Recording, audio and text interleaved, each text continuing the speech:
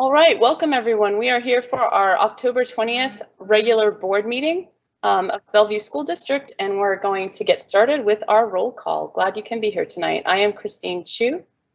Francine Wiest. Carolyn Watson. Erica Malif. Seema Serafan. And Ivan Duran.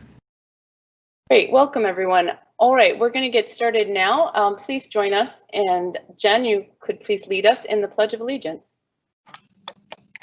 I pledge allegiance to the flag of the United States of America and to the republic for which it stands, one nation, under God, indivisible, with liberty and justice for all. Thank you. All right, I want to call out that next month, November, is Native American Heritage Month, and as we prepare for that, we're going to go ahead and acknowledge the land that we're on. And Francine Wiest, our board vice president, has done some work to construct a statement to acknowledge that. So Francine, can you share that with us, please? Yes. We acknowledge, honor, and respect that our broad community of Bellevue School District students, families, educators, and staff live and learn on the traditional indigenous lands of the Coast Salish peoples. We thank the caretakers of this land who have lived here and continue to do so since time immemorial. Thank you, Francine.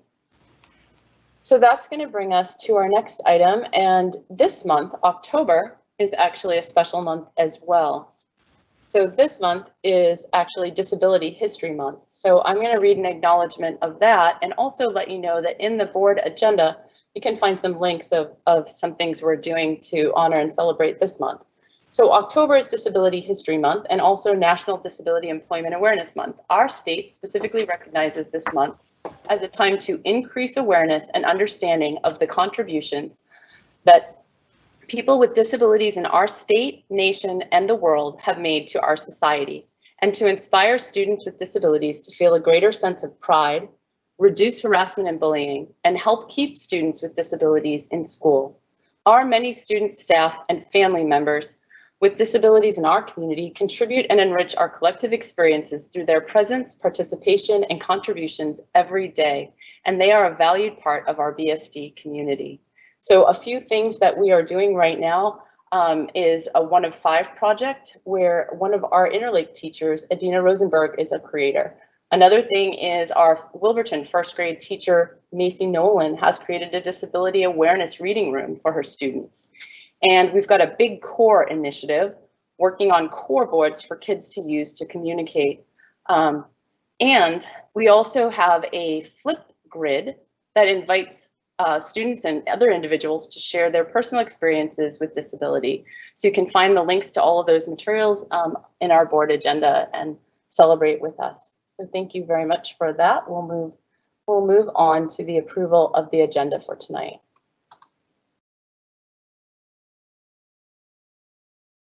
So are there any questions or items that people wanted to raise in terms of the agenda for tonight? I actually have a request, I think, for you and I guess for the board, Christine. So I don't know if this is the right time to raise this or if you want to hear this later, but it's about what I'd like to ensure that we cover tonight. Now is a fine time so that if we need to make adjustments in the agenda, plan, we can do that. Thank you. Yeah, I mean, I think I've been struggling with how to approach tonight's meeting because what I thought we were going to be focusing on was hearing what I thought originally we would hear October 6th, and then was going to be carried over to tonight, which was the overall plan, mainly like the shared goals and markers for reopening and how we would be doing that, both for the hybrid and virtual models. The communications that occurred broadly on Thursday really changed that because it essentially, in my mind, kind of preempted that. And so the outcome is already there before, in my mind, we had the proposal we were going to be reviewing tonight. So a couple things on that. First, I think it needs to be clear that communication was not made with the board input on Thursday. And Second, I think that needs to frame how we approach tonight. I don't want tonight to be another night where we just hear about the reports that I saw posted late last night. I would like the board to be able to discuss all of that with the superintendent, and notably not just the decision, but as well as kind of the communications around that decision. But also, I think particulars for me that I don't see addressed in the report or the write-ups that were done are what consideration, what planning has been done for the long-term consequences of the decision to postpone till January all up. Notably, when we do want to return, we are dependent on resources beyond teachers. Will those resources, will those human services on human resources on whom we rely be available in light of this decision? So I want to make sure that we don't have just a routine meeting, that we do make sure we have time for that. We always run out the clock, and I want tonight not to be one of those times. Thank you, Seema. Are there any other inputs from board members at this time?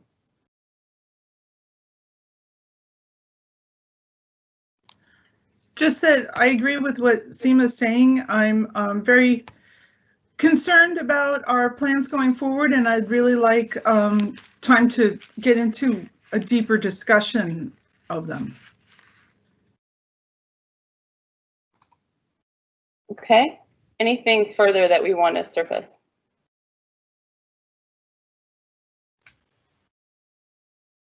Francine? I agree. I absolutely agree. I think we need to have a discussion, and I think Seema articulated the points very nicely. It's something that we have given a lot of grace about, understanding that there's been different situations, but in order for us to be able to address those really important questions, let's make space and to do so. Thanks. Okay. Since everyone has had a chance to state things, and I haven't heard from Erica. Erica, is there anything that you want to add to the agenda planning front matter here? I had not thought to put it that way, but I do agree with Seema's points, so thank you.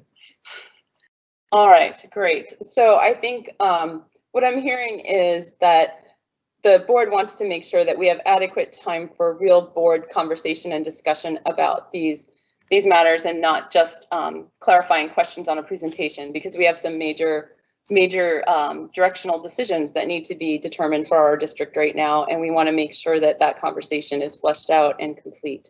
So I have added some supporting materials. Jen was able to add some of the supporting materials that are the basis for all of our planning into our return to school updates. So we can probably use the board commitments as an anchoring point for that discussion. And then there's several presentation materials that the district has included, including one that was added today a little afternoon. So if you didn't see that, you might want to refresh your board docs view and make sure that you have access to that document. So we'll anchor the conversation, but we have a lot of materials that the district has provided that'll help us dig into the depth of that. And I have lost my mouse, so I'm having trouble getting to the next page. Anyway, so we'll go ahead and move on. But yeah, we can adjust. I think what folks are talking about primarily is section 5 of the board meeting. So I think we can accommodate what's being asked for in that section. If there's any other section that you were thinking this applied to, let me know. There is one other place that I see it applies, and that is, if you can scroll down, because I apparently can't move my mouse right now, the section 8 with the board business. We also have some items in board business that are all about the governance and reporting calendar and how we want to establish our board meetings. So Francine and I have been meeting and working in collaboration with Dr. Duran and Chief of Staff Eileen Harity, who've been coming up with some some ways to theme our meetings so we can have more in-depth conversations, and ways to organize all of the rich reports that we get from the district into themes so that we can discuss them more deeply. So we'll talk about both the general ideas that were just raised about making sure the board conversations are able to get into the depth they need to in all meetings at that point, and then we'll cover the specifics in section 5 of this meeting. So hopefully that sounds good to folks. I'll leave a moment for people to react in case I missed something. Okay, so that said then, we're going to go ahead and move on to our next item, which is our consent agenda. And is there anything that folks wanted to call out or ask about from there? I do have one question, but I'll wait and see if anyone has additional questions. No one? Okay. So my one question, Dr. Duran, is in the staff portion of the 2.3 of the consent agenda, I noticed that we have a fair number of paras who are retiring or resigning. So I just want to know, do we have an issue right now with having enough paras to support our students, or are we able to hire and have enough in place to do the work that we need to do? Where are we at on that front? Yes, I'm going to ask Jeff Thomas to respond to that. I know that we've had a number of resignations, some retirements, and people making some personal decisions. But Jeff, can you respond to, do we have what we need right now, and what are we doing to fill the positions that we have been doing? Because we have been taking some of our other staff that has been furloughed and trying to move them into some of these positions that are open. Jeff, what else can you add to that? Thank you, Dr. Duran. I'll also add that not only are we trying to, wherever we can, place furloughed staff into those positions if they're qualified, but we're also doing the testing that they're required to take. We did an additional posting with para positions that has been out there. So we're trying to do as many different things as possible to hire in paras. So it is an ongoing situation. Right now we have enough staff to cover. However, that is changing, quite frankly, on a daily basis. So it's going to be something that we're going to continue to, quite frankly, struggle with because of the need to provide services. So we're actually doing everything we can to make sure we've got them staffed. Oh, I didn't figure the district was doing anything less than all that they could. I just wanted to know if we had the source of qualified individuals in our community to serve the need. So thank you so much for that answer. And I'm glad to know that we're also considering our employees that we don't have other work for at this time who are qualified to do that work. Thank you. You're welcome. Okay, is there anything else from the consent agenda that needs to be raised? I think there is a minor correction to the youth link update in the minutes from last time. So I think we'll just ask Jen to make that minor correction. But Jen, is that something that can be made easily? Yes. Yep. Okay. I can do so that. It just says that the update on youth link should read that the youth link board has student representatives from each of the Bellevue School District high schools who provide input and feedback on city and district issues. So if you can make that update, I will propose that we approve the consent agenda as so amended. Can I have a second?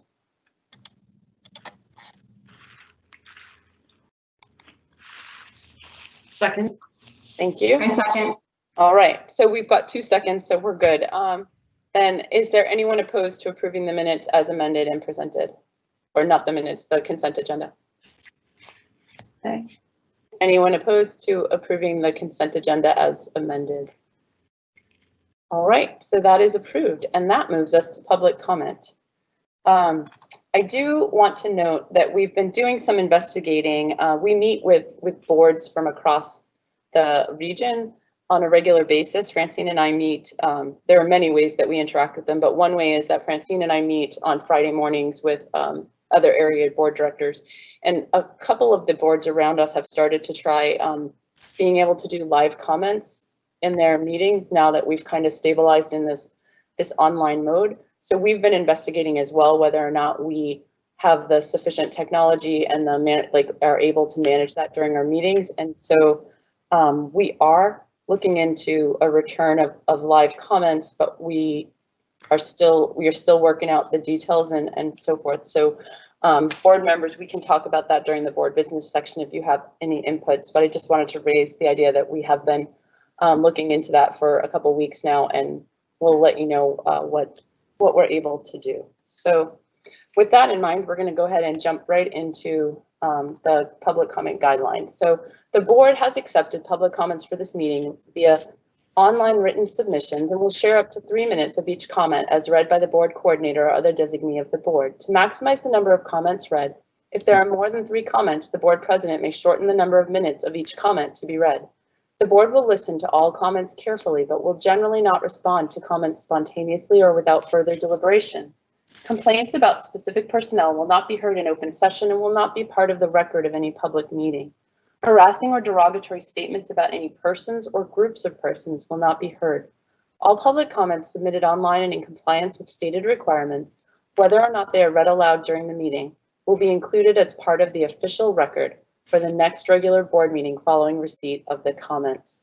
And I just want to iterate as we get started on this that one of the things we try to do based on our policy is to ensure that the comments that we read a representative sample of the different types of comments that we've received on all the different topics and all the different viewpoints. So we take a good amount of time. Our board coordinator, Jen, takes a fair amount of careful time working with us to organize and make sure that that happens. So she's going to read those, and in order to get that breadth tonight of comments, I'm going to ask her to limit the comments, reading of each comment to no more than about 1.5 minutes so that we can get the full breadth of what people wanted to share with us tonight. And again, all of these will be available, will be part of the record of the meeting, all of them incomplete. All right, Jen, you ready? Sure, thanks. So as at 3:25 on today, this afternoon, there are 19 public comments. And all right, this is reads, members of the board of directors. To begin, I want to acknowledge the extraordinary work that has been completed by staff, students, and families throughout our school district. Despite the ongoing crisis, we have proved that Bellevue schools are resilient, adaptive, and second to none in prioritizing the safety and education of our students. Dating back to March, I'm sure I can speak for many of my colleagues by saying that we've worked incredibly hard to reimagine schools for our community. The pandemic has required every ounce of our creativity and resourcefulness. None of us prefers to teach online, but we know that this is the only option available to keep our students and ourselves safe from harm. In my opinion, the district's plan to transition to hybrid instruction does not adequately safeguard the health of students and staff. Districts across the country and here in our state attempting in-person instruction have quickly been forced to return to remote learning. Doing so would expose members of our community to unnecessary risk. With cases again in the rise in King, Pierce, and Snohomish counties, we need to focus the attention and expectations of our community on the necessity of continuing with remote learning until a reliable vaccine is developed and distributed. On the final analysis, our top priority must be the safety and health of our students, their families, and our staff. Moving to hybrid instruction before we can guarantee that safety would recklessly disregard this priority and pose a terrible risk to our community. Lives are on the line. We are counting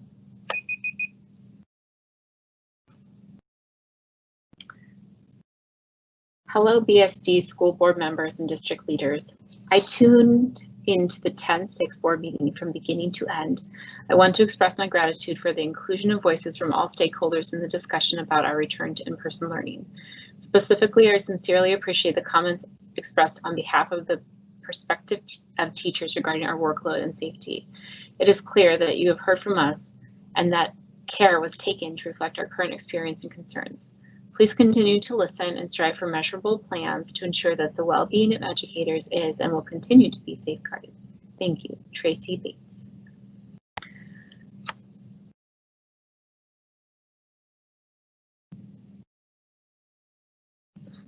Hi, board members. Thanks for reading this. I wanted to invite you to more firmly stand behind the mission and vision of the BSD by modifying your current practice of starting the meeting with the Pledge of Allegiance and instead including a land acknowledgement.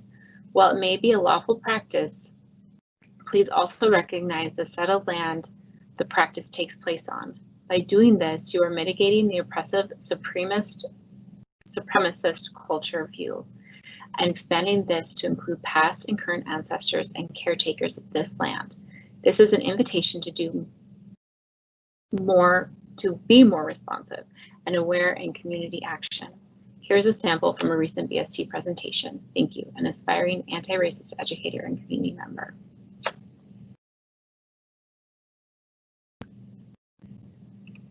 I would like to ask that the board address all open items related to opening schools. The recent announcement and subsequent retraction of school opening dates is unacceptable, and parents/taxpayers are not being told the full story. Please address union requirements, teacher grievances, and any other items that must be solved in order to reopen schools once COVID cases are back below the 75 per 100,000 threshold. Thank you.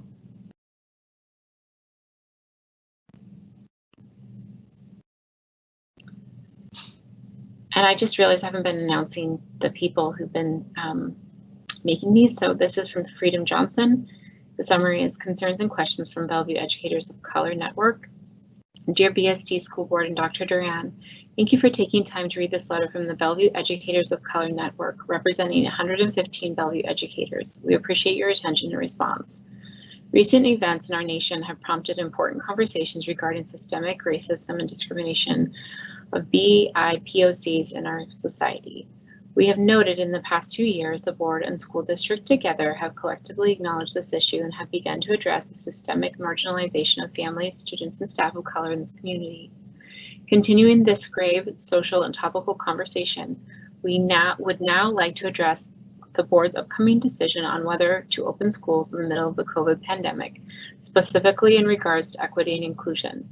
First, we would like to inquire what the board's efforts will be in taking the steps involved to intentionally invite people of color and stakeholders in this community to join in the conversation of opening up this school district for hybrid learning. For example, will the district take intentional steps to survey and/or poll BIPOC members of this community, including families, students, and staff of color at large and as an entire population? Besides educational equity, how will the board and district address health and economic inequities as a result of opening schools?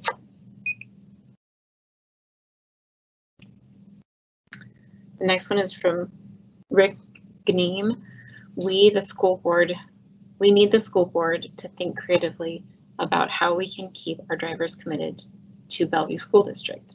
Dear Bellevue School District Board, School Board, we the drivers and bus attendants of the Bellevue School District and members of SEIU 925 write to you with concern for the future of our department.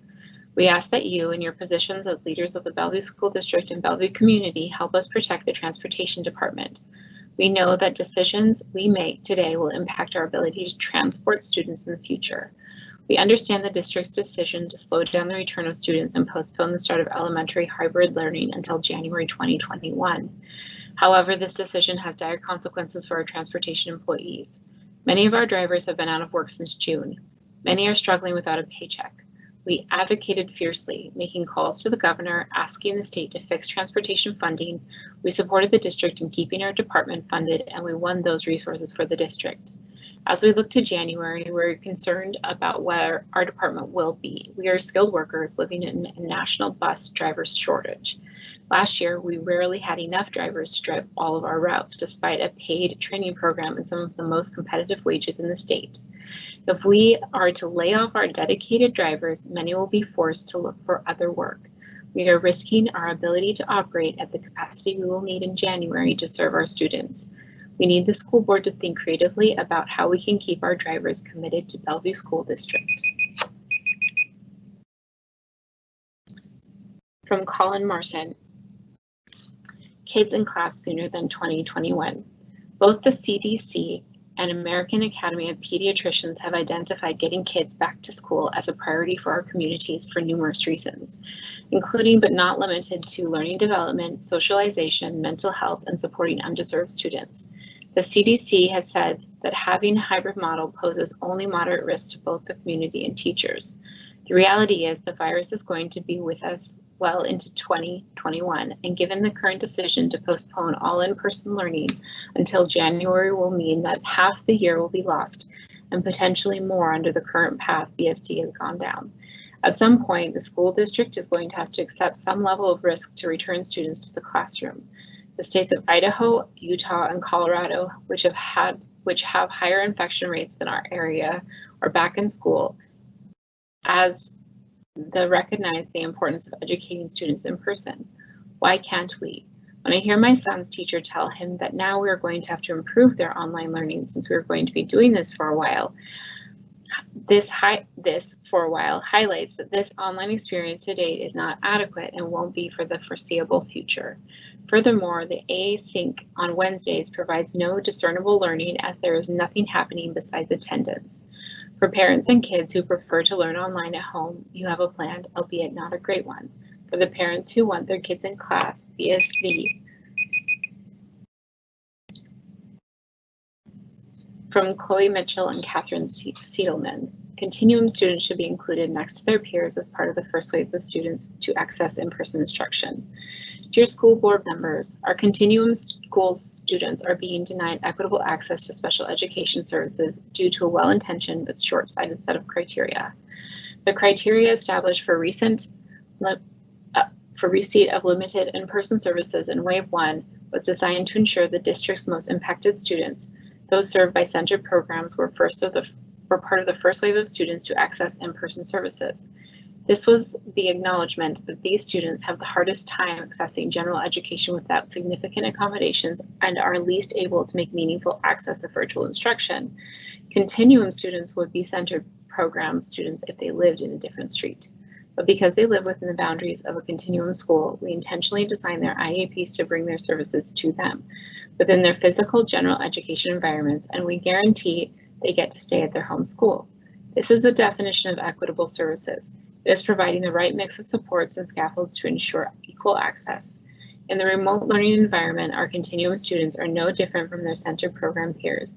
In the difficulties they face accessing virtual instruction, they have the same needs for adaptation and curriculum.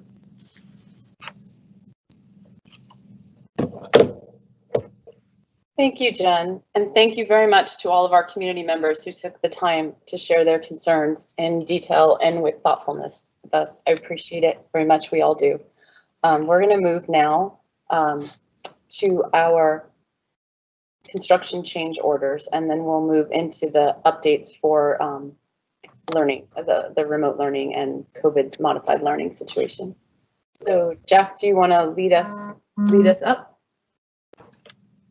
Yes, so this is for the resolution number 2020-12, certifying the completion of Clyde Hill Elementary School construction project be adopted by the school board of directors. In order to comply with the Washington State Legislature acceptance requirements, the board is asked to adopt the resolution accepting both the final commissioning report by Welsh Commissioning Group as reviewed and the Clyde Hill Elementary School project as complete based on the recommendation of the project architect, Integris Architecture.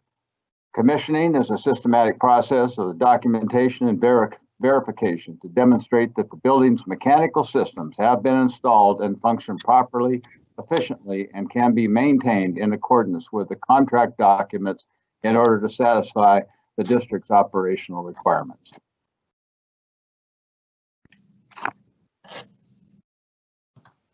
Okay. Are there any questions from board members about this? I have a quick question. So it appears that some of the reports were completed electronically, and I was just wondering, given the current situation, whether there were any changes in the commissioning process whether some things that are usually done in person were done remotely, or anything that might affect the outcome of that report. All the requirements for the commissioning report were done prior to the closure back in March. The school has been open for obviously the first year starting in 2019. So most of that commissioning work and investigation was taking place before the COVID shutdown. Okay, so you find that there was really no change in this process compared to our general process, and the impact of COVID isn't an issue for this report. That's correct. Thank you. All right, are there any other questions about this? Okay, may I have a motion to approve the resolution as presented? So moved. Thank you. Can I have a second? I'll second. Thank you. All right, are there any questions or discussion? Is there anyone opposed to approving this resolution as presented? Anyone opposed to approving this resolution as presented? Okay, this resolution is approved as presented. Jack, can you share with us the Interlake piece? This is a recommendation to approve a contract for Interlake High School kitchen modernization project, and that be awarded to Cornerstone General Contractors in the amount of $3,774,050. On October 7th, 2020, bids were opened for the Interlake High School kitchen modernization project. There were 7 responsive bidders. Western Ventures Construction was a low responsive bidder, but they discovered an error in their bid and it has been withdrawn. Cornerstone General Contractors is now the lowest responsive bidder with a bid of $3,774,050, which includes the cost of bid alternate 1 of $33,050. Cornerstone Construction has worked successfully completing projects for the district, including the Bellevue High School Modernization Project, the Stevenson Elementary School Replacement Project, and the ESC Building Tenant Improvement. The architect's estimate for this project was $4 million.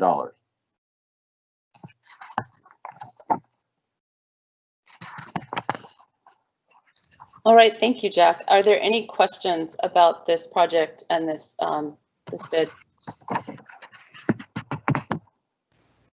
Christine, I think it would be worth stating that the funds for these types of projects come from a different pot of money than, for example, paying for staff and educators and computers and school supplies.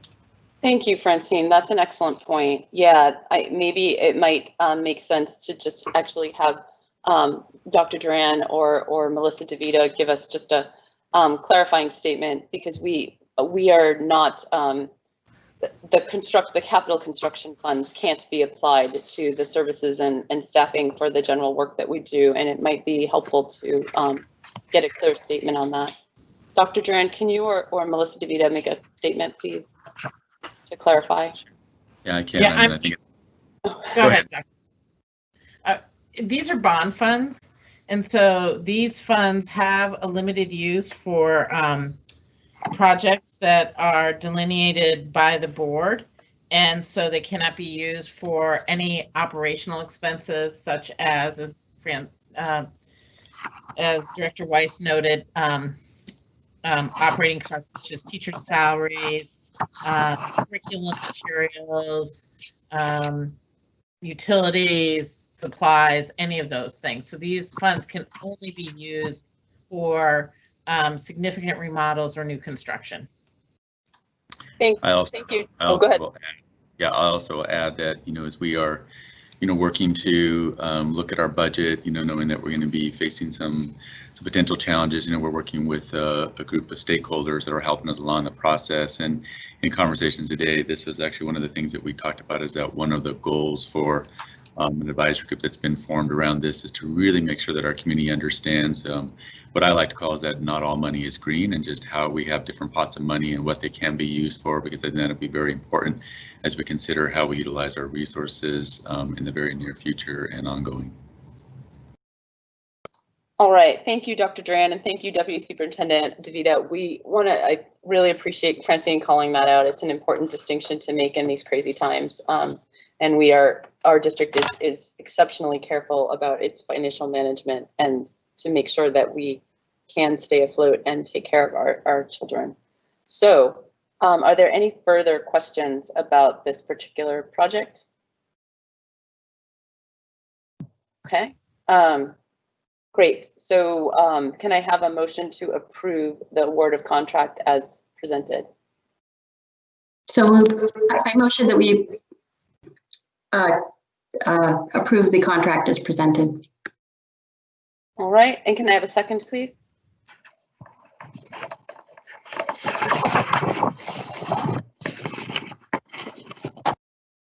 I'll second it. So is there any further discussion? All right, is there anyone opposed to approving this award of contract as presented? Is there anyone opposed to approving this project award of contract as presented?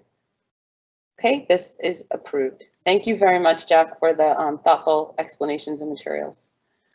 That takes us to section 5. So I'm gonna give a little background on where we're at here on some things, and then we're gonna go into what's gonna be a very deep and lengthy discussion, I think, tonight. This is the crux of the work that we are all engaged in and supporting our students at this time. And I wanna start out by saying that one of the things happening right now is that folks from every single angle of this instructing of children are putting in an awful lot of effort and work to successfully take care of their needs right now. Whether it's our staff, our teachers, our leaders, our parents, everyone is working, our board directors, every single person that I have encountered is working double and triple and quadruple time right now to meet the needs of students, and to do so in a way that is manageable and is scalable and is effective and high quality. And so what our job is right now is to make sure that the plan we have is setting us up to have high quality results for kids in a way that we can scale and manage and sustain while managing the risks in our current situation. So in order to do that, we're relying on our governance procedure that we use, and that is called balanced governance. And we've talked about it before, but I just want to make sure that we're all on the same page.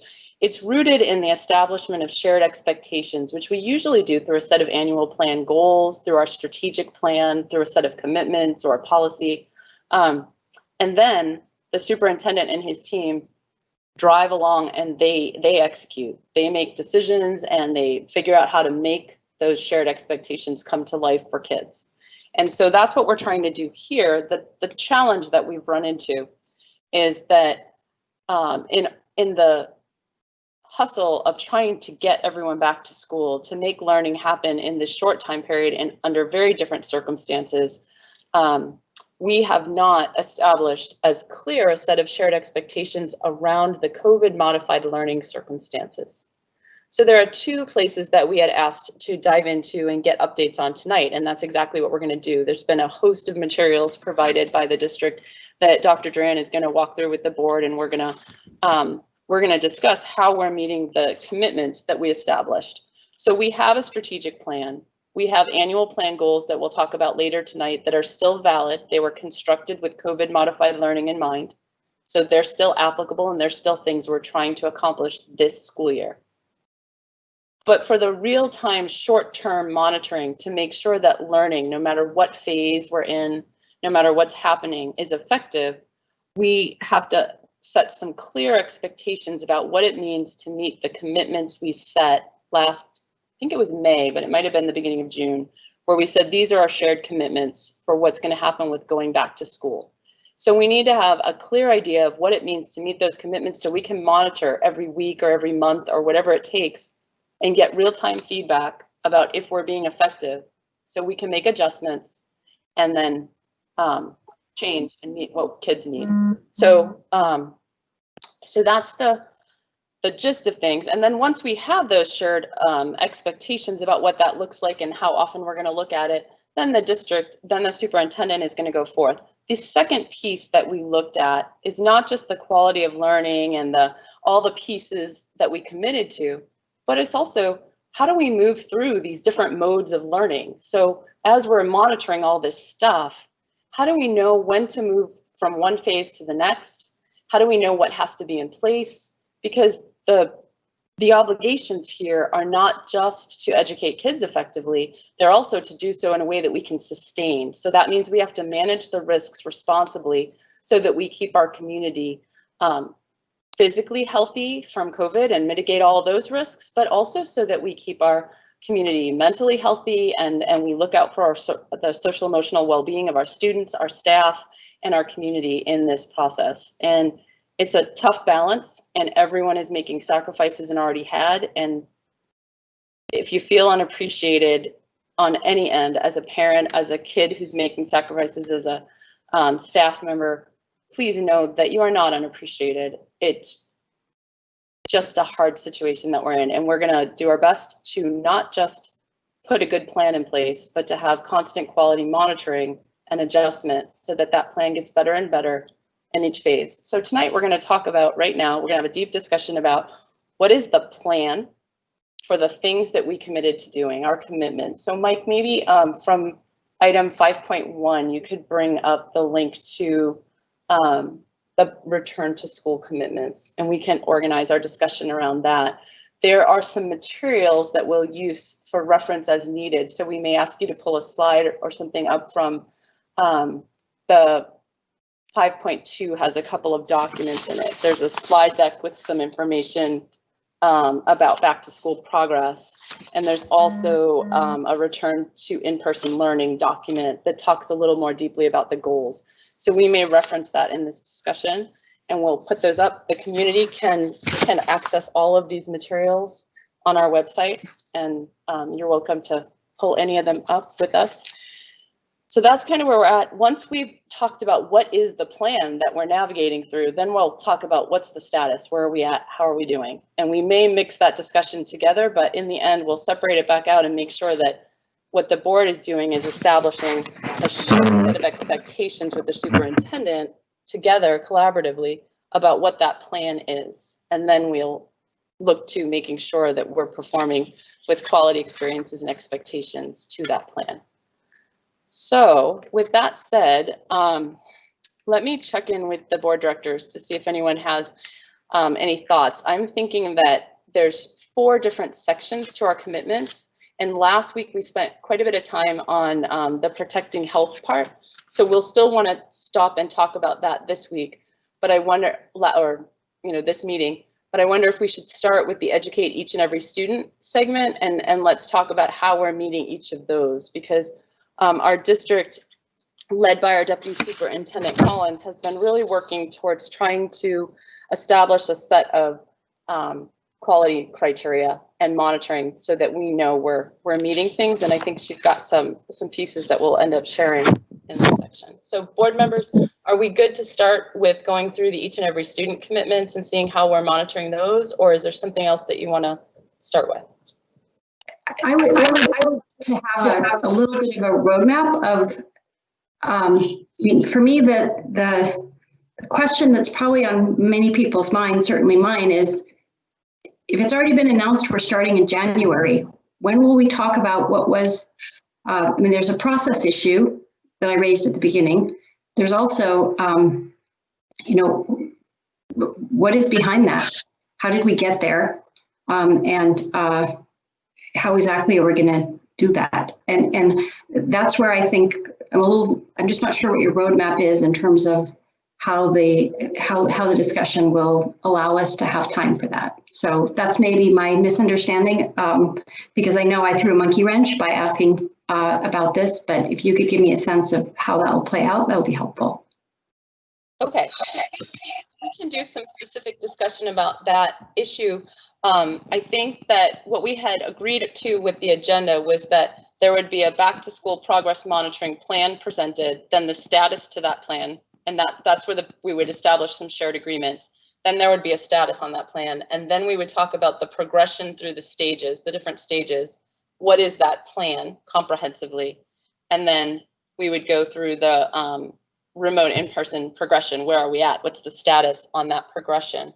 So the piece you're talking about right now is about status on progression through a plan that hasn't been fully articulated and agreed to.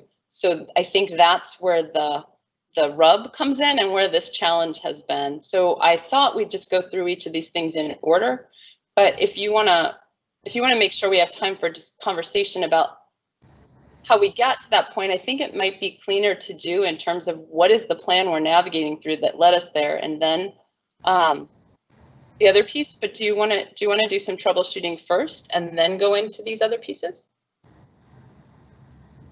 Board directors, can I get a little bit more input from the board directors on where you'd like to start? If you'd like to start on the as planned on the back to school progress monitoring plan, or if you want to start on the latest decision and the communications and expectations around that.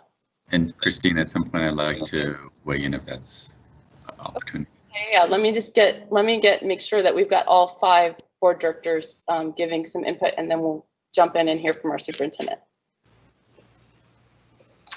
Francine, do you have any comments? Because your camera's on, so I'm thinking you might want to say something, but I can't tell. Well, I definitely want to address both.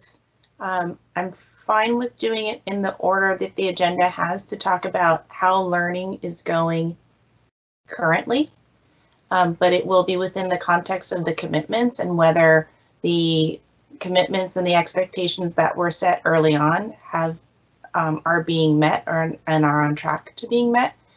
And then I think that the discussion about then how decisions are being made up to and including the bringing students in for in-person support and services and learning is part of that continuum. But I'm fine starting the other way. I do see that I want to make sure that at least what we are currently providing for students is robust, as well as the decisions of what may be to come.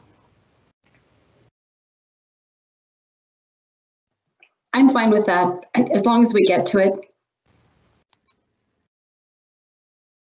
Christine, you are muted. Oh, so sorry. Eric or Carolyn, is there anything you want to add? I don't have a preference on order, as long as we do cover both. Okay, Carolyn? Yeah, I'm very concerned that we cover all these pieces. I do want to know, what happened recently, how the decisions were made, and how how many kids are we going to be able to serve? Basically, what is the plan that we're living through now? Yeah, I entirely agree that needs to be addressed. I'm just worried that if we go there, we'll deconstruct that and we'll talk about it and we'll delve into the details of it, but then we'll end this meeting still lacking a shared set of expectations, so that when decisions are made, there's not clarity of understanding of like where we're going and what to expect from the decisions. So if we stay in this space, I think we're gonna keep rooting through this cycle. So that's what I want to address. I definitely think we need to address what you guys have raised. Why don't we start and let's take a quick look at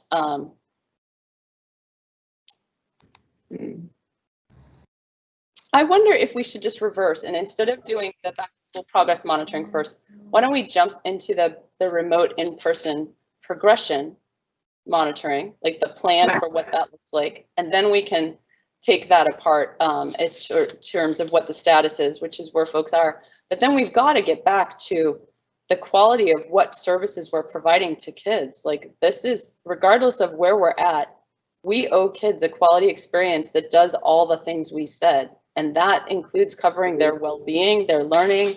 It includes covering professional development for teachers. That stuff we can't not go there. Weren't you going to get Dr. Duran's input too, Christine? Yep. So why don't we do that now? Dr. Duran, do you want to jump in? Yes, yeah, thank you very much for the opportunity. Yeah, I would say that we would love the opportunity to be able to present, what we put together, because I do believe it does answer some of the questions that are being raised around, where are we with our commitments and what are we doing? What are we doing? From the last board meeting, we were asked to really identify, what were our, return to school priorities and how will we know that, and what are those outcomes going to be, and how will we know that we are ensuring quality? And so, there had also been discussion in the document around how do we have not only our return to school plan, but also our annual plan measures that we're monitoring. And so, we have been working on a document for, quite a long time in terms of, coupling those two areas together that are all aligned to our commitments. And part of our presentation today was designed so that we could actually share that document and then share specifically around those measures and how we are monitoring. We've even put together in the presentation kind of a cadence around what the board should expect to see over the next couple months, as we are measuring and monitoring both the items that we have in our return to school plan in addition to our annual plan. We also had prepared, was also asked for us to really think about, what are the different ways that we are going to be deciding on those progressions. And so, we had a meeting, with a couple of board members about that. We got some feedback on our Lego block that is basically our progressions. We have revised that. And in addition, we created another document for ourselves that centers around decision trees for us to basically move into in-person modeling, as well as when we do have students in, the decision tree that we're going to follow to ensure that, we have, supplies replenished. There's a number of things that are on there. And those documents were really built for us to ensure that, we have the internal monitoring and mechanisms in place and that we're not, missing pieces with so many different things that we have to consider. And then finally, our plan was to be able to share. So what's next? What can we anticipate over the next couple months? What are some of the things that we're working closely with our different bargaining groups on so that we can provide more in-person services? So that was the cadence in our presentation that we wanted to have, and we wanted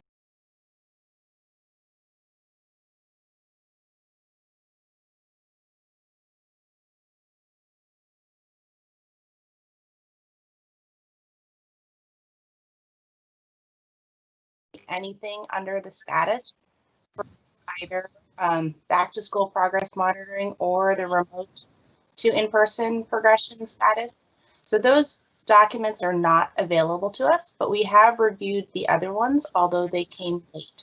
So I think it's time for the board to have a discussion of the issues. I think Seema articulated them very nicely. And in the past, when we've listened to the reports, there's very little time for board discussion. So although we have presented in questions feedback in this open public meeting, as well as in the many, many hours of other meetings that we have, the direction that we have provided, the input that we provided are not reflected. And then even since August, when we were supposed to vote on a plan to open the school per OSPI, and the district provided a plan that was suboptimal, we were not able to approve that plan. We had to pare it down during the meeting so that we could even have our district open on time. And then we were told we would have the plan at the next meeting, and we still didn't have the plan. And then we said, well, it's remote, so we still have more time for the plan. And it's been that way for every meeting. So we provided that grace. We were requested to provide that grace in the spring, and we're told that the learners, our students, would have would be assessed, and any gaps would be made up in the fall. It is the fall. The fall is almost over, and we don't have any evidence of that happening. I asked for it specifically at the last meeting and was told, yes, at this meeting we'll have it. There is no evidence of having that at this meeting either. So again and again, we've done it that way, and it has not resulted in quality outcomes for our students, our educators, our families, for our district. And so we would like to have a discussion.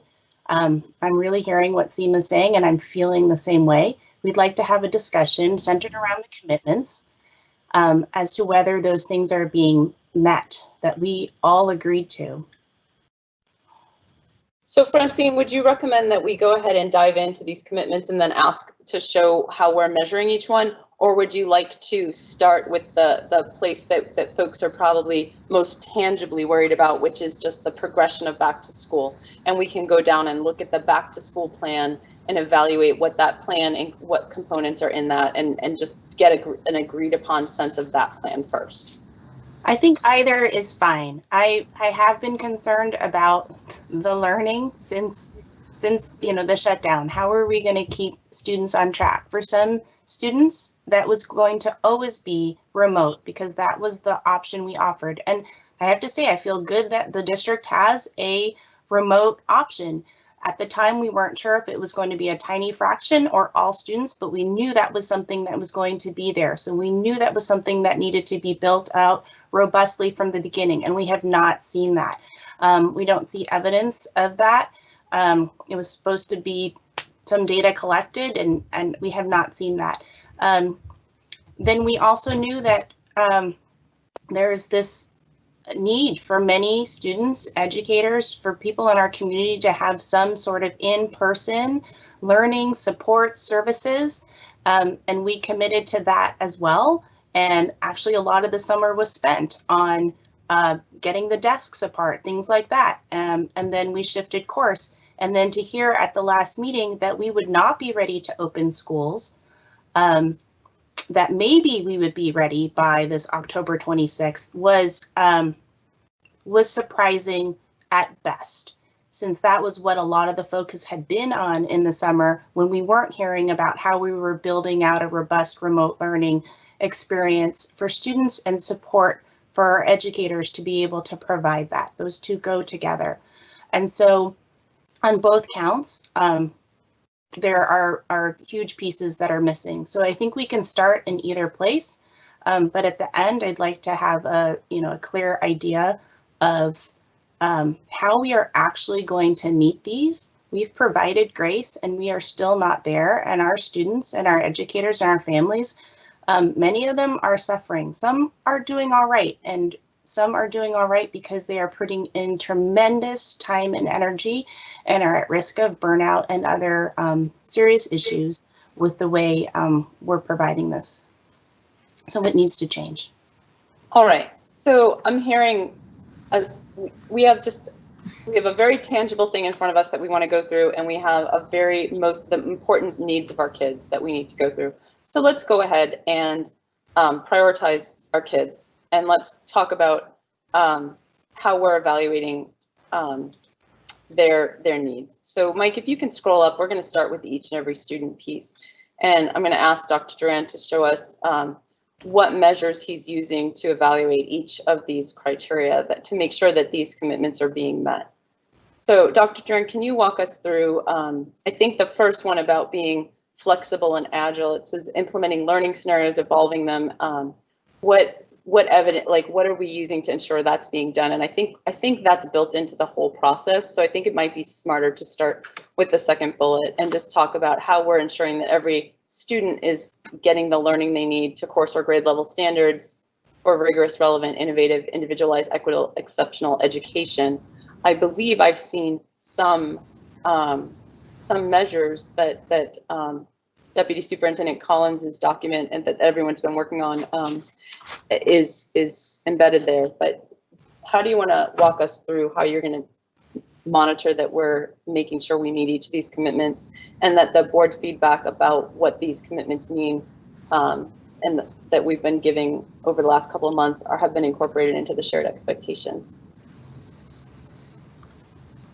Yeah, so again, we'll go back to, I think the presentation that we put together today would answer some of these. And I think that first and foremost, the return to school priorities is how we align the commitments to what we were measuring, where we combine them. So I think that's probably the first document that we should start with to begin this process, because I do think they are aligned to our commitments. And it's one of the ways that we are keeping track of, what we're doing for return to school. And I do think that, as we go into this, there's some feedback going on. Yeah. I'm not sure what's going on. I do know that as we go into this, this also aligns specifically with our annual plan, and to address Director Weist's comments that, that is tied into how we are reporting. We've laid out a calendar around when we're going to be receiving and seeing some of that at board meetings. That's the full annual plan. And then we have the other components that are tied into our return to school plan. So I'm going to hand this over to Deputy Collins, who's going to start walking us through the return to school priorities, which starts to list some of those pieces.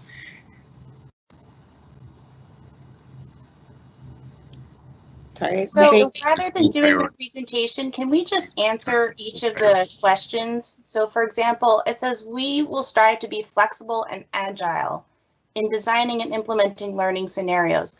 So how are we flexible and agile when we put in date-specific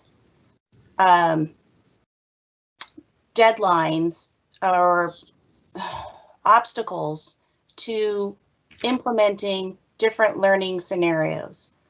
So instead of being responsive, as we said we would in the previous section, to public health and science and what's available, we are not flexible and agile, is how I see it. So that would be the question: how are we meeting the first commitment in being flexible and agile when we were not ready, when rates of community transmission were lower? We were still not ready a couple of weeks ago, and now we've pushed off and have apparently no intention to return regardless of what the rates are. Melissa, you want to kick in here? But I'm happy to start. So I want to back up to the decision that was made and part of the reason why it was made. So first of all, when the rates dropped in the beginning of the year, you're right, we were not ready to open because we had realigned the work that we were doing in the summer when the rates were so high to focus on being prepared for everybody to come in a remote model. Once school started, we shifted to coming in person, and we've been putting stickers up in the buildings, and frankly, we were ready to open on the 26th, and then the rates shot back up. In the last week, they've gone from, they were in the mid 50s, and they've gone all the way up to over the 90s. As a result of that, we started looking at pushing for 2 weeks at a time. So if we were supposed to start on the 26th, we pushed 2 weeks, we'd be at November 9th. If we had to push another 2 weeks, we would be just before Thanksgiving. And then you're into December, which is a 3-week month. And so as we start looking at that, we looked at the rates going up, we looked at the infection rate that is still 1.5, which means that for every 2 people who have COVID, they're infecting 3 people. And so knowing that everything was still climbing and knowing how long it took for the rates to come down from the high in August and thinking that it would be multiple weeks, that was one thing that we looked at. The second thing that we looked at was, frankly, the pressure currently on our system. And there was significant pressure for principals who are supposed to be helping to monitor the quality of learning that is happening, but they're also working to try and get their school buildings fully ready for reopening, to make sure they've gone through that whole building checklist, which I think is also attached out here, to make sure that we had all of our protocols and everything in place, aligning people to new roles, helping make sure that they were trained on those roles. And so there's a lot of work that they need to do in order for us to prep for them. So they were splitting their leadership between quality of learning, prepping buildings, and when you're in this rolling decision thing that sits in your back of your mind and you've got teachers and other staff wondering, are we going to go? Are we not going to go? When am I going to prep my room? All of that kind of stuff. And with us coming up on the holidays and the shortened times as we continue to roll this decision, we made a call to basically let some of the pressure out of the system so that, frankly, people could focus on the quality of the experience that kids are getting right now, here and now, rather than rolling this decision in every 2-week timeframes. So Melissa, I want to ask a couple of questions about the information that you've shared. We certainly want to put our educators in the best circumstance to serve our kids. That shouldn't be in doubt or argued about among any of us. So that's a good thing to keep in mind. I want to understand, though, you talk about alleviating pressure from the system. I don't understand the degree to which these preparation measures, when I look at that checklist, a lot of those things can just be done. They don't have to be done and undone and redone. And so right. If we want to be flexible, one of the things we can do for our system is to kind of get those things done and have them ready and waiting. The second thing about our system that would make it more flexible is if teachers had access to their actual classrooms, not just a classroom, but their classrooms to teach from. And there was a decision made not to do that, which I think contributed to less agility. So I want to understand, are there things that we can do to increase our agility and to decrease the additional churn work on both our educators, our teachers, and our principals? Yes. So if you looked at page 31 of the presentation, one of the things that we were planning on doing was opening all buildings to teachers so that they can access their classrooms and start teaching from their classrooms. That will get teachers, if they choose to participate, used to going into their building, going into their classrooms, and working from their building, which I think will help significantly. The second thing is, so that was one of your questions. So yes, that is in our plan to do. And the reason why we made the decision early on not to is so that, frankly, so that we could focus on specific buildings as we work through all the other things that we are doing. Secondly, we have gotten our elementary schools ready. They've got, the classrooms are set up, all the stickers are in place. The teachers were trained on the health protocols and the systems and what would need to be there. The thermometers are ordered. They've got all their masks delivered. They've had PPE kits delivered. They are ready to go. Things are sitting at the buildings, ready to go. But you know, a lot of our personnel are nervous about this. And so, frankly, with it sitting on their mind that, will I be going into school? Is it going to be safe? Are they going to make that decision? Are they not? That is very distracting to individuals as they're working through educating our students and all of those things. And so that was part of it too, because we hear from our teachers when we're in bargaining and other things. In fact, you've gotten some emails to that effect that people are scared. They are scared. And they're going to be interacting with a lot more people than we interact with on a daily basis. And they're scared, and taking some of that off of them really truly allows them to focus on the education of our kids. So if we go back to the idea that we need to be agile, Dr. Duran, as you jump in with comments, and Melissa, if you have anything to add, what is it we can do to make the system more agile? Because there will necessarily, in order to have an agile system, there is necessarily a degree of uncertainty, right? That's what agility implies.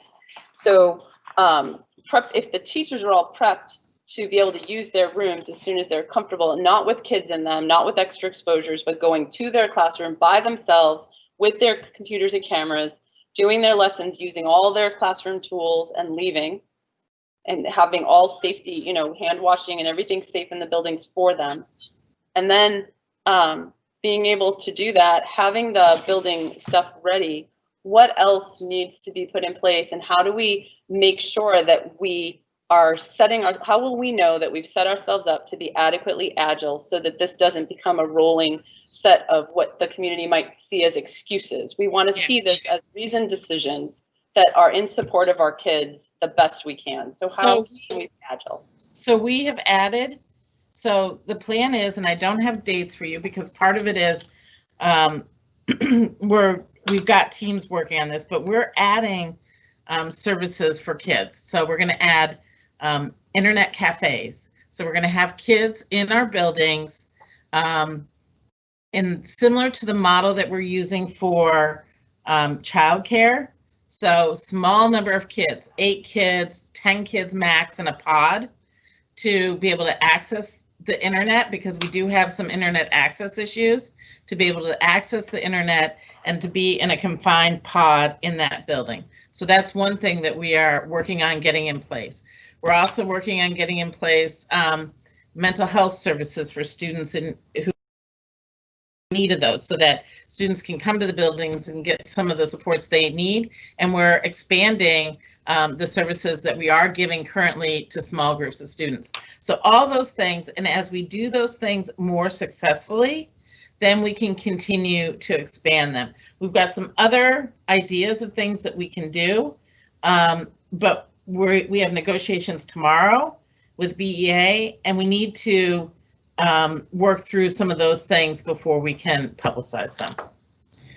I also want to add that I think in terms of being agile, some of the things that we've put in place, and I think this goes back to, again, the way that we rolled out, even providing some in-person services, helped us to learn a lot about our protocols, because we may have everything written down on paper and it looks great to us, but until we actually implement them, we learn a lot of that. So I think part of being agile is also continuously improving and making the changes that are necessary. So we learned that, not one person can be responsible for all the pieces that have to happen in a building. And so we've expanded, so that there's a team and different individuals in school buildings that have the responsibility from everything from just the pieces to have, do we have all the right material and resources in front of us? How will we do the contact tracing? And so we had to plan for that and then provide the training to our educators and school leaders on that, which are things that we've done. And so I think that has been part of what we've been able to do in this process, is to ensure that we have really good processes in place in our schools and not rely on just the custodian or the building leader to do that work. I also really think it's important, because I know this has come up a few different times around why we were not able to provide services to our students at the beginning of the year. We started bargaining in June as quickly as possible. As soon as the year ended, we got to the table right away, and we were bargaining opening in a remote setting, because that's what we had identified. And so as soon as we wrapped up that bargaining, which took a lot of time over the summer, we were then able to start shifting to, okay, now what it's going to look like for the in-person services. But we were not prepared to be able to do what we want to do to have the in-person services for our students, because again, we do not operate like a business where we can just come up with a plan and then tell people what to do. We come up with a plan and we work with our different bargaining groups in order to ensure that we are bringing them along with us. And I think one of the things that was very striking as we started this year is when we did the school board visit to Newport, and we heard from our educators, and then following up by that when we did some staff town halls. And just again, what Melissa referred to, I think is so important, that there was a pressure building up, and the pressure needed to be relieved or it was going to blow. And I think people were just really worried and concerned that we were going to be making a shift far too early when they were just getting settled into being good at what they're doing in the hybrid model. And so that is something that we definitely took into consideration, along with the cases that have been rising up very recently. Yeah, and I would like to just reiterate, the reason why we didn't open was because of health conditions, not because of building readiness. And it took 4 months for the levels to moderate and come down from the high in July. So they don't come down nearly as quickly as they tend to go up. At least when you look at all the charts that are out there, you see that. So it really had to do with health conditions, not building preparedness. Melissa, I want to clarify you. I'm sorry. I would like to ask Go a ahead. question. Go ahead. So on the topic of agility, I have 2 questions, and I don't know if these are for Dr. Durant or Melissa, but they're 2 separate ones. I'll ask both, and then you can decide maybe who's best to answer. First, on timing, because from my view, this was something that I think would have been optimal for a proposal that we would discuss, and then you would have the board supporting through not an after the fact FYI, but affirming a proposal you made. It would have come tonight. And so my question for you is, you announced this on Thursday. What made the difference in 3 business days? Why could we not have been part of this discussion. And then the second question is on the topic of agility. I've raised more than once and just want to know how it was factored, and I'm guessing it was half, but I'd like to understand it better. I know I went back and actually watched some of the old board meetings. I think I raised on 2 different occasions. Can we find a way to utilize at the beginning of school the fact that we will have good weather? I'm not saying that we would have been doing robust in-person teaching, but it's notable that you're talking about mental health, and certainly there's students who need services, but we also know that almost everyone has some probably unmeasurable amount of mental health stress from particularly our students from not just seeing each other and not even be able to see their teacher. So I know I've raised this a few times already and twice at board meetings. I just want to know, was that explored? And if it was, what did not allow us to do that as a district?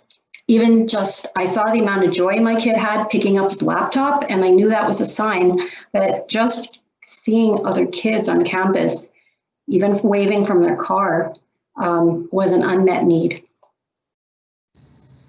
Yeah, so I'll answer the first one, and then Melissa, maybe you can take the second one. So yeah, I definitely feel like, part of it was, I think on Thursday, I'll just go back to even the October 6th board meeting where we had basically presented a broad return for our 1st and 2nd grade students and expanded in-person services, on that Tuesday. And then on Wednesday, we saw the cases of King County to be rising. We had kind of been anticipating that because we had been in conversations with King County Health, and we knew there was going to be some uptick based on some large group gatherings and some different impacts in our community. And so, it was really, I think, just unfortunate timing in terms of what we said we were going to do. And then we have just been watching those numbers, every day. And matter of fact, King County now is releasing the 14-day average on a daily basis because there's so much concern around the number of cases. And so on Thursday morning, when we met as a team, we saw where the cases were on Wednesday evening and saw that they had been, in the 90s, and for us, it was just a deep concern that we're now back into, high level, and we need to go back to that decision tree and rethink what are the things that we are able to do during this time, knowing that, the decision tree is something that's been guidance that we've been using, all throughout this process.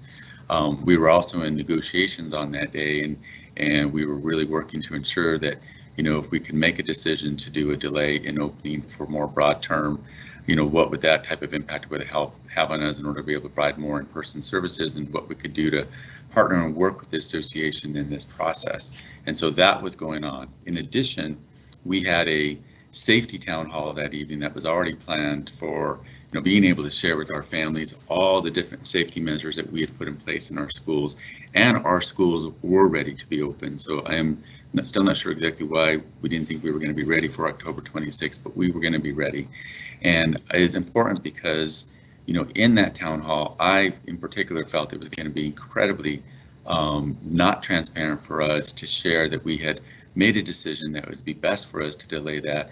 And underneath this whole time, SEMA, I've been operating under the belief that this was a district's decision to make, and that we would inform the board of that information. As a matter of fact, when we made the last decision, that happened at a board meeting on the fly, where I had been in a meeting in the morning with King County Health, and the numbers had spiked up. And in that meeting, I was asked point blank what my recommendation was. And at that time, my recommendation was to not open the school, the way that we had planned because of the way the cases were. And in that meeting, the board expressed support for that, but we did not vote on that. So that's what I've been operating. It's what my entire team has been operating off of. But we did not want to go into that town hall talking about how safe our schools are and that we're ready. And then whether it was Friday or 3 days later, and then come back and say, well, not really, we're not going to be able to open right now. So I believe that it was in the best interest of our community and being transparent in this crisis that we share that information forthright. We did our best to reach every board member and to inform them. And from those conversations, I felt that I had the support at that time. And so for me, it was a matter of just timing and getting that information out and really wanting to relieve the pressure with our educators and our other staff members that have been incredibly worried about that, as well as many members of our family and community that do not want to have their kids come back to school right now, because we've heard both. Melissa, do you want to take the second part of the question? Yeah, I'm happy to. So Seema, I fully understand what you're saying, but I need to back us up to where we were at those times And frankly, the system was at capacity. I mean, we were planning for kids to go back to school. We were planning the hybrid model. We were planning for the pickup of things.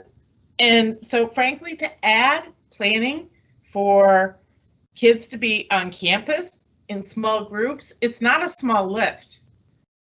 I repeat, it is not a small lift, and we don't have the staff to do it. So I want to pause for a minute because I want to recognize a few different things. There are a lot of elements to this conversation right now. One of them, I'm going to call out, and I hope it's okay to do this, but our staff is exhausted. Our staff is working nonstop. The weekend before this past one, Melissa, you yourself were in the office for 20 hours, or I don't know if you were in the office, but you were working for at least 20 hours for those 2 weekend days. So this is a hard time, and there are a lot of considerations, and that's okay. We have those considerations, they are real, and we need to take them into account. But what this conversation says to me is exactly why by balanced governance, our choice to use that is important, and why the fact that we haven't taken the time to set shared expectations around what the commitments look like is a problem. We don't have a shared understanding of what Agile means. We clearly don't have that. We are rationalizing and explaining decision-making. We cannot real time do decision making like this in a board meeting and go through every single factor and consider it is an operational piece of work. That is completely correct.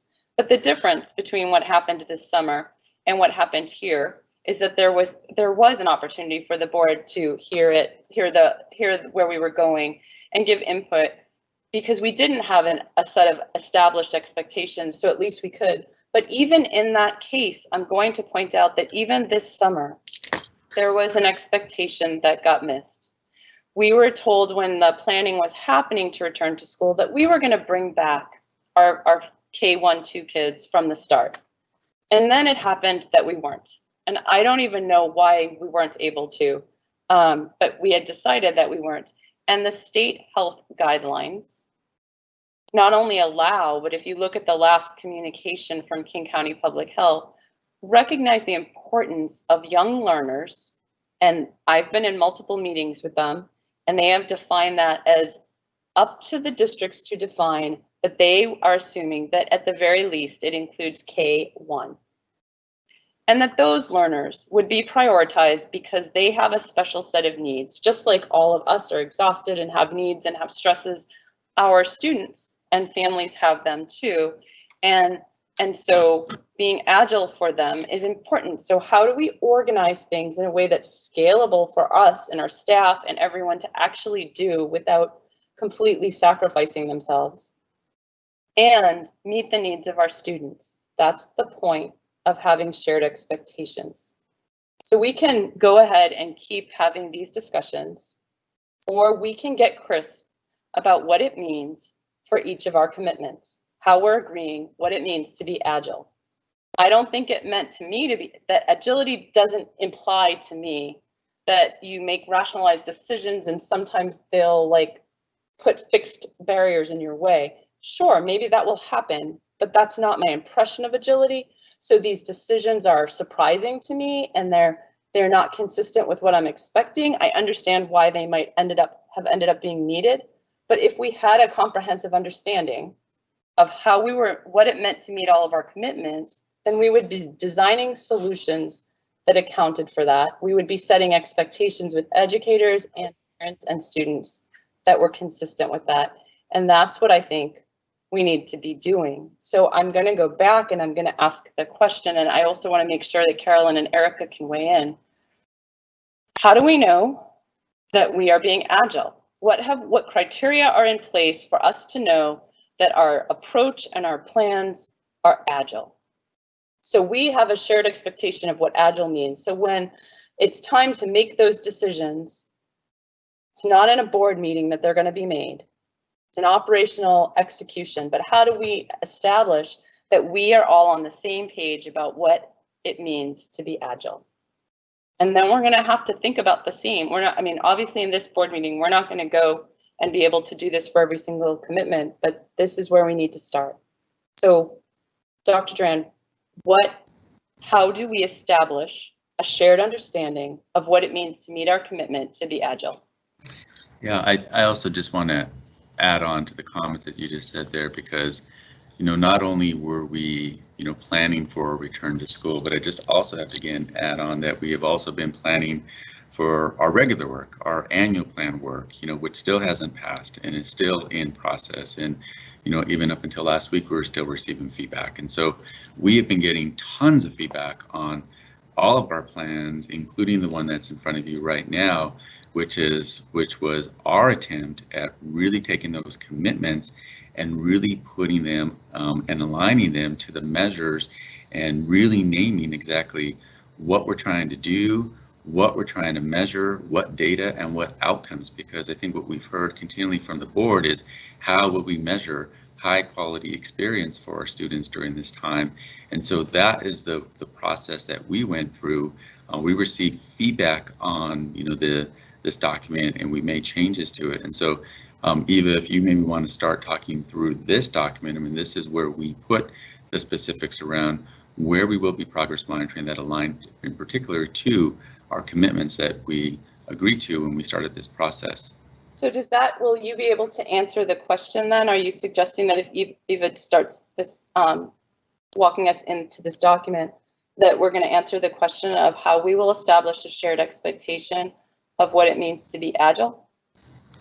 I don't believe we'll be able to answer that specific question around what does it mean to be agile, because I don't think we have a shared expectation around what that is. Again, I think these commitments were written at a high enough level for us to be able to use them as a guide in all of our planning and work. But I think that what we can answer is that if you look at our plans from both our return to school plan and our annual plan, it definitely shows a lot of agility, because I think first and foremost, we have really been working to be agile, responding to the public health conditions. That's like the first. I'm not questioning if there's some agility in the system. I believe that Eva can go through this document to kind of share about that to determine if there is enough agility expressed in this document that we created.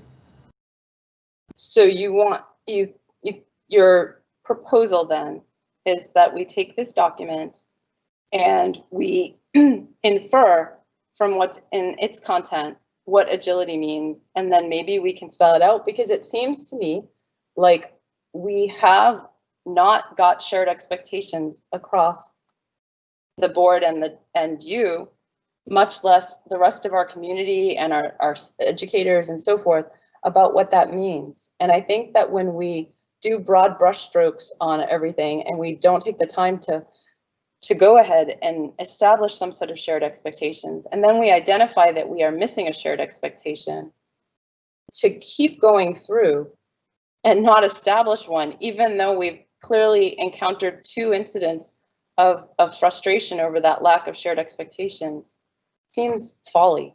It seems irresponsible, and it seems out of alignment with our balanced governance. If we're going to sort this out by going through some of these pieces, I think that's fine. I actually think that in this document are some really smart, thoughtful measures. And there are things that we should spend some time tonight on.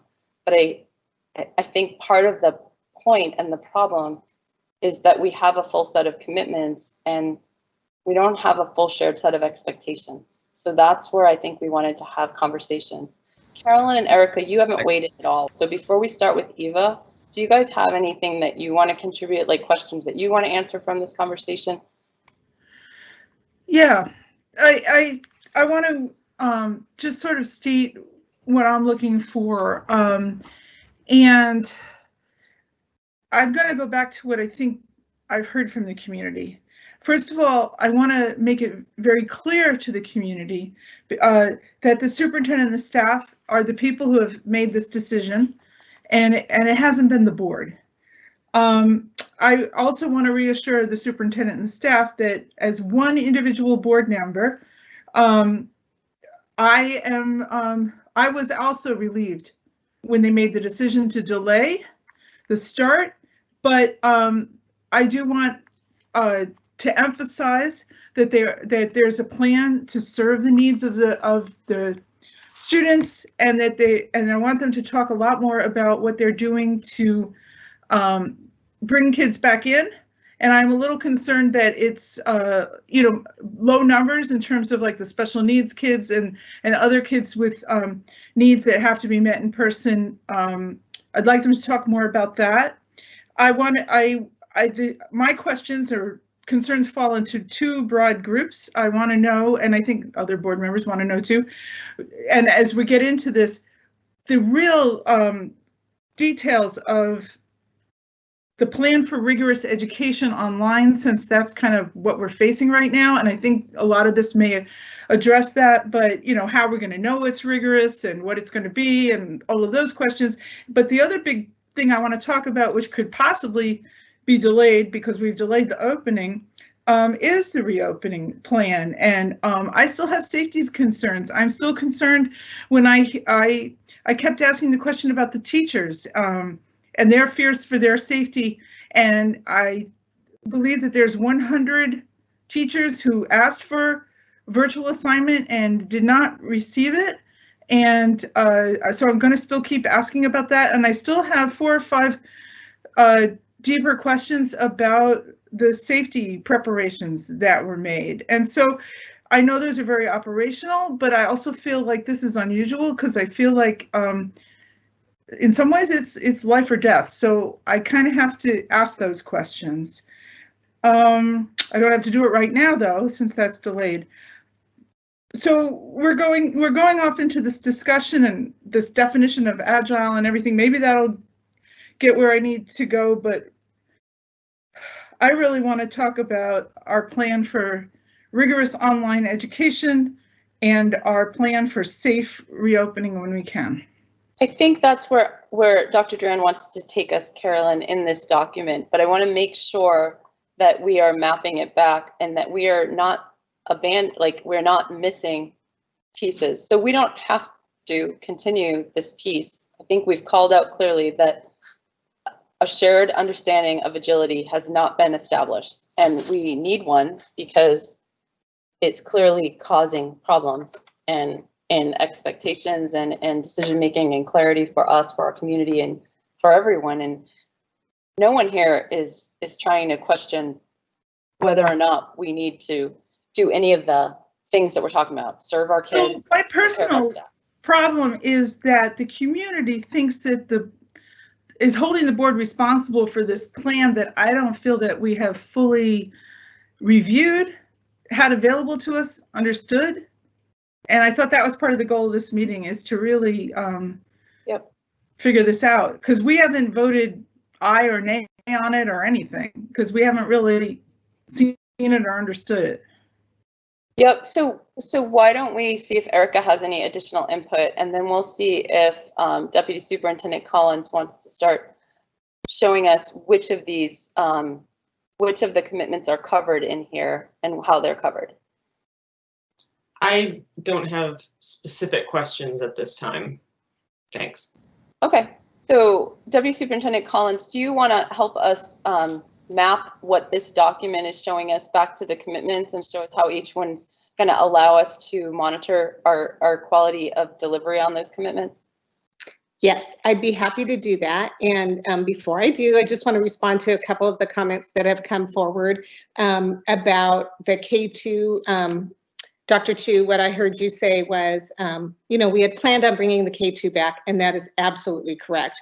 We were planning on bringing K2 back. We had set this date of October 26th. That was our plan. That plan shifted, but it doesn't mean that we can't build a new plan where we would perhaps bring back kindergarten.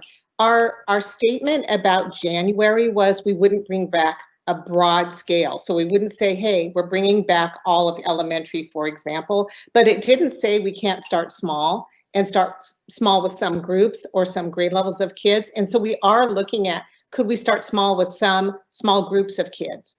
Eva, while you're clarifying, can you also clarify what happened in the summer? We were going to bring back K2 at the very start and then potentially roll them in. When we couldn't bring them back at the very start, I thought we were going to roll them in but it turned out that they were going to be put subject to the whole 6-week thing too. And then we ended up losing our window of moderate risk. So I wanted to understand, can you clarify what happened on that count as well? Well, what happened was over the summer when we shifted, the decision was we were going to start 100% with all of us remote. We weren't thinking, and we'll bring back K2 before the 6 weeks. We were not thinking that. That wasn't in our plan. Our plan was at 6 weeks, we will look at, can we start bringing back K2? And we did. And we looked and said, okay, well, let's start bringing K2 back October 26th. And part of this does have to do with our staff readiness and our commitment to our Teachers Association, that we would give a sufficient notice for teachers to know and be able to shift. Some of them don't live in our district, they have childcare issues, and so it's a shift in their life as well. And so we have to give them plenty of notice to prepare to make that shift. And so that was our plan, and then that plan shifted as well. What I want to say Thank you for the clarification. I appreciate that. Yeah. Can I just insert in there though, just to be clear, when we did have the board meeting and the rates were rising and it was proposed that perhaps there would be a delay in in-person learning, it was, I know I specifically said multiple times, like we'd still bring back limited, we would be looking at supporting groups of students, that it might be that not everyone comes back, but we would still be doing that. And it specifically says in the King County recommendations that even in the quote high rate areas, that there's the option for limited in-person learning in small groups or cohorts of students for the highest needs students, such as students with disabilities, students living with homelessness, those farthest from educational justice, and younger learners. And I think what Dr. Chu has referred to is that we have asked for clarification on that, and it is a K-12 guideline. So that means the youngest learners are K-1 and perhaps a few grades above that as well. And so when we're referring to that, we were referring that the board did provide input and direction that, and along with what's stated in the commitments in terms of following the public health guidelines, that those learners would have come in from the beginning, at least for some services. So that's okay. So that I think that's, I just want to clarify that when we're talking about that, we're not just talking about October 26th. And so that's why we're taking the time to have this discussion today, because there's been repeated direction at board meetings, statements that were made. There are clear directives from state and county agencies, and then there's a mismatch in terms of what the district's actually doing. So I hear all the things that you're saying. I do also hear that there's some disconnect. Some of the statements were our buildings would have been ready to open. Some of them, like, they weren't ready. I specifically asked the question at the October 6th meeting and was told that no, they wouldn't be ready tomorrow to open if we had to. We hope to have them ready by the 26th. So those statements were made. So that's where there's coming from. I think Dr. Duran asked, where is that coming from? We did have this discussion at the last meeting. So hopefully at the end of this discussion today, we will kind of reiterate what it is that we are able to do going forward. I don't want to rehash too much of the past, except to say that we had expectations and they weren't met. We're getting some explanations why. But they do need to be clear. In this discussion, I'm hearing sometimes, oh, it's because of negotiations. Oh, sometimes it's because of this. Sometimes it's because of that. There are some different reasons being offered by staff. They are not consistent. I'm keeping track of them. They contradict each other a little bit. So at the end, we'll just kind of have a final, like, this is where we are. These have been the obstacles. These are the obstacles we anticipate going forward. Here is how we are going to mitigate them. Here is how we are best going to serve students and make sure that we're supporting the educators to be able to serve those students. So I just want to clarify that sometimes we still seem to be talking at cross purposes in the questions and the answers. Yeah, and I want to chime in also. It's important that I thank you for clarifying where that came from, and that was correct that we weren't going to be ready on the next day, but we were going to be ready for October 26th, which is the day that we identified. But I do want to go back because I do think, again, it's important that what we were bargaining over this summer was reopening based on the decision in a remote environment. And so that is what we bargained over the summer, and that is a really critical thing that we have to have in place, because that has impact not only on on the Bellevue Education Association, but our other 8 bargaining groups that we have to have. And so at that point, we were not prepared to be able to do that. And I do think that, Francine, you're bringing up a great point, because I do think that goes to even, I think, some of the crux of what I think where we are right now in terms of being a challenge is that, you know, when we made the decision to open up remotely, we asked for support for all board members, but if there was one board member that wanted us to open up K through 2, you know, again, that's not, I don't think that was clear for us at that time, because we're in the process of doing the remote. So I don't know if, again, miscommunication or if we have to be clear. I also feel that, you know, at any given time, if the board wants to own this decision in terms of where we're going and what we're doing, I do believe that is the purvey of the board if that's what they choose to do. But I would still argue that I think we would have to have the discussion around where does that really fit in a balanced governance model. Thanks, Dr. Duran. So I'm just going to, as we transition back to Deputy Director Collins. I have a comment. I'm sorry. Seema, please go ahead. So just on something Eva said, which was sort of, I guess, 2 things. First, on Eva's point about what the statement says about broad in-person learning, meaning I think it was broad in-person learning delayed until January. I wasn't sure, is there somewhere in the communication, I may be missing it, where broad in-person learning is defined? Because I believe that if the reaction from the community is what gauges how effective communication is, a lot of the reaction we got was that basically everything's delayed till January. So I do question how effective then this communication piece was.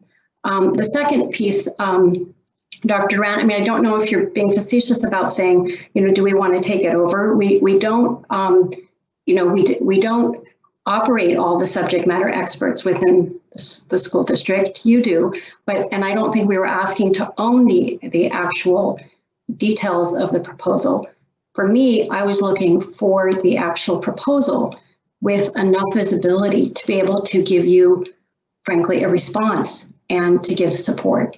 And so in my case, what I got was a text on Thursday from your chief of staff trying to reach me. And I didn't get a call for an emergency meeting or anything like that. I understood later that you spoke to 1 or 2 board members, but their perception of what was conveyed was different. So I think what you're hearing across the board is a feeling that we would have liked to have been part of the decision or been apprised, not to have learned about it, in my case, when others did. So that's really, I think, what you're hearing. Thank you for that. All right, so I think what I want to call out here as we go back to Deputy Director Collins and this set of criteria that have been thoughtfully constructed, we want to move. It'd be nice if we could just keep moving towards, you know, the right criteria, the right thing. But I think we needed to stop and take some stock tonight as a board to sort of come together, come to some shared conclusions about how are things unrolling, how are they unwinding, how is the balanced governance working, and I think what we're identifying is there are a couple of things going wrong, and the biggest thing for me is a lack of shared understanding. And so let's see, I think, how much of that shared understanding we can go ahead and cover in this work that Deputy Director Collins has coordinated with many participants, and see where we're at.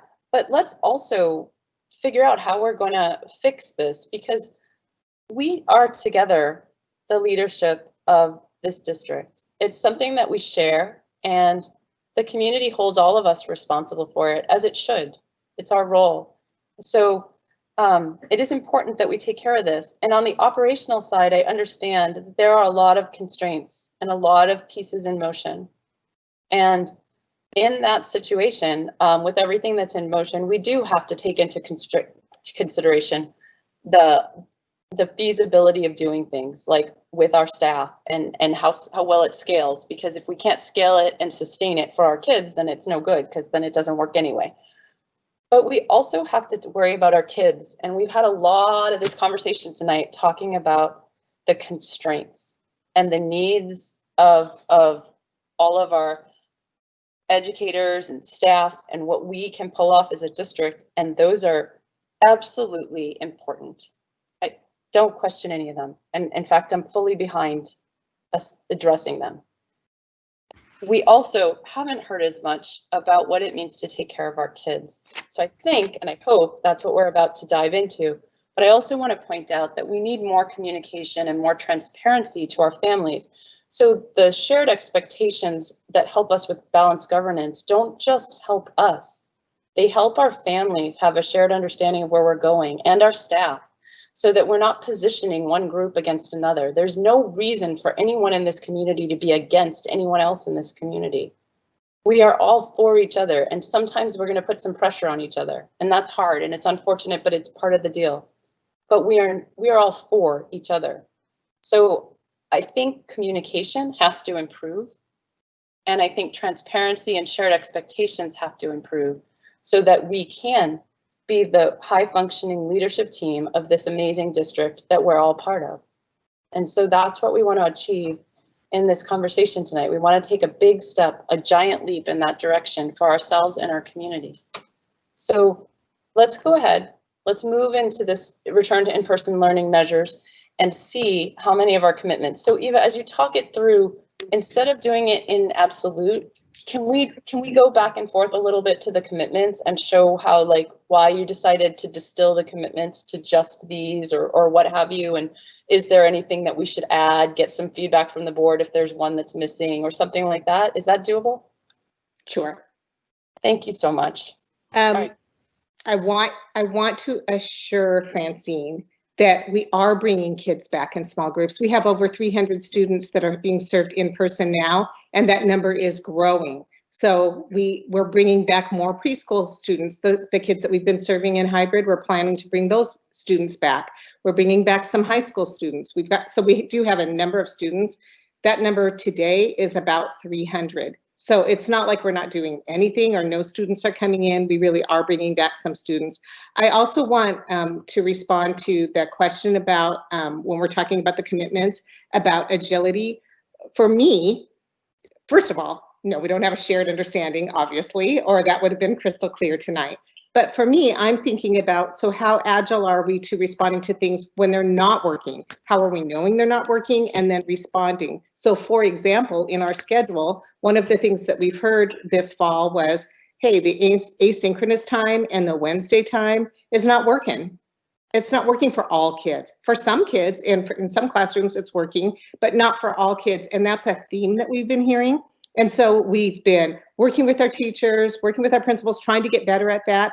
It's still not working to the level that we would like. And so we are working with our Teachers Association to problem solve asynchronous time and Wednesday time. And you'll be hearing more about that as we've worked through that and as we're ready to share. To me, that's the agility. It's responding to what's working and not working, but giving it enough time at first for people to adjust to it.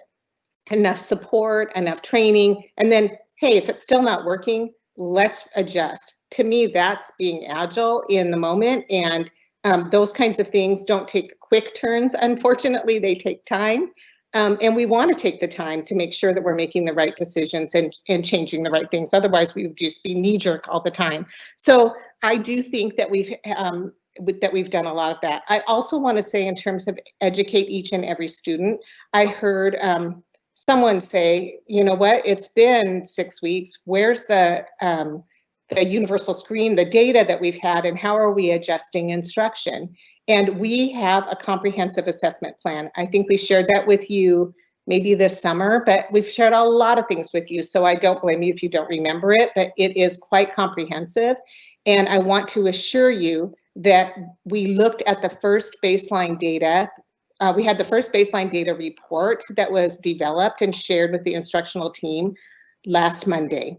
We went through all of the literacy universal screening data, and we analyzed it. We did a lot of work around that, and we created next steps. And then just yesterday, we went through the math. The next time we meet, we will go through the SEL universal screen data. We are looking at that data. Our schools are using that data. Every school has completed the universal screening for literacy and math, and they're working on the SEL. So I don't want you to think nothing's happening just because we didn't bring it forward to you tonight. We could have brought that forward. I actually have it for you and could share it with you. It's just not in our usual format because we just analyzed it yesterday for the math. So it is on our docket to share with you, but we weren't planning to share it tonight. So I really appreciate you bringing forward those concerns. It's good for us to know this is what's first and foremost on your mind. I want to assure you we're looking at these things, I promise, and we care deeply about them as well. Okay, so now if you want, I can go through these items and talk about them. If you remember, and maybe I never brought this to the board, maybe only Christine saw this, but initially we did take the commitments and this exact format we used and lined up all of the steps that we were taking and how we were progress monitoring aligned to the 4 commitments. But then somewhere along the line, I think we got feedback and shifted it a bit. So it's now organized differently. And now, unfortunately, it's not as obvious how it aligns well to the commitments. It is on one of our slides in the PowerPoint. I think you have the PowerPoint, and it is on slide, excuse me for a moment, on slide 15 in a very high level way that you can see those 4 commitments. This is not in any detailed way. So Christine, to your point, this doesn't go through point by point of what we meant by the commitments, but you can see sort of broadly, oh, what is it that we're monitoring that aligns to those commitments? What have we lifted as sort of our priorities that we really want to be keyed in on and monitoring? And so I'll go through this first because this gives sort of the big picture, and then we can go down to the bullet points as Christine was going through. So protecting health, those are all of those safety measures, and it is a lengthy list of things that we have in place ultimately to keep our buildings in a safe and healthy, to protect the health and safety of our staff and our students when they return in person. And again, we're serving approximately 300 students in person right now, so these are very much in play right now. For educating each and every student, that's where we want to make sure that kids have an access to the learning management platform, because if they don't have good access, and I can tell you based on my own grandchildren who are not in this district, and they're talking to me about their very frustrations about the variety of ways that each of their teachers puts assignments and announcements and they can't find them. It's a real thing. It's a real frustration. Many of our students are still experiencing that. We are not 100% on that yet, but that's super important for our students. Attendance and engagement. Obviously, if our kids aren't attending and engaging, then we are not educating each and every student. That is a major concern for us. We want to report to you our data and our strategies on that every single time we meet with you. We're committed to that. We're looking at it every week. We want you to hear about it every other week when we come to these meetings.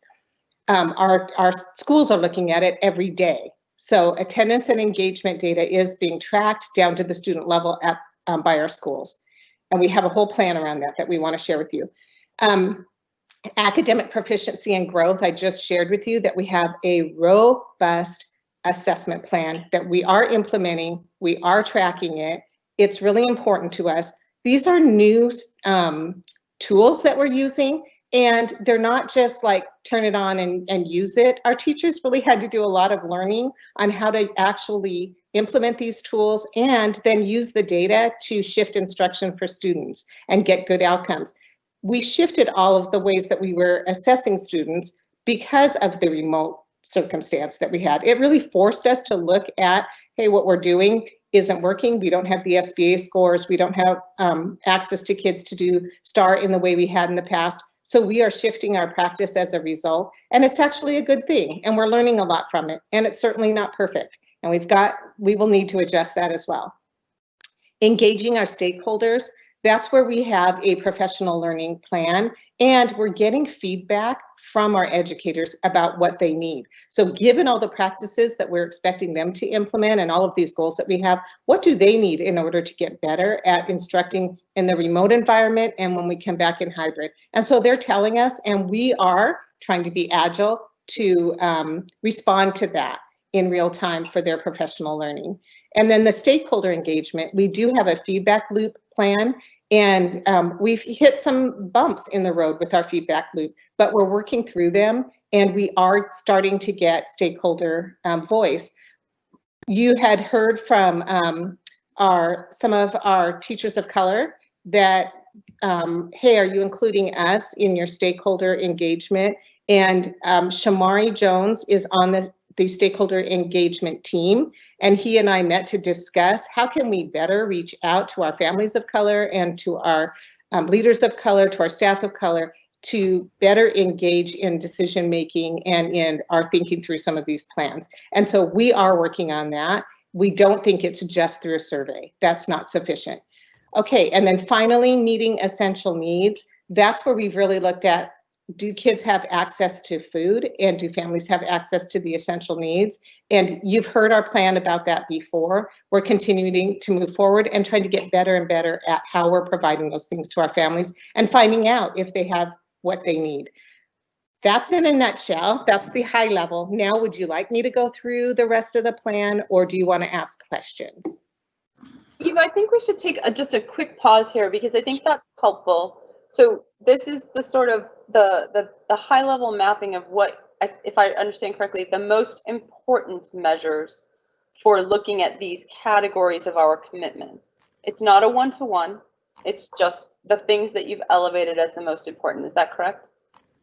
Yes, I hate to say most important, but we did have to prioritize some of the things that we're going to look at regularly. We can't look at every single measure, every week. So we did have to prioritize. And I would say, based on lessons learned from last spring and looking forward, and all of the things that we read over the summer and how other places that were opening and things that they learned, this is what we came up with as these are really high priorities, and they match well to our commitments. So there's also a timing issue from all of this, right? Like, everything shouldn't be measured daily or weekly. Some things are monthly, some things are by the semester. So it really depends on what the measure is in terms of what the appropriate frequency is. That makes a ton of sense. And I think hopefully we're going to have some time tonight to look at, I think you have I think it's slides, it's kind of lost track, 22 to 28, we do have some of the data updates, right? So hopefully we'll get into that as well, but let's focus on the shared expectations. My biggest question on this is, where is the focus on student mental health and well-being? And the reason I'm asking that is that the social emotional well-being of our students is one of the things at greatest risk in this remote circumstance. And I think it's one of the things that if we're going to continue this work, it has to be very explicitly tended to. Mm-hmm. So for me, that just pops. I think it looks, yeah, and I guess we don't have our the same for our staff. Like, what is it we're doing for staff? And when I think about mental well-being, there are three things I think about doing. One is that the thing you do at the end, the intervention. There's a problem and we need support. So do our SEB benefits cover adequate mental health for employees? For students, do we have counselors who are able to know when they need help and be there, or find the resources that they need? Those sort of interventions. But there are two other things that we can do. We can set up proactive systems to try to keep that from happening. And for students, that may be some of the things we're doing with getting more in-person activities available, or even online groups available with activities and clubs and things. And the third thing that I think about when I think of mental health is, how do we reduce what our system puts on kids in terms of stress? And I think your learning management practices, the three practices, I think that's one thing that takes away from their stress. The other one I'm hearing from them when I talk to various families throughout the district, not like a single source, I hear things about, like, are my grades up to date? I'm a senior and I'm applying for college and there's no grades for half my classes, or or kids saying, you know, the grading things you put in place, the mitigations about like allowing retakes or late work aren't being expected, or there's not a shared understanding of that. So some of those things would show up. So for me, the thing that stands out most is social emotional well-being for students and for staff at all different levels. And I want to make sure that everyone else gets a chance to just jump in on any reactions to this. Then we'll go ahead, look at some of the specific measures if we think that's the right thing to do. And then we can also look at some of the data to see how we're actually doing. Because you have data, right? That's what those slides are. Yes, and if you want a response to the mental health, Heather Edlin would be happy to share some things, but just let me know. Why don't we hear from everyone, and then we'll just see how it folds in.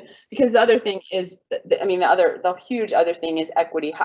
All of these things sound good, but how do we make sure that groups who are often disproportionately marginalized in some way or other are actually being included fully in all of this work? And there's a whole bunch of different groups there to consider. So, board directors, are there any others who want to chime in on just the high level on the key success metrics, and then we can decide which one, if any, you want to go deeper on?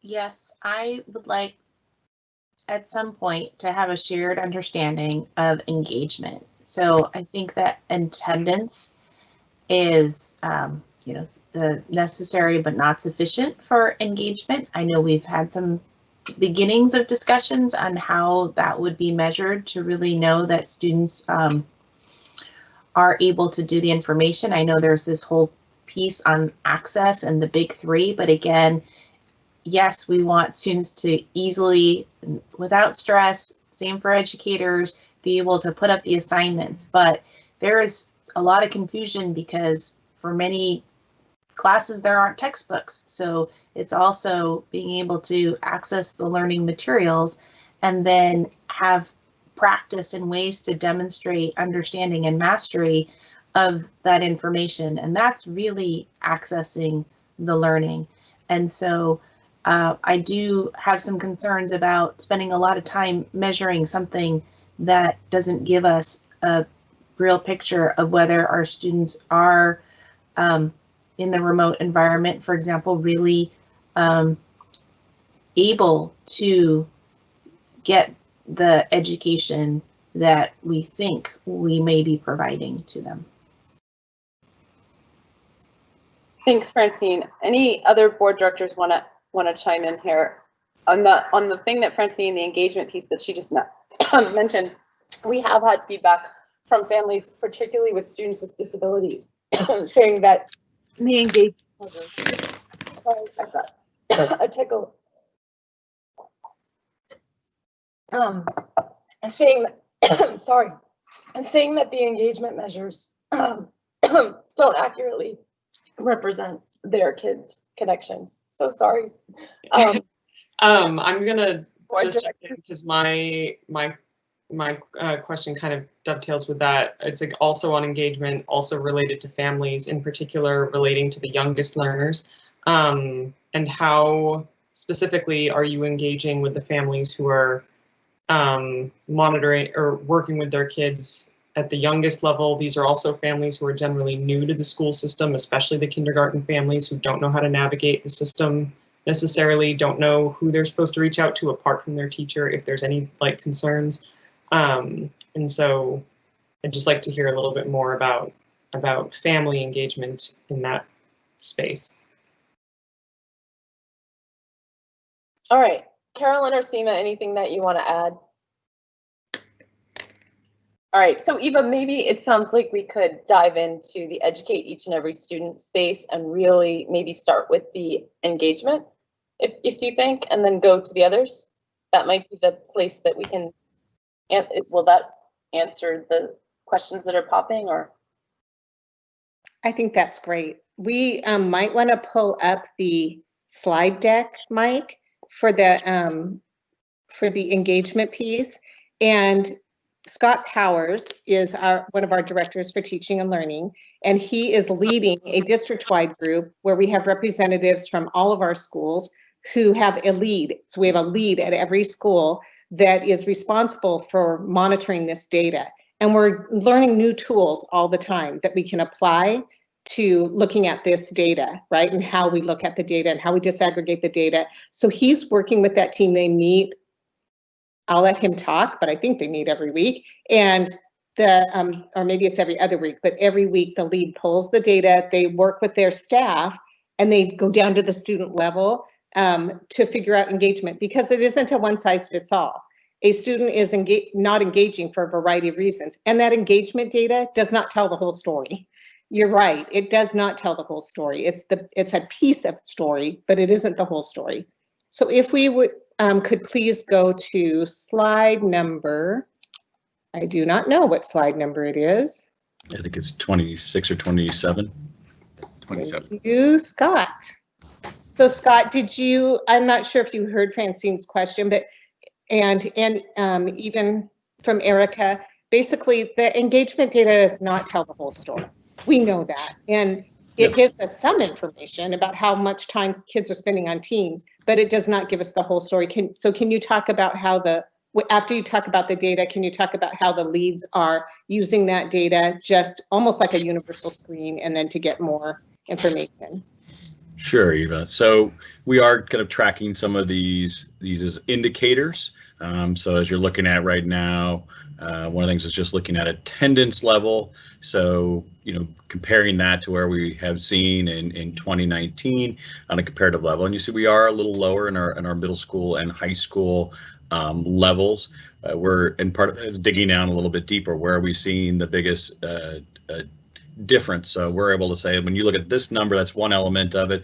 As we dig a little deeper, we see our biggest effect is on Wednesdays, and at our secondary level, especially Wednesdays attendance level is lower. We also kind of compare that to, we can see that some of the kids maybe are doing things asynchronously, but because they're not showing up or registering during the attendance window, our attendance levels are coming up a little differently. So I know that's something that we raised today, and Jeff Thomas talked about some discussions and ongoing to try to address that, working with our BEA partners. So that's like one element of kind of digging down into the data a little bit. We'll go to the next slide, Mike. We also are tracking just the number of kids that log in to that information, but also they can get to see where the amount of time that students are actually spending in Teams meetings. They explained last week that mean daily minutes of Teams meetings really corresponds to students being in class. So we're able to track on an individual basis what the average minutes of a student put in, but for our team leads, they're really digging down and able to sort that data and look at students who have limited time showing up in class.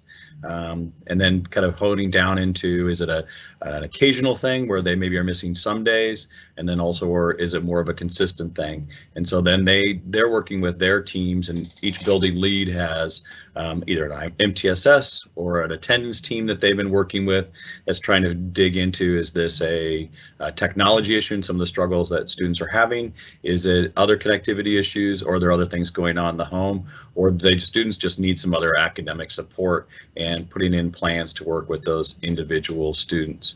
We've also looked at some of our vulnerable population of kids, and have noticed that that is one group that has a significant difference.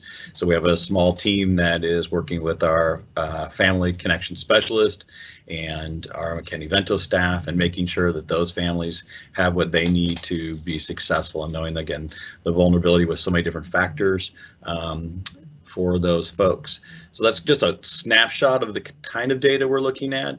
Our tools continue to get better and evolve. I've probably had 4 meetings just today with different building leads, so they're digging in. How can I sort through this data? How can I dig a little deeper? We can also start to look at the assignment data. So using the big 3 practices, the one around putting assignments in teams, allows us to see our kids checking in, doing their assignments, and working towards it.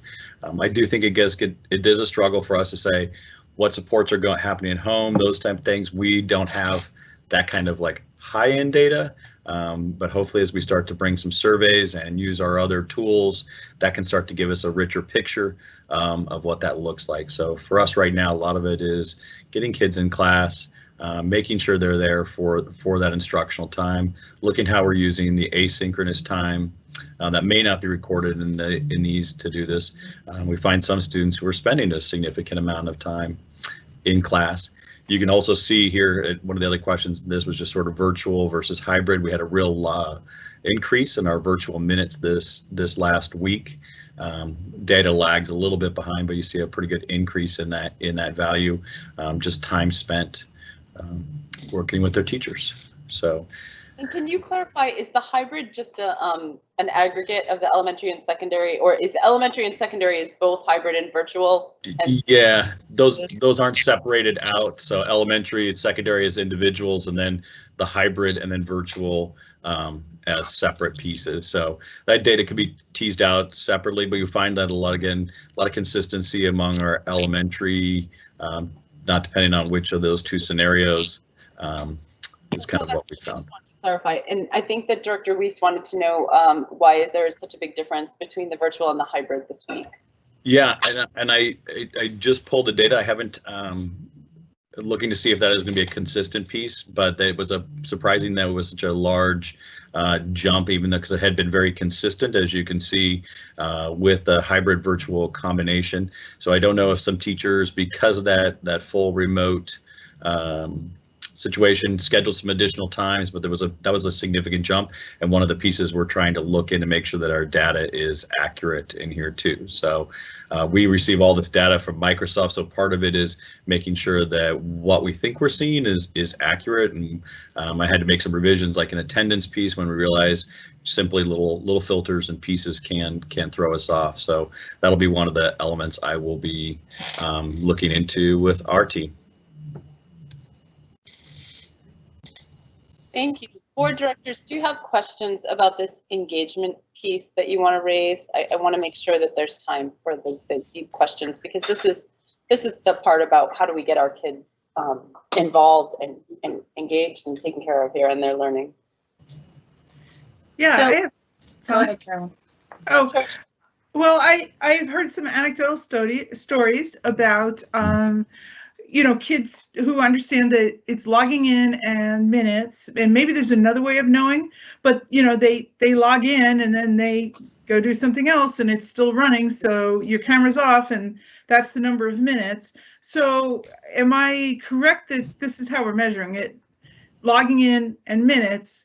And do we have another way of knowing, like do teachers might be able to get a sense of it if the person isn't interacting, or if the assignments aren't done with like some kind of care and craft, so that you can kind of tell.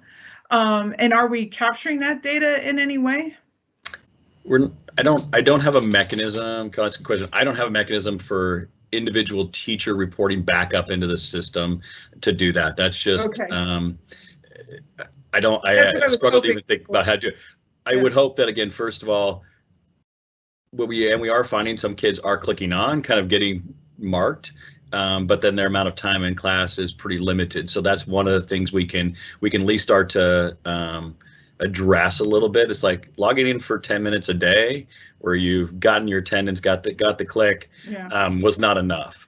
And so you're right. I think when we start to compare this and start putting with some of these students time in class with their performance data. So we'll start to look at some of the assessments and other completion of pieces. So right now we're looking at, even talked about the assessment piece. So one of the questions that came up, now that we've got some full results there, putting those assessment results next to some of these student data pieces to see if there's a comparative piece, whether this is, if there's something about what's happening in the classroom, or they're just some students that are still just missing out. So we're looking at trying to do some lookup between those two pieces to see where the gaps are. Okay. Well, good. Hey, Carolyn. Also, do we have anything on special needs kids and how they're doing? Like, are they logging in as much or spending as much time on as other kids, or? Yeah, I mean, we do. We had seen initially, and we do look at a variety of different. I've got a lot of different slides I could show you in different pieces. We did find that our students with IEPs had been logging in at a slightly lower rate. That never has started to creep up to be more comparable. So 94 to 96% comparative in some of those things, in some of those groups. So we're seeing a piece in there. And like I said, we looked at some of our students who qualify for McKinney-Vento as one of our most vulnerable groups. That group showed a really significant difference it's not a large group, so it doesn't take necessarily a lot of students, but we know the vulnerability. So that's one of those main focus areas that we've been tackling this week and kind of trying to wrap around. I wonder if that'll be a group that will be able to offer, to come into a cafeteria or something like that. Yeah, and I know that there's some proposals around looking at some kind of pod type of pieces there. Yep. Yeah. Scott, do you think you have that data that Carolyn was just asking about? So when I was looking at this goal, when you pulled up slide 27 and looking at the student outcome, and it says the average daily attendance rate is about the same or better than previous year. And I think that's sort of okay, except that we know that we have some differences in attendance data that are the gaps based on that correspond to different groups of students. And I wonder if I noticed that when you did your data on slide 28, you had the rate breakdown and the year and mode breakdown, but there are a couple of other high risk groups or groups of students who are at risk for being marginalized in some way. And I want to make sure that those are part of the regular monitoring of this system. So I think there's 4, Eva, is it 4 groups that we have that we always look at, or is it 5 that we ended up settling on? But can we It's 5. It's 5 groups. All covered in the data for stuff like this? Yeah, so good question. One of the nice things with our new data insights, especially just around the simple piece of attendance, which again, teachers need to have some contact. There's the dashboard that's there does break that down almost instantaneously for the building leaders. So we are using that dashboard as part of those data leads. So each of those, and when I talk about data leads, generally there are building administrators, principals, or assistant principals. Sometimes they are an interventionist or dean in the building who's taken on that role, but they're able to see that data very quickly and very easily. And you've been teaching some of our district folks who ask me for the attendance, and I'm like, look at this dashboard, it's there, and we can follow along, and it breaks it down week by week in a very simple format. So it does give us those indicators. Next time around, I can definitely provide you with that information if you want to see that look in this piece in that detail. I also just want to quickly comment that I think as we think about, student engagement, it's not just about the physical or they logging into the computer, there's also the, physiological engagement, there's a intellectual engagement, which are so important. There's many elements to it. And so although I think, this provides us a tool and insight in terms of seeing how much time students are online. I think, what it doesn't capture is the time that students are offline doing the work that the teacher assigned them when they log off and log back in, which is something we're not able to capture. But more importantly, just the point that there's a lot of different ways to think about what student engagement is. Erica or Seema, did you have any questions? Yeah, I had one that I put in the chat box, and it's around async. It kind of ties a little bit to Dr. Jan just mentioned with being offline. And so I have gotten a mix of feedback, but it's inherently a limited group. So I'd like to know from you, if I guess it might just be the data that you speak to, but I wanted to know across, what do educators, like your teachers, what are they saying they like about async? Because that might give us insights into what we hope to achieve from it. What are you generally hearing from students if you have that feedback? And then what is the data showing about engagement? Because even though in theory they might be offline, a lot of the schoolwork they do necessarily puts them online. So you kind of know if maybe like they're kind of out goofing off or if they're actually doing work. So I'm trying to get a sense for that.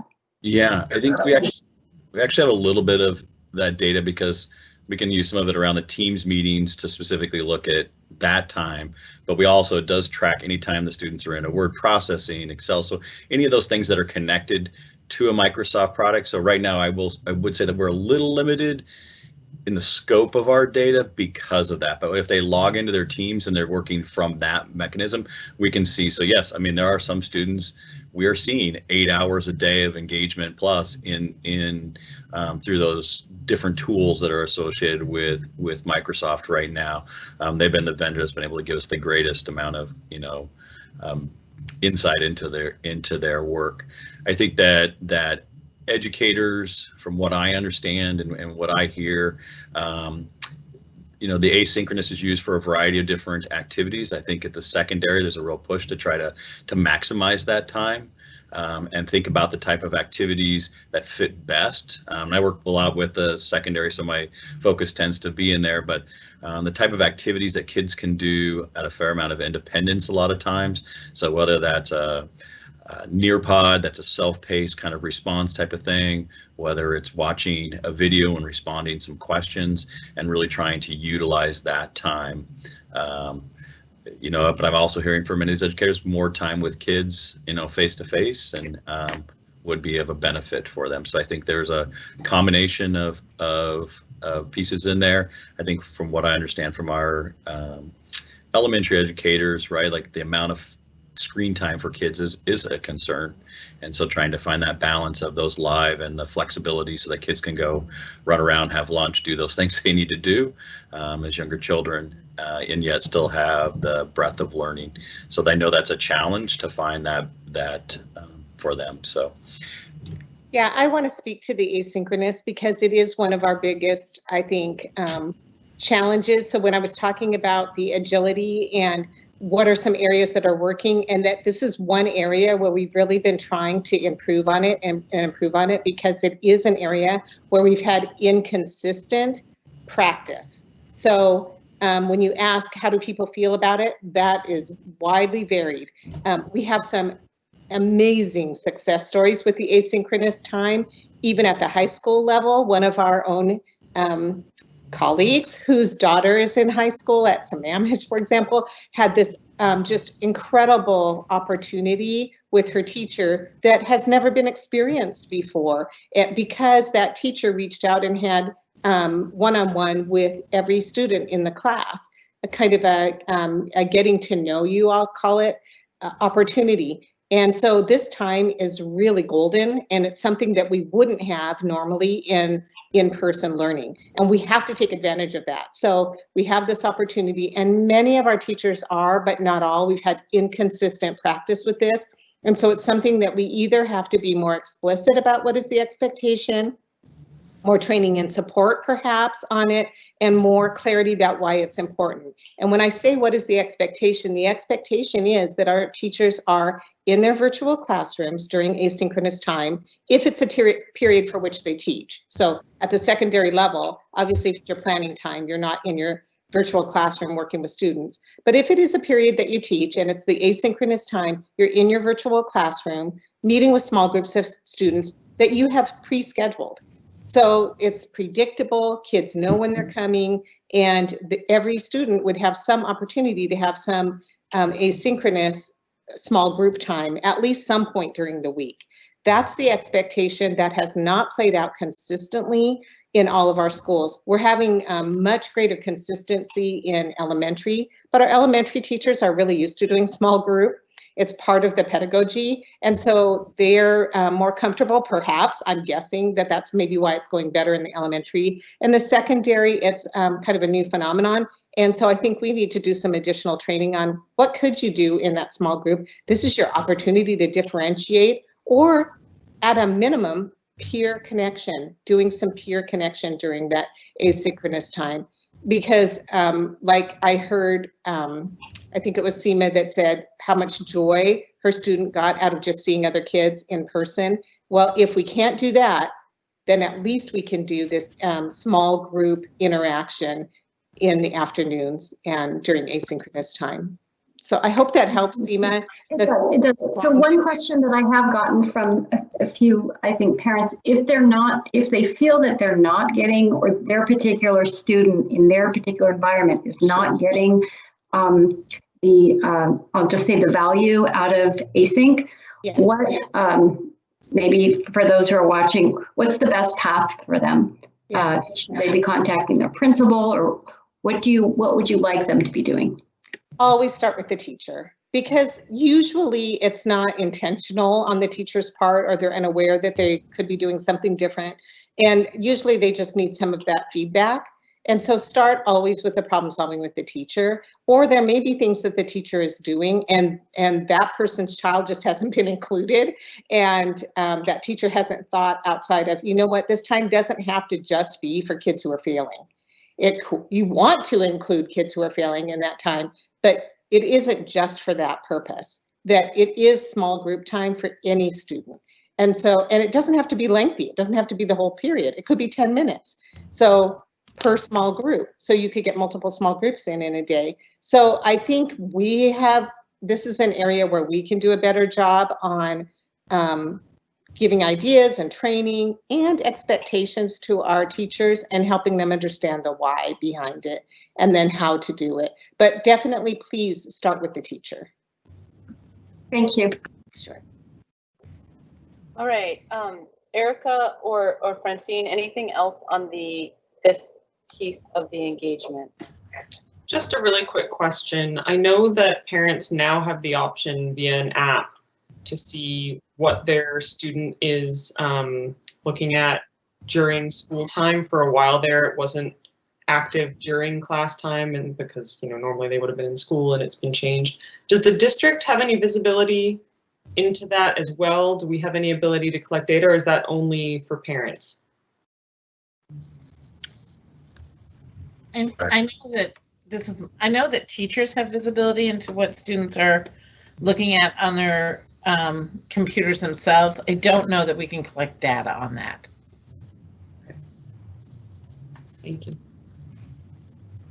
All right, so what we're doing here, I think, is two things simultaneously, and I want to call them out. Christy, Christy, I'm not sure if you're summarizing at this point, but I mean, I have a lot of comments, but I'm not going to put them out at this point.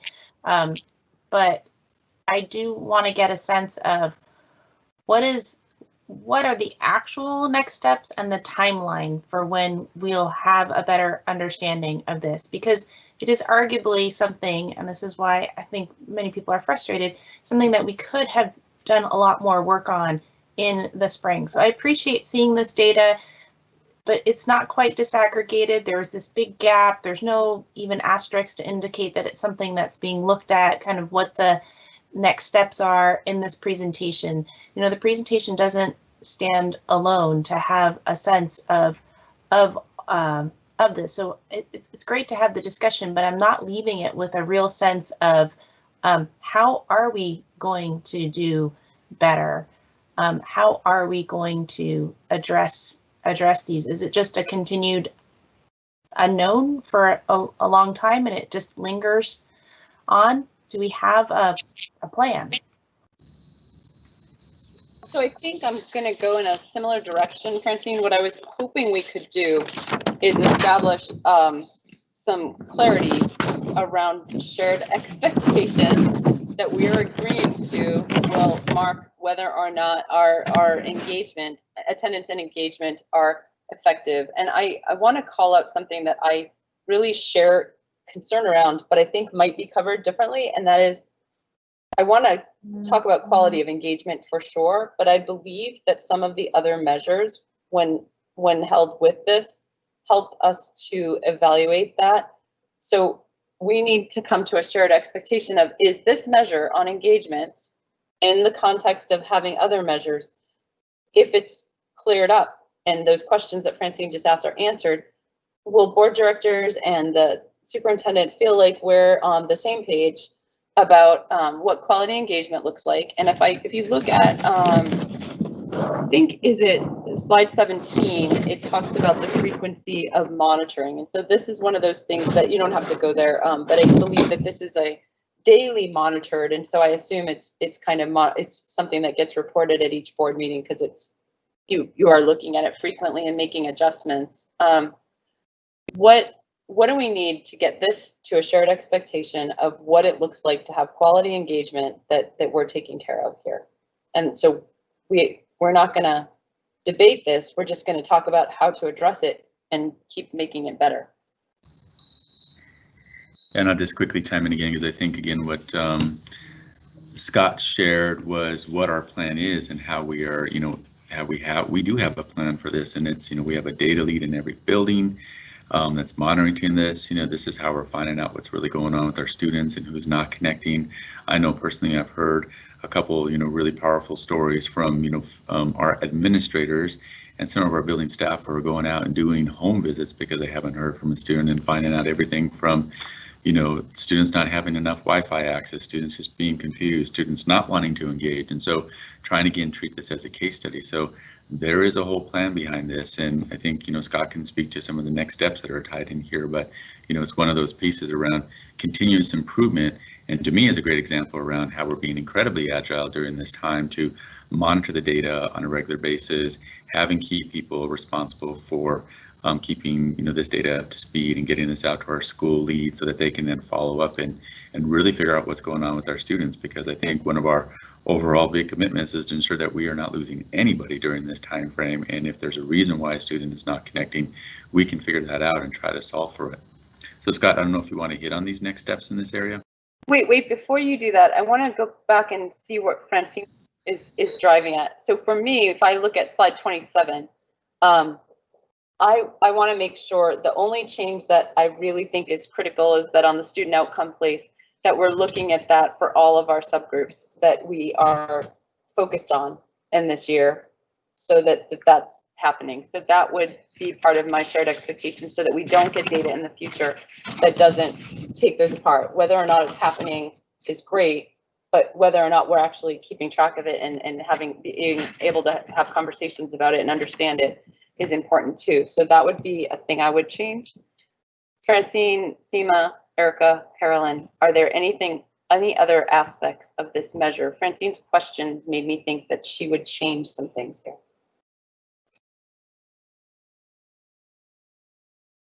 Well, if Francine's not going, I was saying something, I'll say something, which is, I think this is good for me in terms of academic engagement, especially when you take this, we know the limitations that, you could just log in and not be paying attention and wander off. But if you take that together with assessment and maybe teachers' notion of what kind of academic progress you're making, maybe this is, it's not perfect, but it's good for academic engagement, but it doesn't really speak to me for the social engagement. And what I mean by that is, the kids, we keep talking about how they need to see each other and interact for their emotional health. And I don't know if this is actually getting to that, because you can back up this time, these statistics with academic assessments, but how do you know that other piece, or do we know? Can we know? Okay, thanks. So Francine, the fact that you didn't jump in makes me think you want to just go ahead and have Scott give us an update on 29 here.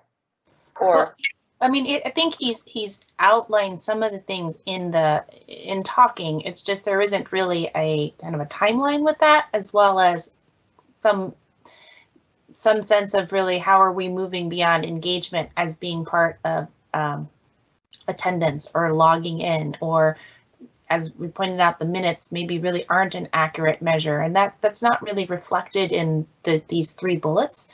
And so I think that needs to be fleshed out more. If these are all the things that are actually happening, that there are case studies, that there's things that are going on, that's not reflected here in this presentation. It's not really reflected. I mean, there's some disaggregation of data, but it's not really cut in a way that says, are we really attending to our vulnerable learners, or those who have been marginalized in the past, who have not succeeded under the system before, and we knew they were falling behind in the spring, what's happening to them in the fall. So those things aren't really addressed in these 3 bullets. So is there going to be more level of accountability here, so that we know that what we're measuring is really getting at it? And I think Carolyn raises a good point, right? Here's some things with academics, but then how are we doing on the other aspects?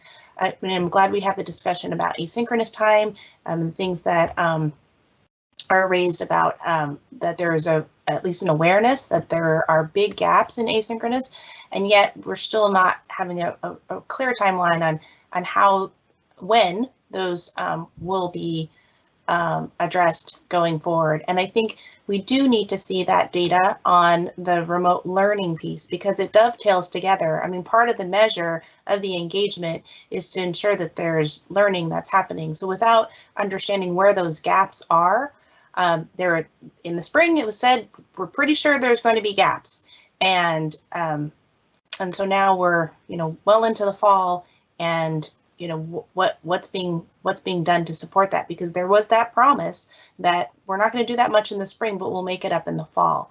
And then I do want to make sure, the other thing that I asked for last time was that we look at transitions, but specifically our juniors and seniors. And so I know I'm veering off on here a little bit, but I need to make sure that we are really going to address that. One senior town hall is really not enough for our seniors. The juniors from last year, the seniors this year were pretty left behind, as the seniors from last year were supported extensively, and yet now the seniors from this year, I mean, for many of them whose post-secondary plans include college, the deadlines, the first deadlines are already ongoing and are in the next 1 to 3 weeks, and many of them do not feel supported at all. So there are just lots of pieces that, you know, we did ask for, and we're not seeing at these meetings, we're not getting it in other places. And this is just an example of that. So I just want to make sure we're going to get to it, because we are already over on time.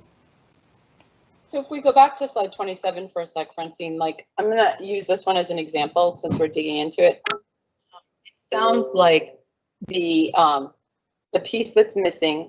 So you said how are we going to be accountable for this? Well, based on balanced governance, this agreement on what our outcomes are is what we're going to be accountable for. So we're saying that we want to look at this not only in terms of the average attendance rate, but also for subgroups, that subgroups need to be addressed. I hear that this measure doesn't fully cover social emotional engagement and health. I'm not sure we want to add that here. I think that maybe that's just data, that there's another measure. We also want a measure of transition support. And I think there is one that Eva can probably talk about. The other thing I heard brought up is that in complementing this accountability are our accountabilities for student performance in other areas. And Carolyn specifically asked about how we're looking at that for students with disabilities who are being served in our special needs programs. So we want to see what the accountability is for that, but I'm not sure I'd add it to this particular measure. So, or this attendance and engagement data. So is there anything else? Because this is what the district is proposing as their way of monitoring the effectiveness of attendance and engagement in concert with the other measures. So is there anything else on this measure that we think we as a district want to be accountable for?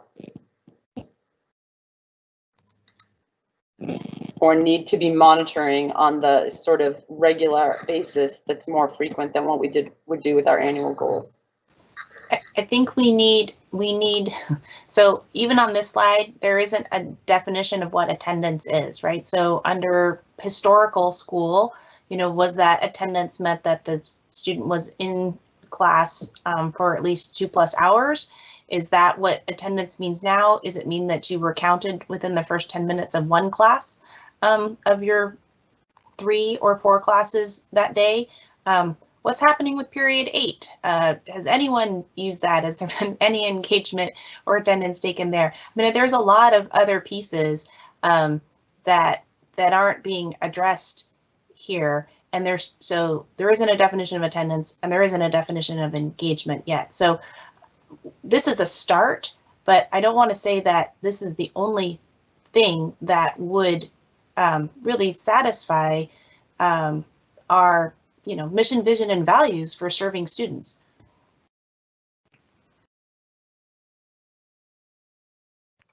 All right, so Eva, if I may, what do you want to show us in terms of now going and taking that next step of what it means to serve our students? So we've raised issues of social emotional well-being. We've raised issues of the effectiveness of learning and like deeper engagement. What do you want to show us in terms of other measures that are being used in concert with this that you think give us the picture? Oh, I don't know. I can bring Heather Edlin on to talk about the social emotional learning and particularly mental health. I do wonder if it would be helpful to go to slide 21. I don't know if you're looking at it, Christine, but slide 21 gives sort of this high level picture of preview of coming attractions. I didn't lay it out for the entire year, but we do have these things laid out for the entire year on how we're going to be bringing updates to the board. It's really just updates. These aren't like reports necessarily, although some of them will be. If they're in the annual plan, of course, they are full formal reports, but much of this is updates. And so I'm hearing like we'd like to hear sooner rather than later about the juniors and seniors. And so you can see I don't have that on here until like grad success in December. Maybe that's something we need to bring to the next meeting. You'd like to hear about the transitions and juniors and seniors and what we have planned for that. They might not be fully complete plans, but you want to know like what are we doing particularly for our juniors and seniors around college prep workshops and things like that. So we could definitely put that on there, but I don't know if this maybe helps you to see a little bit of the cadence about updates that we plan to bring to you. So I wanted to share that, and then perhaps bring in Heather Edlin to talk a little bit about the social emotional. I know that's first and foremost on a lot of people's minds on how are we attending to that for our students, and how do we know if students are having are in need of some support, particularly mental health support. How are we finding that out, and how are we serving them beyond just saying, here's some resources? Do you think that makes sense? I think that's fine. I think we do want to go back to the learning and the quality of learning that experiences that kids are having and how effective they are. But let's go ahead and talk about social, emotional, and mental health support. Okay. The question though, the focus of that question is a little different. We have clear goals in our annual plan where we are going to make sure that we're really focusing on a couple of grade levels of kids and screening them and doing great things.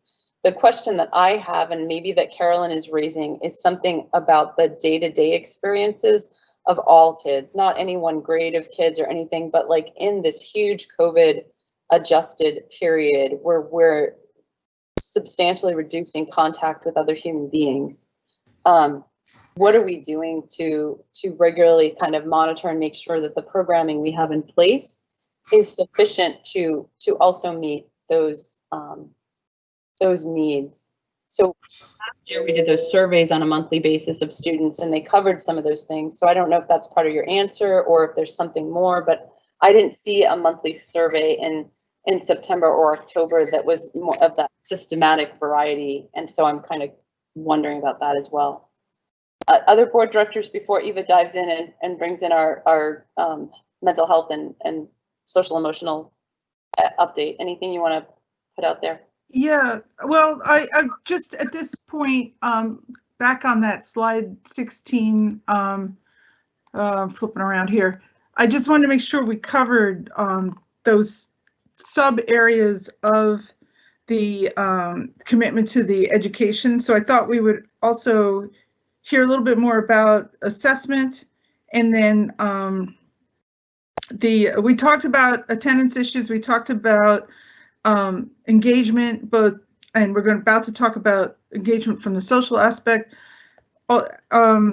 assessment, and the stress on the people in transition. So I wanted to make sure we covered all the little pieces there before we moved on to some other part. And I actually thought between Carolyn and Francine's questions, there was a lot out there, so I don't have much more additional. I think that would cover quite a lot. Okay. And I think let's make sure when in some of this that Erica's question doesn't get lost, because I still don't think we've addressed the question of how we're making sure that families are being engaged to support their students in this work. Is that correct, Erica? If I got that wrong, you should maybe state it. Yeah. Oh, I agree with you.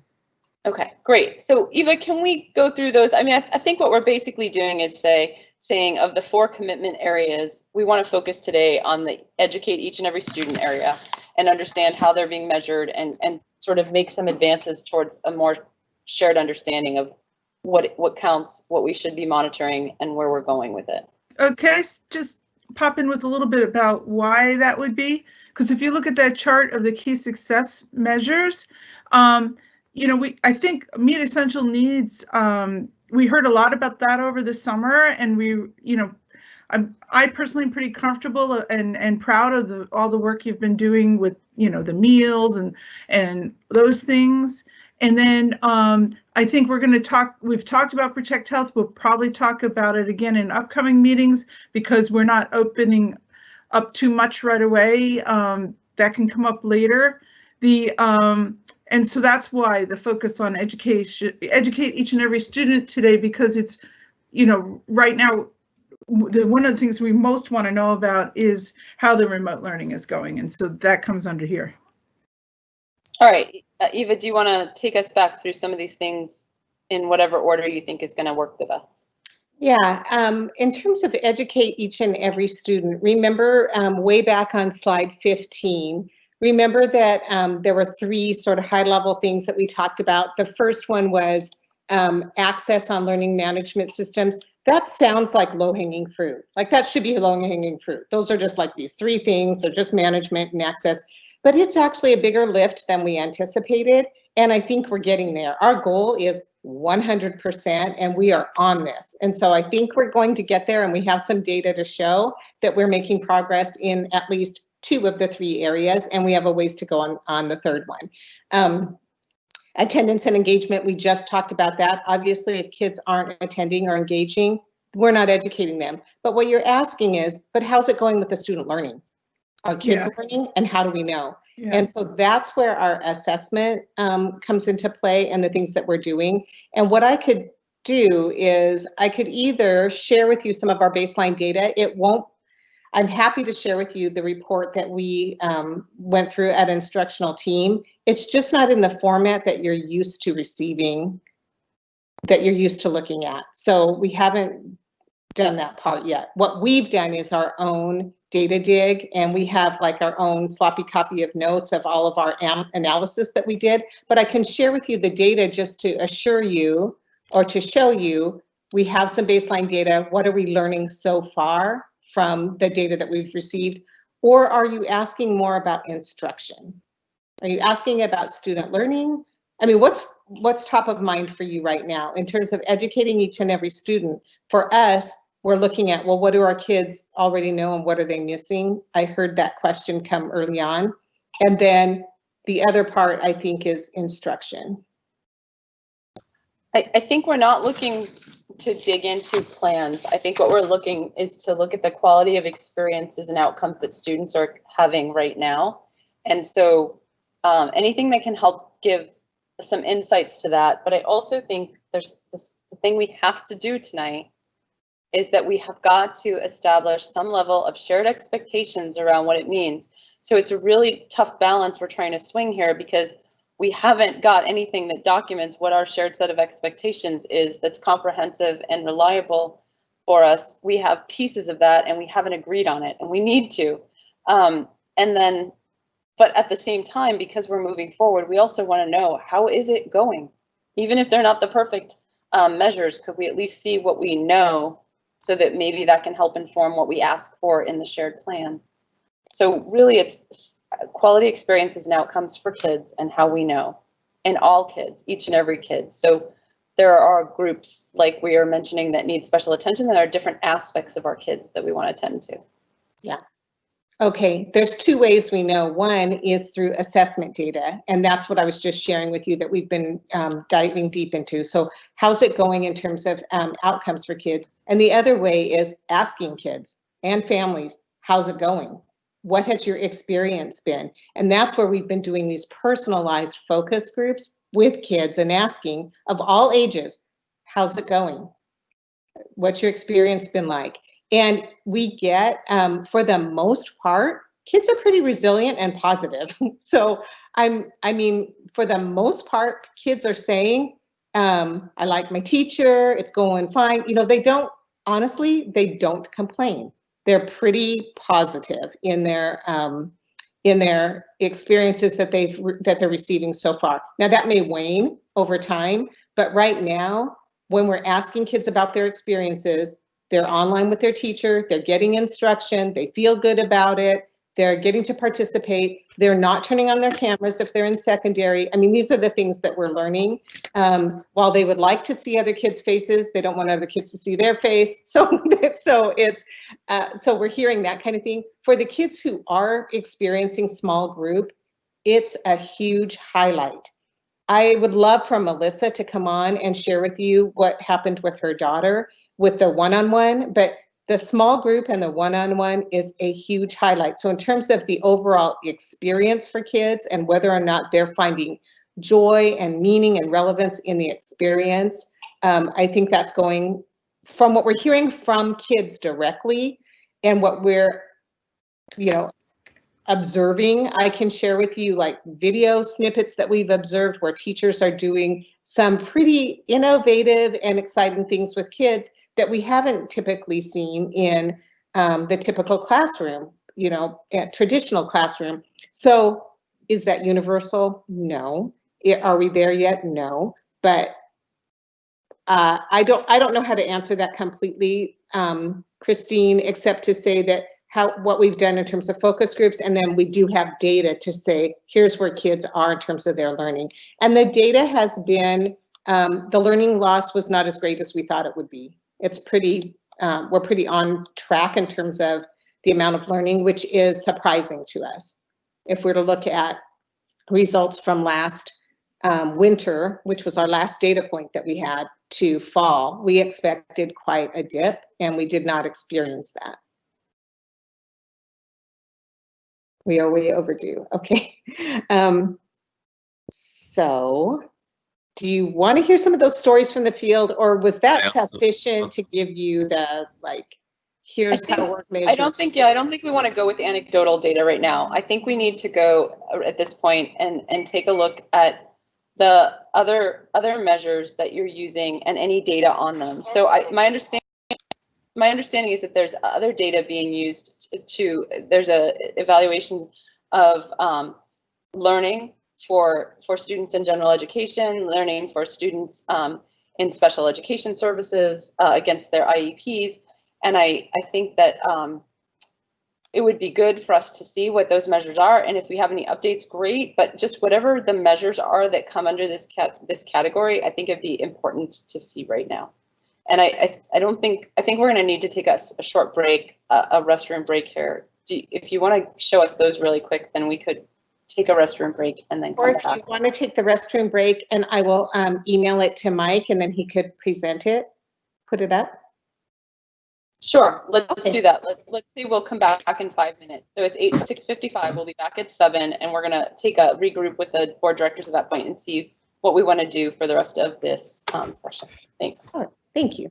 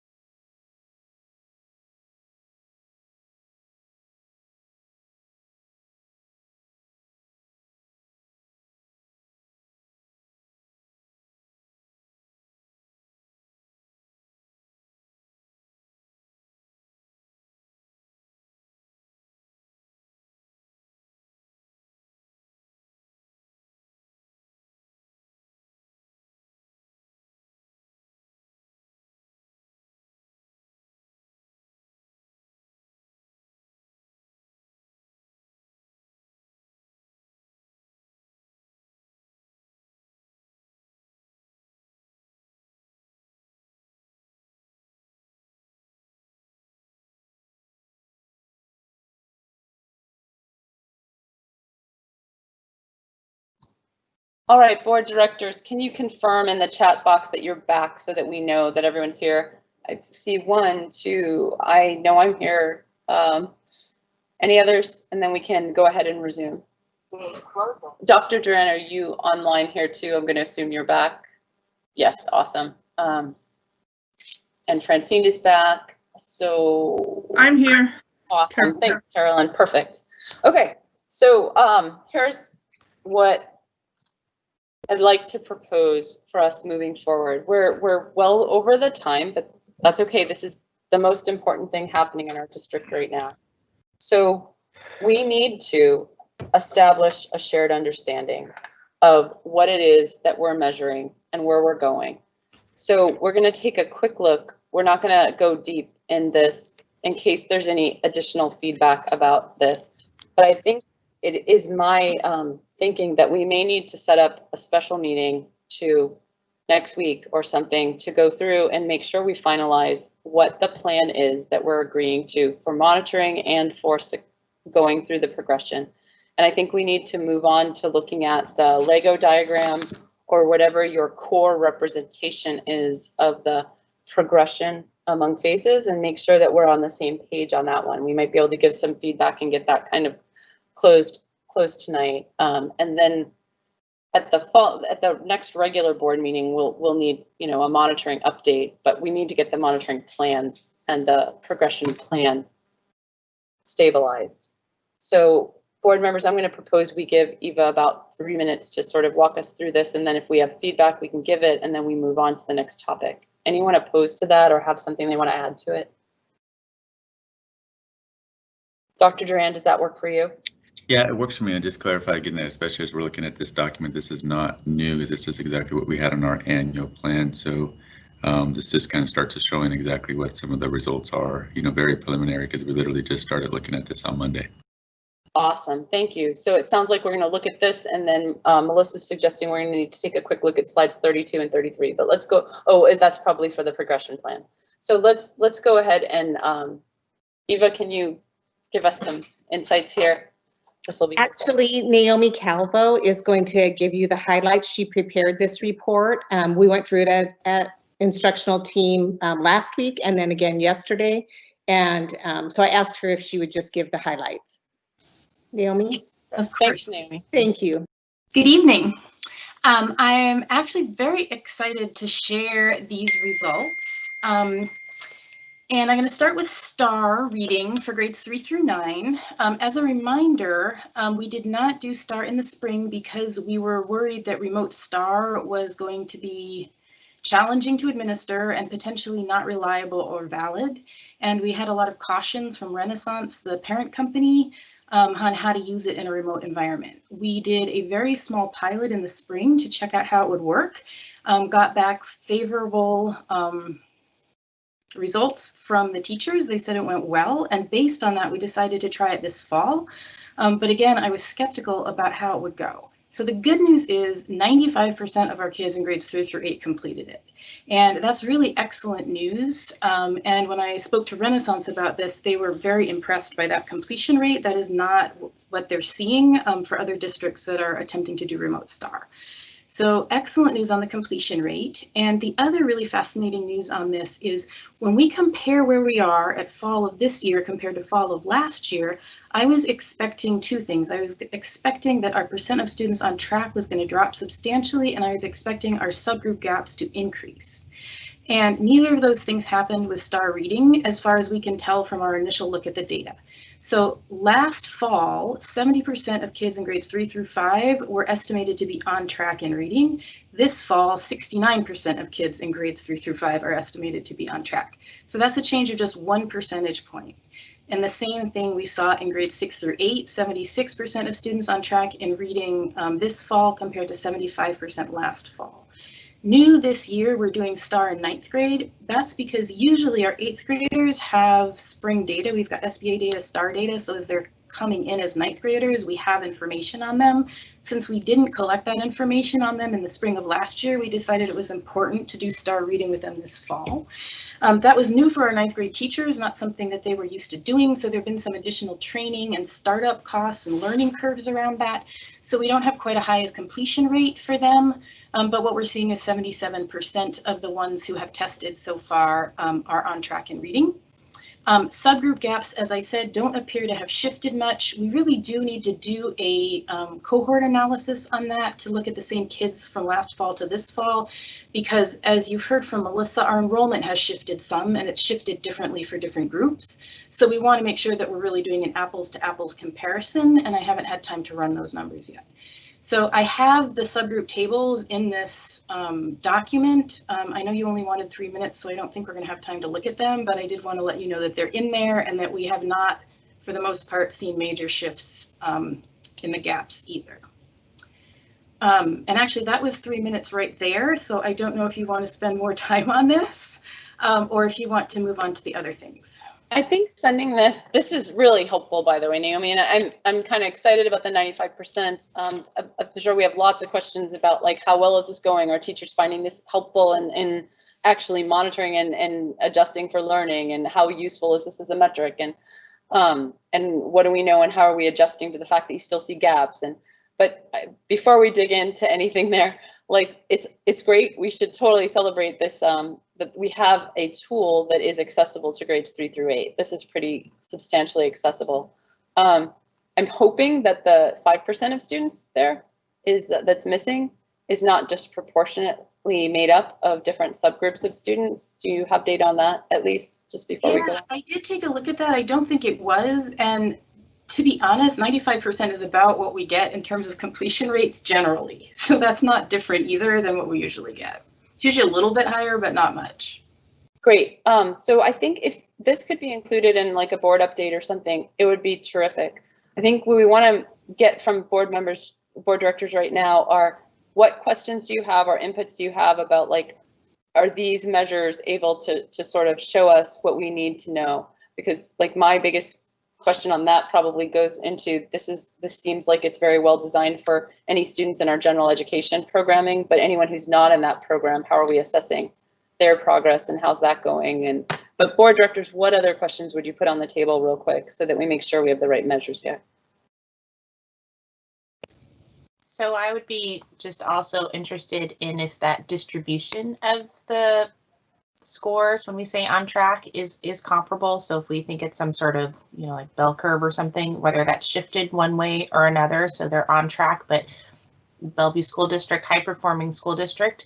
So a lot of kids were well above on track previously. Has that dropped? And then I can only see part of the slide there, but it does look like the Lexia percentages are a lot lower. And so eventually, so it's not for today, but just eventually understanding why there's a difference between those two measures, and that might be something that we need to track over time. So that's all I can see. But those are the first two things that come to mind.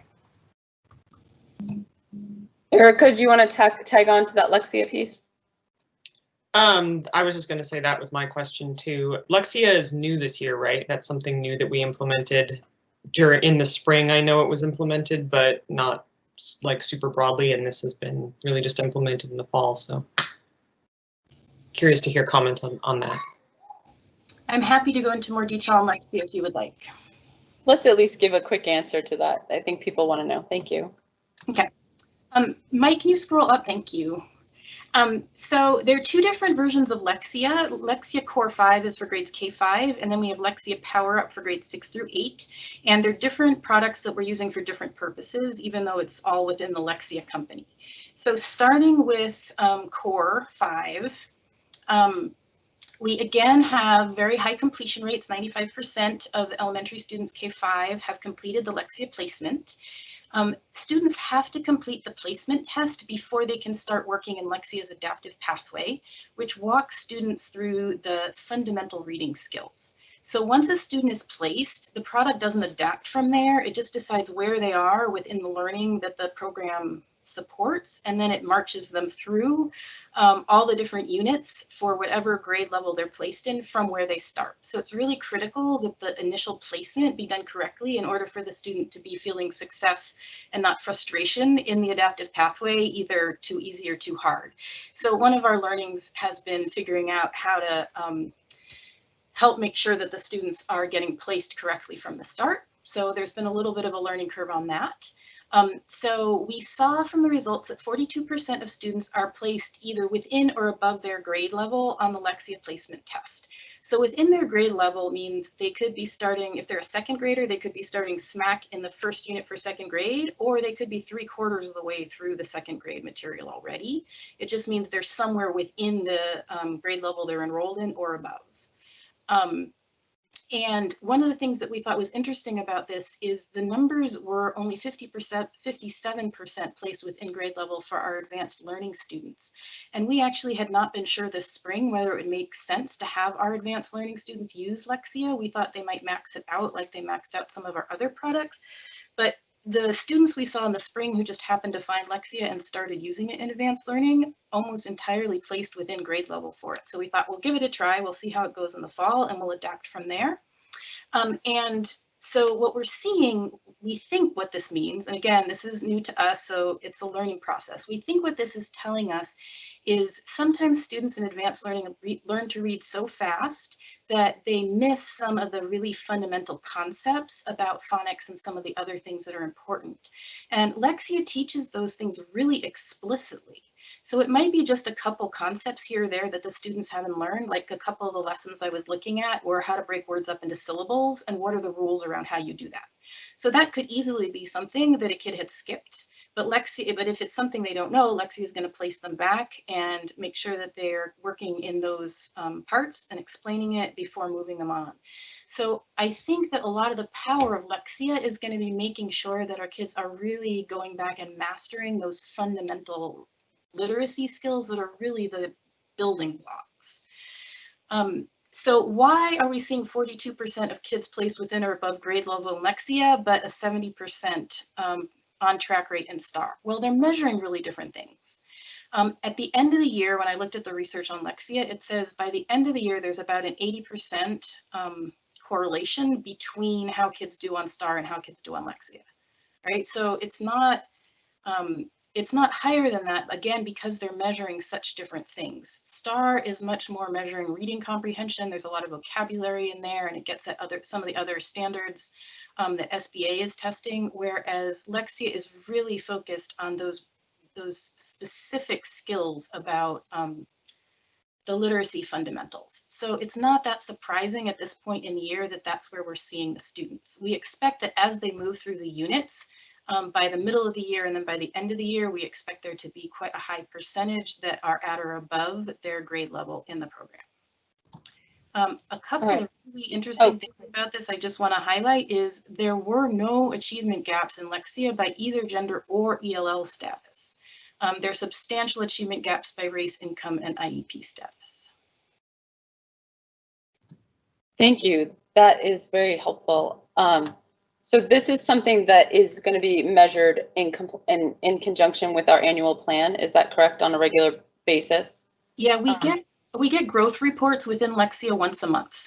Okay, so my question is really like, in addition, our annual plan is a little bit more of a reflective set of goals. We do make adjustments during the year, but they're not as like targeted and time sensitive as the COVID adjusted measures are, like we're looking to do, like what Scott's doing with engagement and trying to make sure like every day, every week we're finding kids, reaching out to them to try to get them to school. So how does this get used to establish our back to school adjustments? So the way Lexia is intended to be used is teachers are expected to be logging into the platform every week to monitor student progress, because if students get stuck on a unit, Lexia has tools and lessons for them to teach either individual students or groups of students so that they can master that material and move on to the next. So teachers are in there on a weekly basis looking at individual students. And then we are, as I mentioned, we get growth reports overall once a month. They come at the beginning of the month. And so that's when instructional team can go in and look across the system. How's it going? Are there bright spots? Are there hot spots? And then we can allocate resources based on that. So what we just saw in our last data dig is there were places that needed some additional supports and training. And we found that the best way to do that is to go out and do it at the schools. So we're now providing training for each of the schools in both Lexia and Freckle, because that was one of the things that we identified as needing additional supports. These tools are really only as powerful as how teachers use them. So that's an example of how we're using that. I don't know if that answered your specific question. No, I think you gave me that you're looking at it monthly, and so when we look at the monitoring plan, understanding and agreeing to like that's what we expect to be happening, and we're and that's what we expect will help us define things. Super helpful. Thank you. Are there any other board directors who have questions on this material before we move on? I have one that I'm going to hesitate a little bit with, but parents are very concerned about that their kids are getting what they need to get, that they're getting that same or almost the same year of instruction that they'd be getting if they were in the physical school and so forth. So it seems like we have some ways to measure reading and probably math, I'm guessing, and some results like we always have. That's our traditional way of doing things. We always look at math and literacy scores.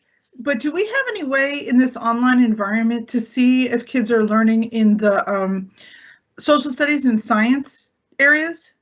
Or is, because that's where, normally we don't measure that, but this year parents are really concerned that their kids are getting a good education. So that would be reassuring. Yeah, so that's built into the assessments that the teachers are doing at the classroom level. And Sharon, do you want to answer that in more detail?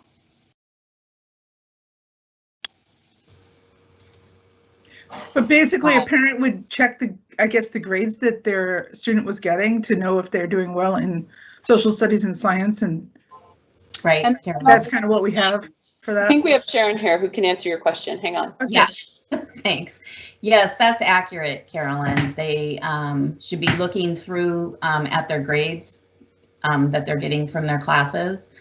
Just like we did in math and literacy, we also went through our priority standards, and we're teaching grade level standards in all of the other courses as well. Are there district unit exams or something in there? The reason why I'm asking is, do we have a way of knowing that all the different classrooms are kind of hitting the same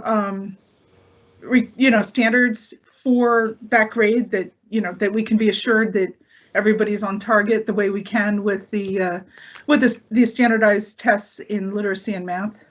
Yeah, not at the same level for sure, like we are doing with reading or literacy and math, but we do have curriculum and assessments that teachers are using, and if parents are checking students' grades, that will be a good indicator of student learning.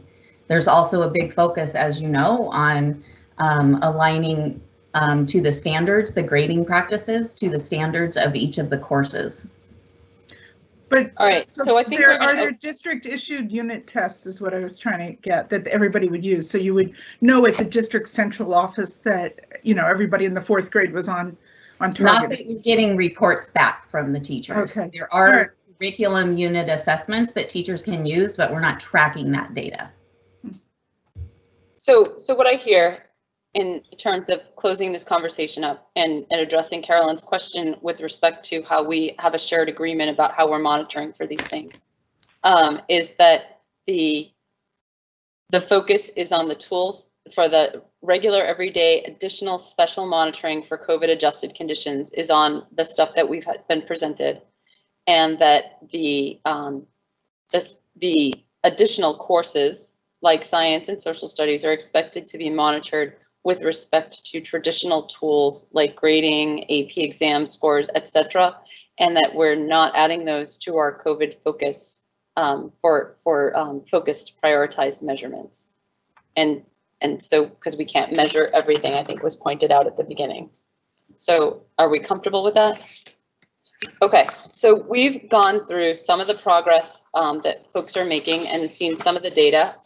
we really need to come to a shared close on the agreement to what we're going to monitor and the frequency of that monitoring. So I think we need to get that from the superintendent and his team, a very clear plan that shows. And I think that this document here, I guess you can't really see it on camera, but it's the, I think, called Return to School Priorities doc. I think that could turn into the plan, but you need to add the frequency of monitoring, and there are measures that are missing. And then we can meet and people can review this, but we need to meet and finalize and agree on what that is. And there's been feedback on some of the components of it tonight. Board directors, is that consistent with your understanding of what our next steps should be on establishing shared expectations around the measurement and monitoring of these COVID modified learning? So I think it's a start, and it's good to get some of the data, especially since we were told we would get it at this meeting. But you know, in the commitments, we never made it even to commitment 2, educate each and every student. And it speaks to what Carolyn was just bringing up about that we will work to flexibly provide each and every student a full school year of learning to course or grade level standards that meets our mission for education to be rigorous, relevant, innovative, individualized, equitable, and exceptional. And so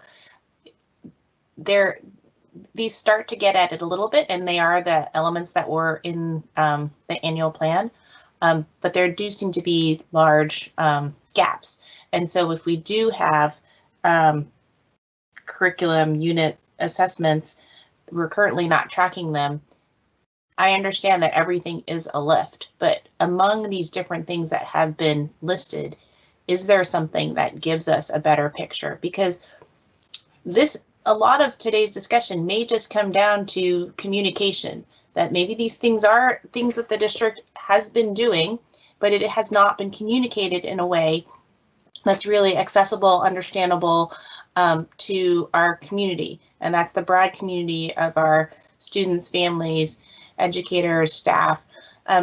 So if we don't know it's happening, it still adds to the anxiety, which interferes with learning and contributes to, you know, mental health issues. And so perhaps it is that, but we really need to have a clear understanding that the standards are being taught and that the students are having the opportunity to learn them all and be supported through them. And that's what's not clear.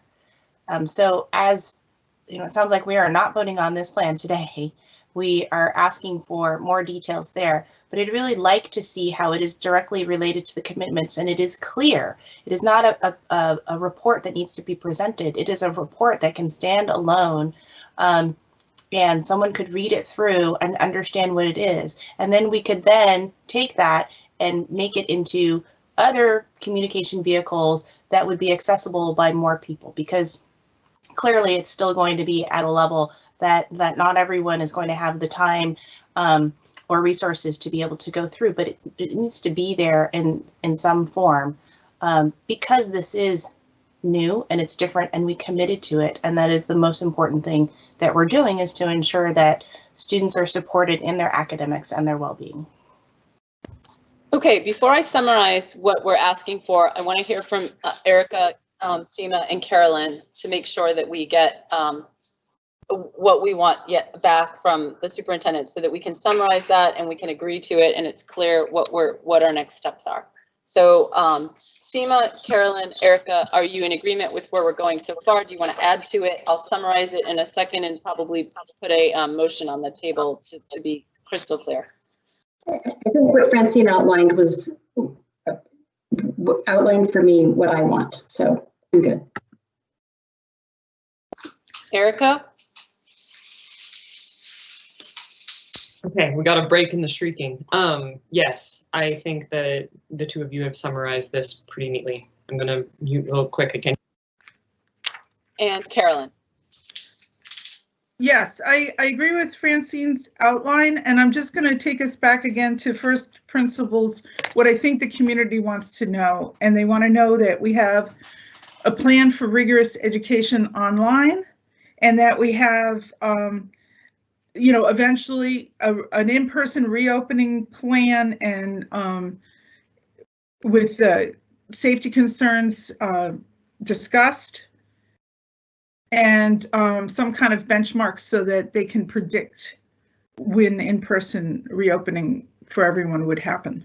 So Carolyn, I'm going to clarify that those last two things that you are stating are the thing that we're going to talk about next. I'm going to separate, all right, if that's okay. If like we'll talk about the monitoring plan that was supposed to be tonight's 5.2, and we'll talk about the in-person progression. Is that so? Can I add those to the next part? Is that all right? Yeah, I just these are the two things I needed to get out of the meeting, right? So one of them was, you know, just to reassure the community that we have, you know, plans for their children to not be behind if they have to stay online. That's one.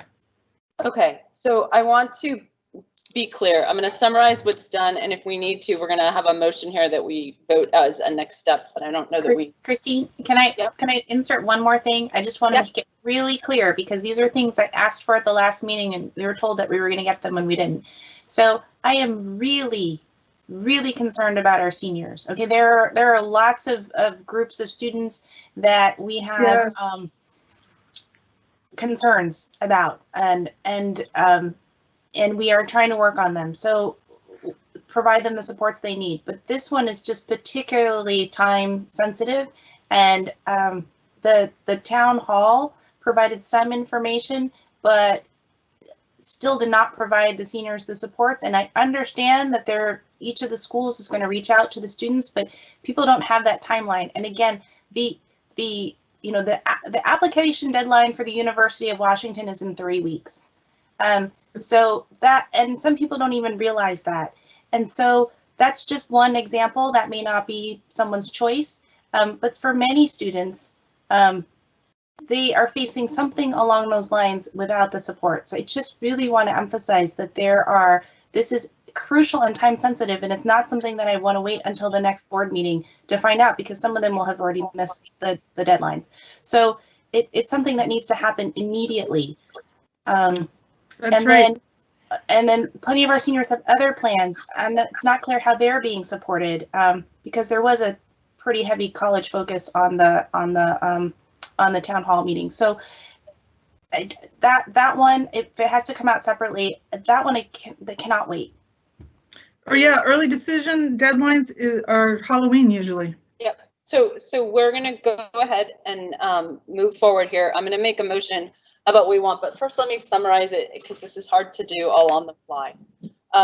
What we're trying to establish here is a set of shared expectations around the monitoring plan to show that we are being accountable to the commitments that we established, and that we are adjusting, and that this plan allows us to adjust regularly, and that it address needs in a timely fashion, so that regardless of modality, we are going to give our kids what we promised, and all our stakeholders what we committed to.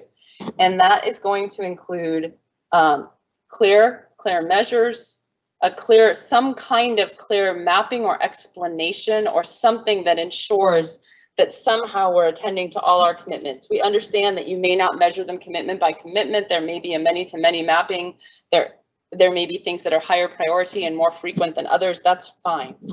But we want clarity of how these map and uphold our full set of commitments, that there's a clear set of measures and a timeline, that the document is comprehensive. It stands on its own, but it's not so comprehensive that it's not accessible. People should be able to use it, understand it, and see what's going on. And in addition to some of the things we've asked, in the last meeting, we came up with a bunch of asks. One of them was the transition years plan. There's also the part about staff professional development and support that is really critical. Health measures were part of this, and regular stakeholder surveys were expected, and the special education programming progress. So not just that we do it, but that there's progress against IEPs. And I think I talked to Kristen and Heather today, and the things they're planning sound exciting. So we just want those things clearly represented here. So I'm going to motion that, well, let's actually, Dr. Duran, is that a viable thing that can be created this week? Well, I think we're going to have to do our best to get it created. So I think it's clear in terms of what the expectations are for that. So we will work to do it and adjust as best as we can. So what's a reasonable, like, when can that be documented? Because this isn't just an exercise for fun. This is to get transparent with our community and with each other, so that we're not feeling surprised or waylaid by another expectation or this or that this is what we agreed to, this is what we're focused on, let's go. So I do just want to underscore Francine's point. Like, I think if there's something we can pull out and say, expedite this one first, it's got to be supporting seniors, because we all know that we got anecdotes across the district, and I don't have a sense for how prevalent certain problems are, but certainly hearing about some students not even being able to get recommendations and just being unclear about process is very concerning. So to Francine's point, they may be effectively ruling out certain schools. So if we can, let's move that one to the top in terms of timing.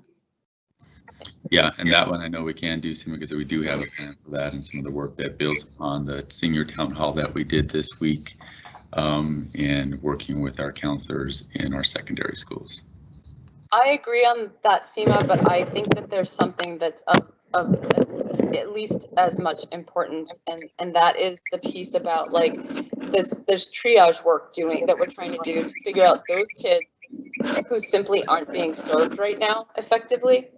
And so figuring out how to get those kids back to school. So having measures, having a way to know who is simply not learning and being served at all right now, and getting those kids, having a plan for those kids. So the measures in this survey, we need some way to make sure that we have a way to check who's not learning or who's not engaged in a meaningful way. And we got to identify them. It's been 6 weeks into the school year. We have to serve our kids. So I would ask that that be of equal importance. All right.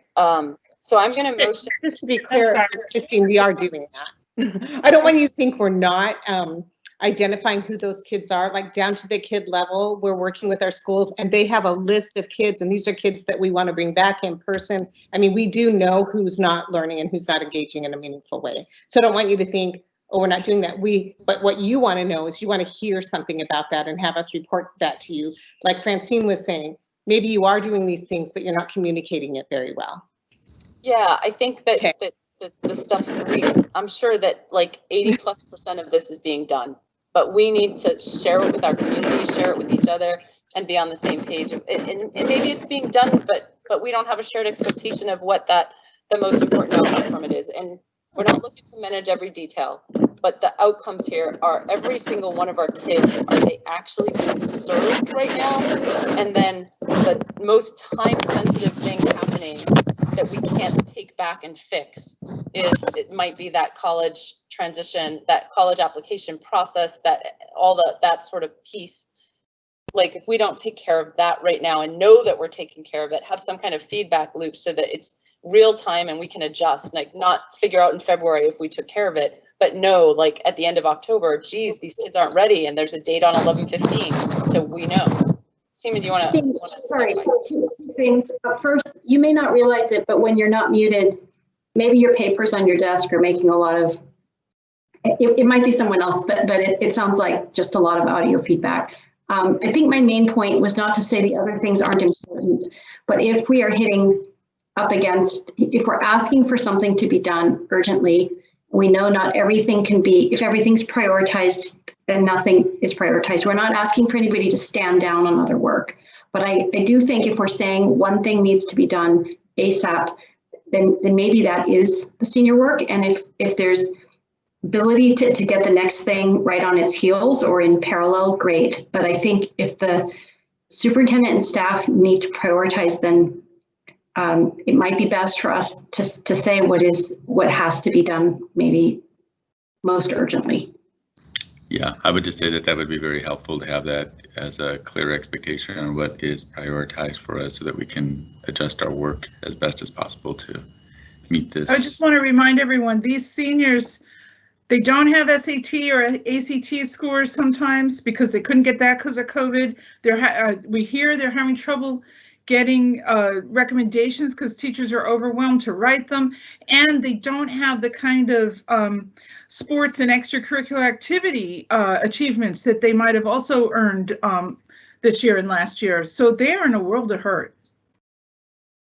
Okay, so I'm gonna motion that the board is going to direct the superintendent to provide a clear return to school or COVID adjusted learning monitoring plan that identifies clearly how we're going to know if we're being successful in a time with our commitments in a time frame that allows us to make real adjustments that are effective, that is clearly mapped to our commitments in a way that is clear. It's not about, as I said, a perfect one-to-one thing. It's just that there's clarity that we're meeting all our commitments, that there are timelines, and that the document is standalone and is accessible to others, and that it reflects the discussion we've talked about tonight, and that it includes a high prioritization for seniors at this time who are navigating the college process, and it incorporates some way of ensuring that right now we're taking care of them when they need to be taken care of and supported. Board, anyone want to second that? I second. This is Seema. Okay, any further discussion? Yeah, I just want to make it clear that it's especially with the seniors, it's not a whole big plan that we get in a couple of weeks. It's something that if they're it sounded like there were plans, but they just haven't been rolled out. Like, our seniors coming in and getting the support that they would have gotten usually on Super Wednesday, like, what is it, and is it happening in the next couple of days? Essentially, that's the timeline. It's become that urgent. So let me amend my own motion and suggest that the timeline on it is that we receive this by Tuesday at noon. That gives a week to get this done as opposed to just a couple days. One thing I wonder if we can do, and maybe it can be done even sooner than Tuesday, is just if every principal were to ensure that all seniors in the class received a communication or apprising students of dates, which was something Francine flagged, is really important, because I think that's something that, with every day feeling like the next day, there's kind of a time warp, and people may not realize that some of these dates, when they pass, are gone.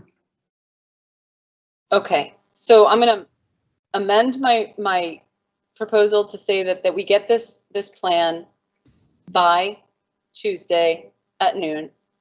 Next week, Tuesday, I would have to, let's see, today's the 27th of October by noon, and that by Friday, the 24th of October, there has been meaningful action taken to ensure that seniors have critical information. And access to supports. And access to supports. Great. Can someone second the amendment? I second. Great. Dr. Durant, does this fit in with doable? I mean, what we're asking for, this plan, was something that was supposed to be here tonight. So I don't think we're like asking for some massive new document. We're just asking to complete the work that was started in terms of bringing us tonight. It's going to have to be doable, and so we'll just have to work with our team to try to figure this out. So we will do it. Great, thank you. Board, I'm going to ask you to vote by voice on this one. So we'll just go, I'll call your name and you can just vote yay or nay. So all those in support, in favor. Francine? Yes. Carolyn? Yes. Seema? Yes. Erica? Yes. And I'm also a yes. Okay, Great. So we're going to move on to the progression, which is actually something that's at the heart of all these conversations. But I want to call out, like, we're focused on the quality of results for our students in a way that's scalable for the staff that we have, that we can maintain. That's what we're looking to accomplish this year. We didn't focus on just the transition for one mode to another. Like, that is important, but our real focus is on quality of experiences and results for kids. Now we need something that helps deal with their anxiety and addresses part of their needs for that service, and that's the plan to get from one phase to the other. So Melissa, we had asked for there to be a single document that sort of summarizes that plan, and that tells us, points us where to look for the complementary pieces or the extra pieces. Where should we look for that? Is it, Dr. Duran, is it going to be you or Melissa that walks us through this? Melissa will walk through it. All right, so can you just show that to us? And I think we'll just see if there's any feedback on if anything's missing, and we're going to make a motion to get this updated so that it's consumable by tonight as well. So this, hold on one second, I'm sorry. That's okay. And also just want to add that we did receive feedback on that, on this document, so we made adjustments to it based on some of the feedback we received from President Chu. Okay, do we want to start with the Legos or with the decision trees, President Chu? I'm just trying to understand where you want to start. I think that the deal is, what is it that you would say if you're a community member and somebody asked you, what's the plan? How will I know how we're going to go phase to phase? Where do I start? Let's start with slide 33, Mike.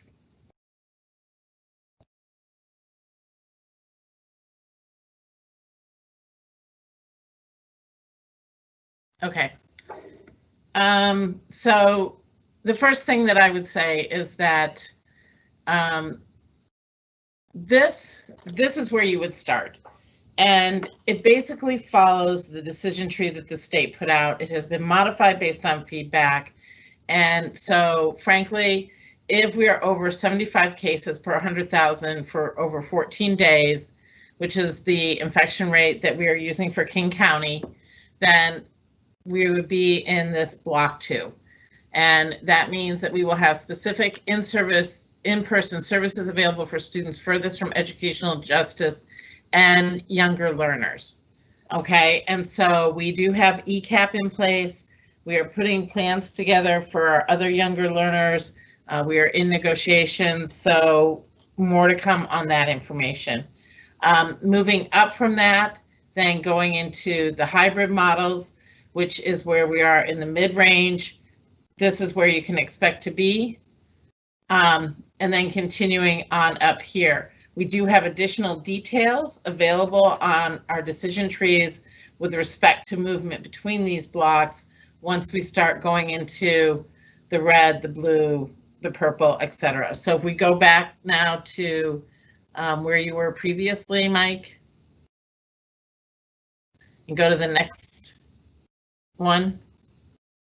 So this is the first decision tree that we would be using to support our ability to move forward. And it has a couple of things. The first is building readiness.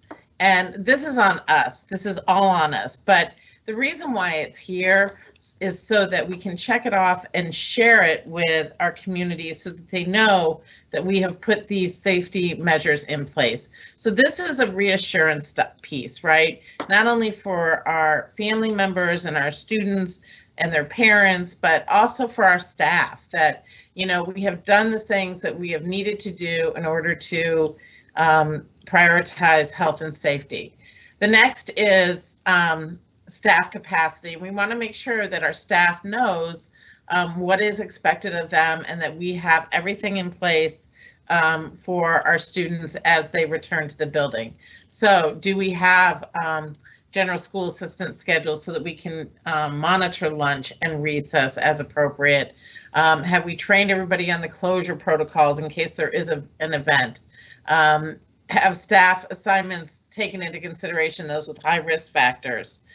So all of these things are just to make sure that our staff know what's expected of them and that we've got everything in place. And again, it's a reassurance piece as much as anything, and this is on us as well. And then finally, communications. We want to make sure that all families know what they need to know to return to school. So things like how to do the attestations, where do they drop kids off? Do they have their bus routes? What are the protocols at our bus stops and when they're boarding the bus or exiting the bus? Have they been informed on what happens if we have a closure? And so all of these things need to be in place so that families know what's expected of them, as well as what they can expect and what their student can expect when they return to school. So this is the first set of decision trees for the start of hybrid. So the first piece is the Lego box, the second piece is this, and then go to the next one, please, Mike. And then the third piece is when do we move to the next phase? And so you can see in the very front is the health conditions, and that is what's on the Lego diagram in terms of the number of cases and monitoring those. And then we continue with the building readiness. And this switches, this is a shift because we've been in the building and we've already started, but these are questions about how well are things working? You know, do we have our reopening protocols effective and are they still understood? Is it working around lunch and in the cafeterias? Do we have enough supplies still when we add more students to the building? So this is more around, are things working as we had thought they would?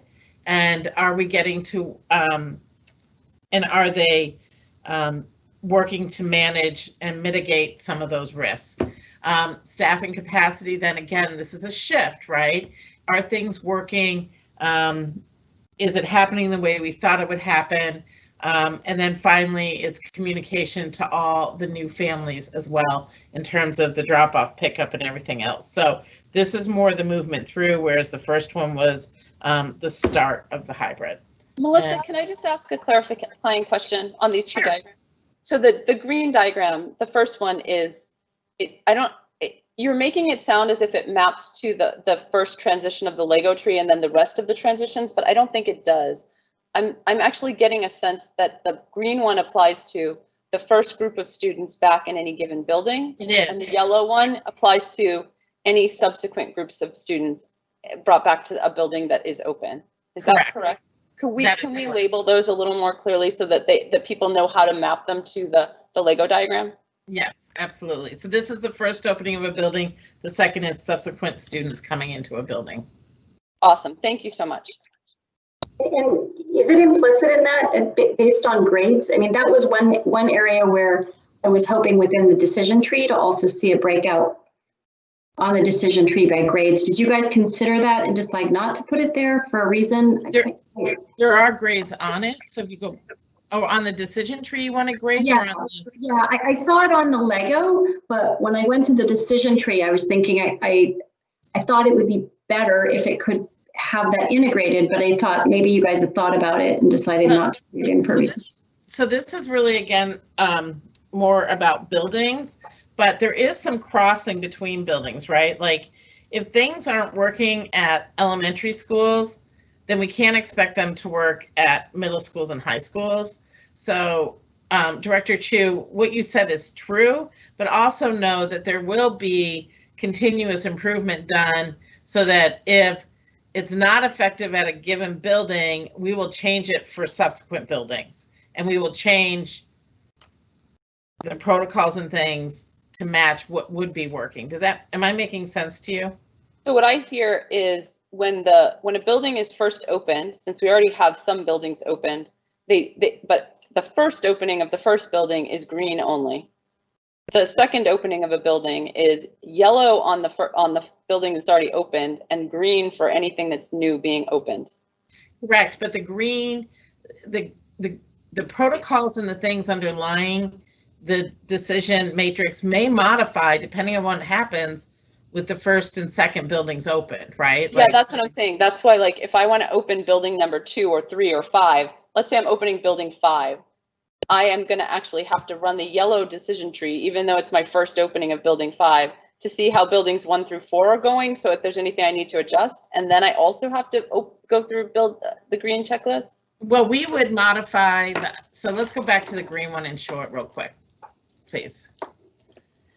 So let's say that we found out, oh, I'm so sorry, my daughter is here to swap keys because I was supposed to take her to hockey.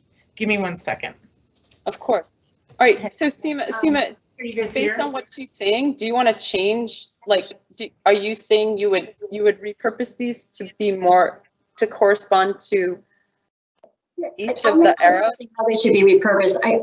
When I looked at them, I found myself cross-referencing across this and the Lego bricks.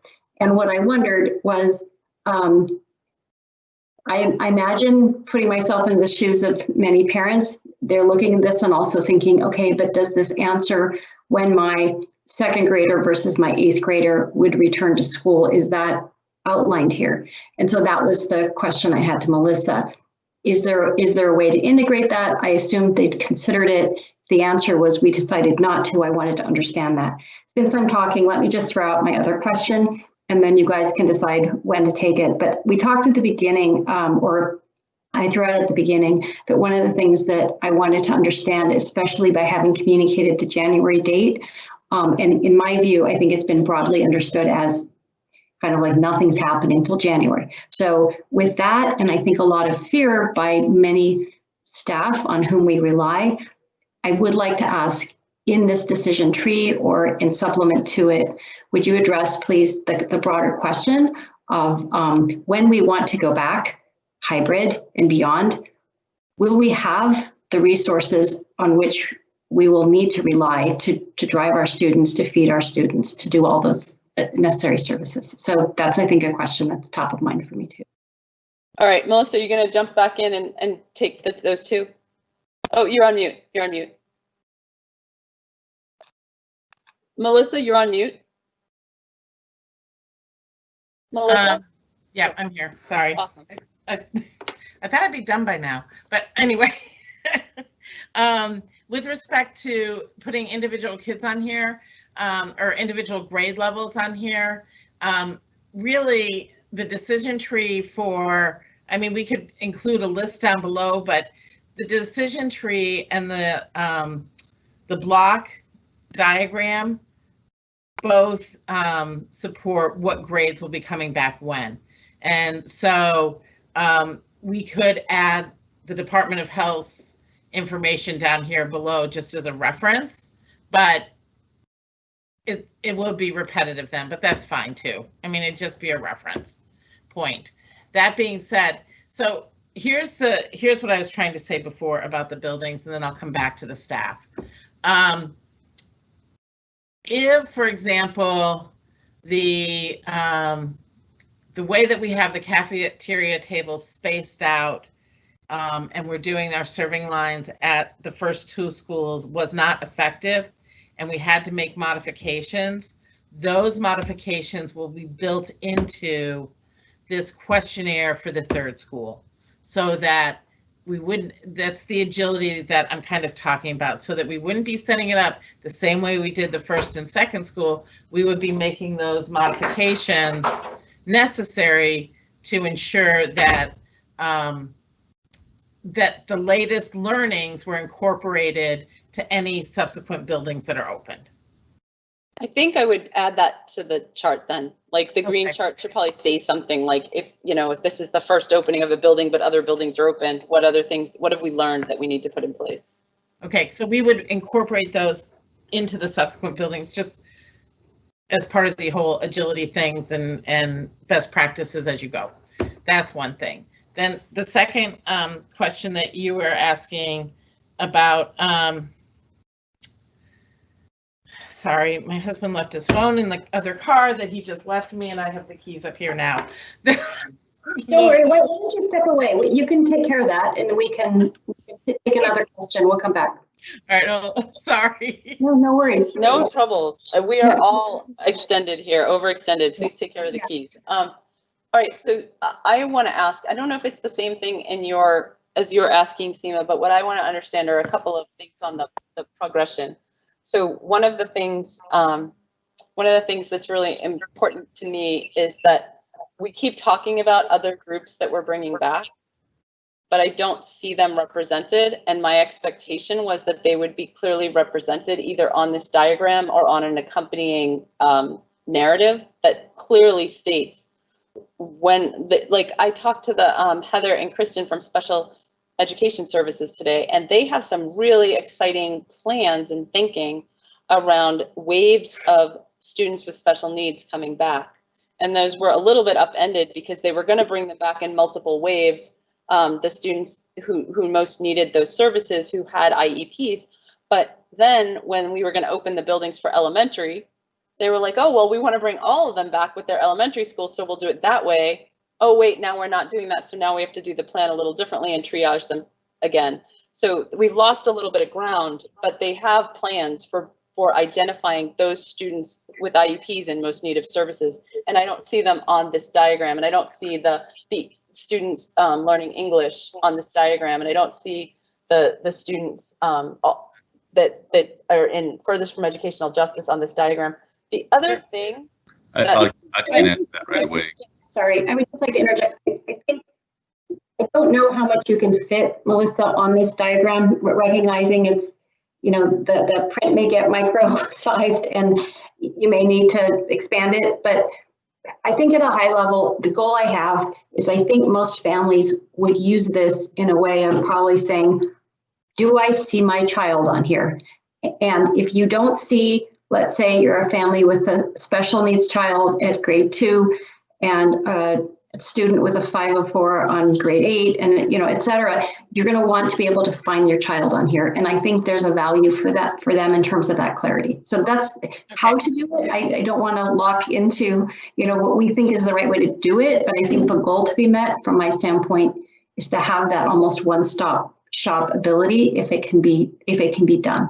Completely agree. Thank you. I just want to add that one of the reasons why you're not seeing specific groups being listed out right now is that, again, we are still in negotiations with the Bellevue Education Association. So we do have plans for expanded services, mental health, open up other buildings, but we have to finish that up. We have a meeting with them tomorrow, and we really believe we'll be able to get through those tomorrow and get to some agreement and then be able to announce that very soon.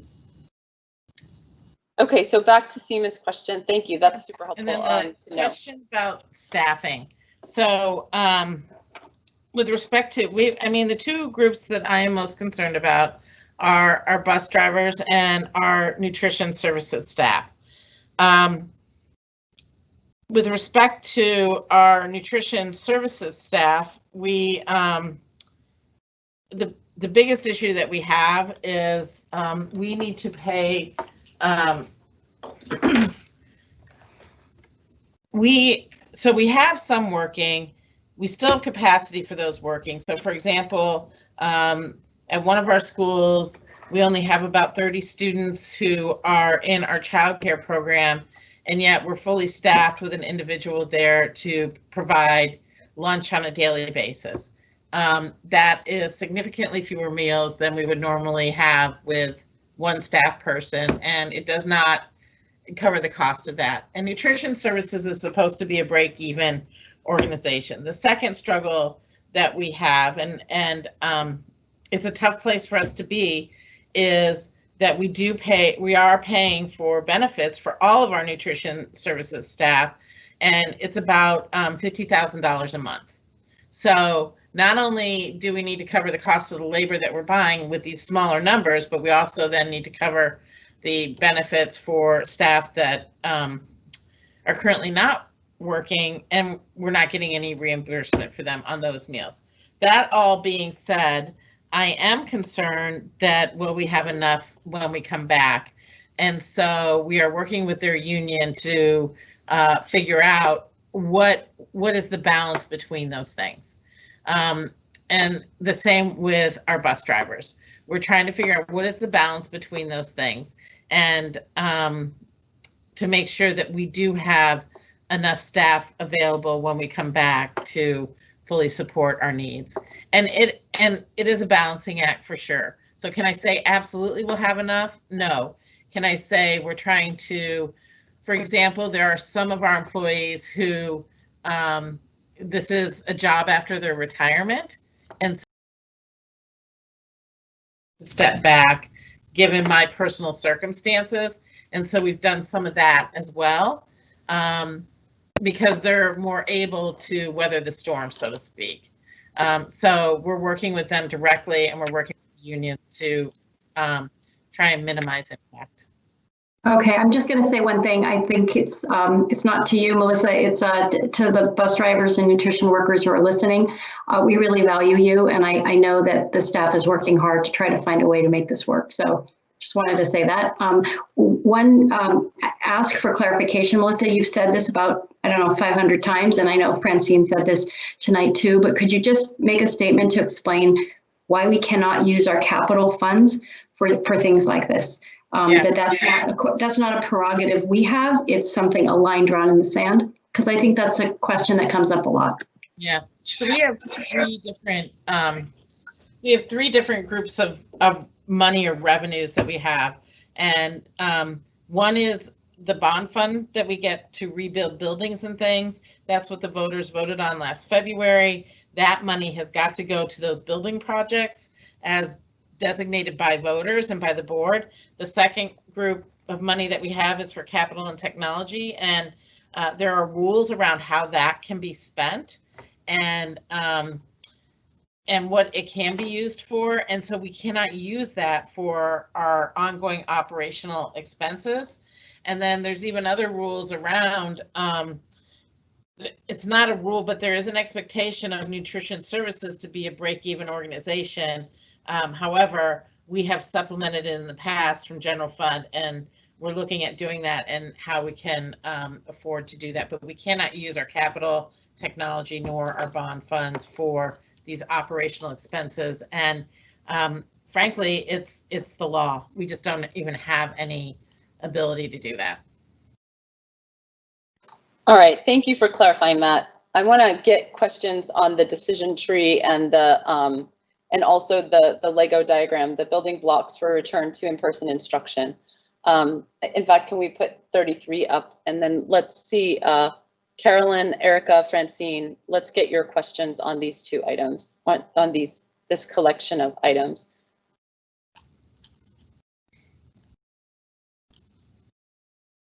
Carolyn, do you want to chime in at all?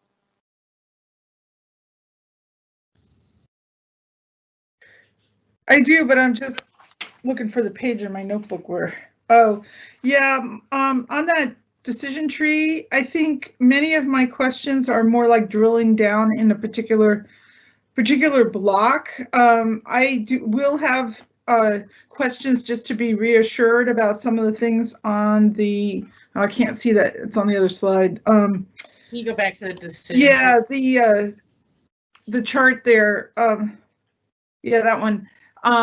You know, I do like the ventilation. I know you're thinking about it. You got the word ventilation up there and everything. And you probably have done everything I could possibly think of, but you know, it wouldn't fit in this block, but I would like to know more about what was done there. I also am still feeling kind of uneasy about the quarantine and isolation, but these are kind of operational things. So I see that you've got them on there. I'd just like to know more. And then the other thing is, the other question I'm going to have is around the teachers. And, you know, the question here, have staff assignments taken into consideration those with high risk factors? I keep asking that. I think I asked that at the last meeting, but I found out today that there's 100 teachers that wanted a virtual assignment and didn't get it. So Jeff, do you want to speak to that? Yes. And I'll talk to the other things in a second. Go ahead, Jeff. Yes. Yeah, we actually had over 300 teachers request virtual assignments, but not all of them requested it because of their own health conditions. They had other reasons to request those. So we prioritize the health condition of the teacher first, and then the health condition of somebody that was in the immediate household. And that's where we started with the placement. And then if we had the ability to place anybody else after that, we did. But there were more people who wanted remote assignments than were available. The second thing is not all assignments could be done remotely in and of themselves, especially as we move some of those to hybrid. So that's really been our biggest challenge, is how do we get that transition for people who are more comfortable in the remote setting as we bring more kids in.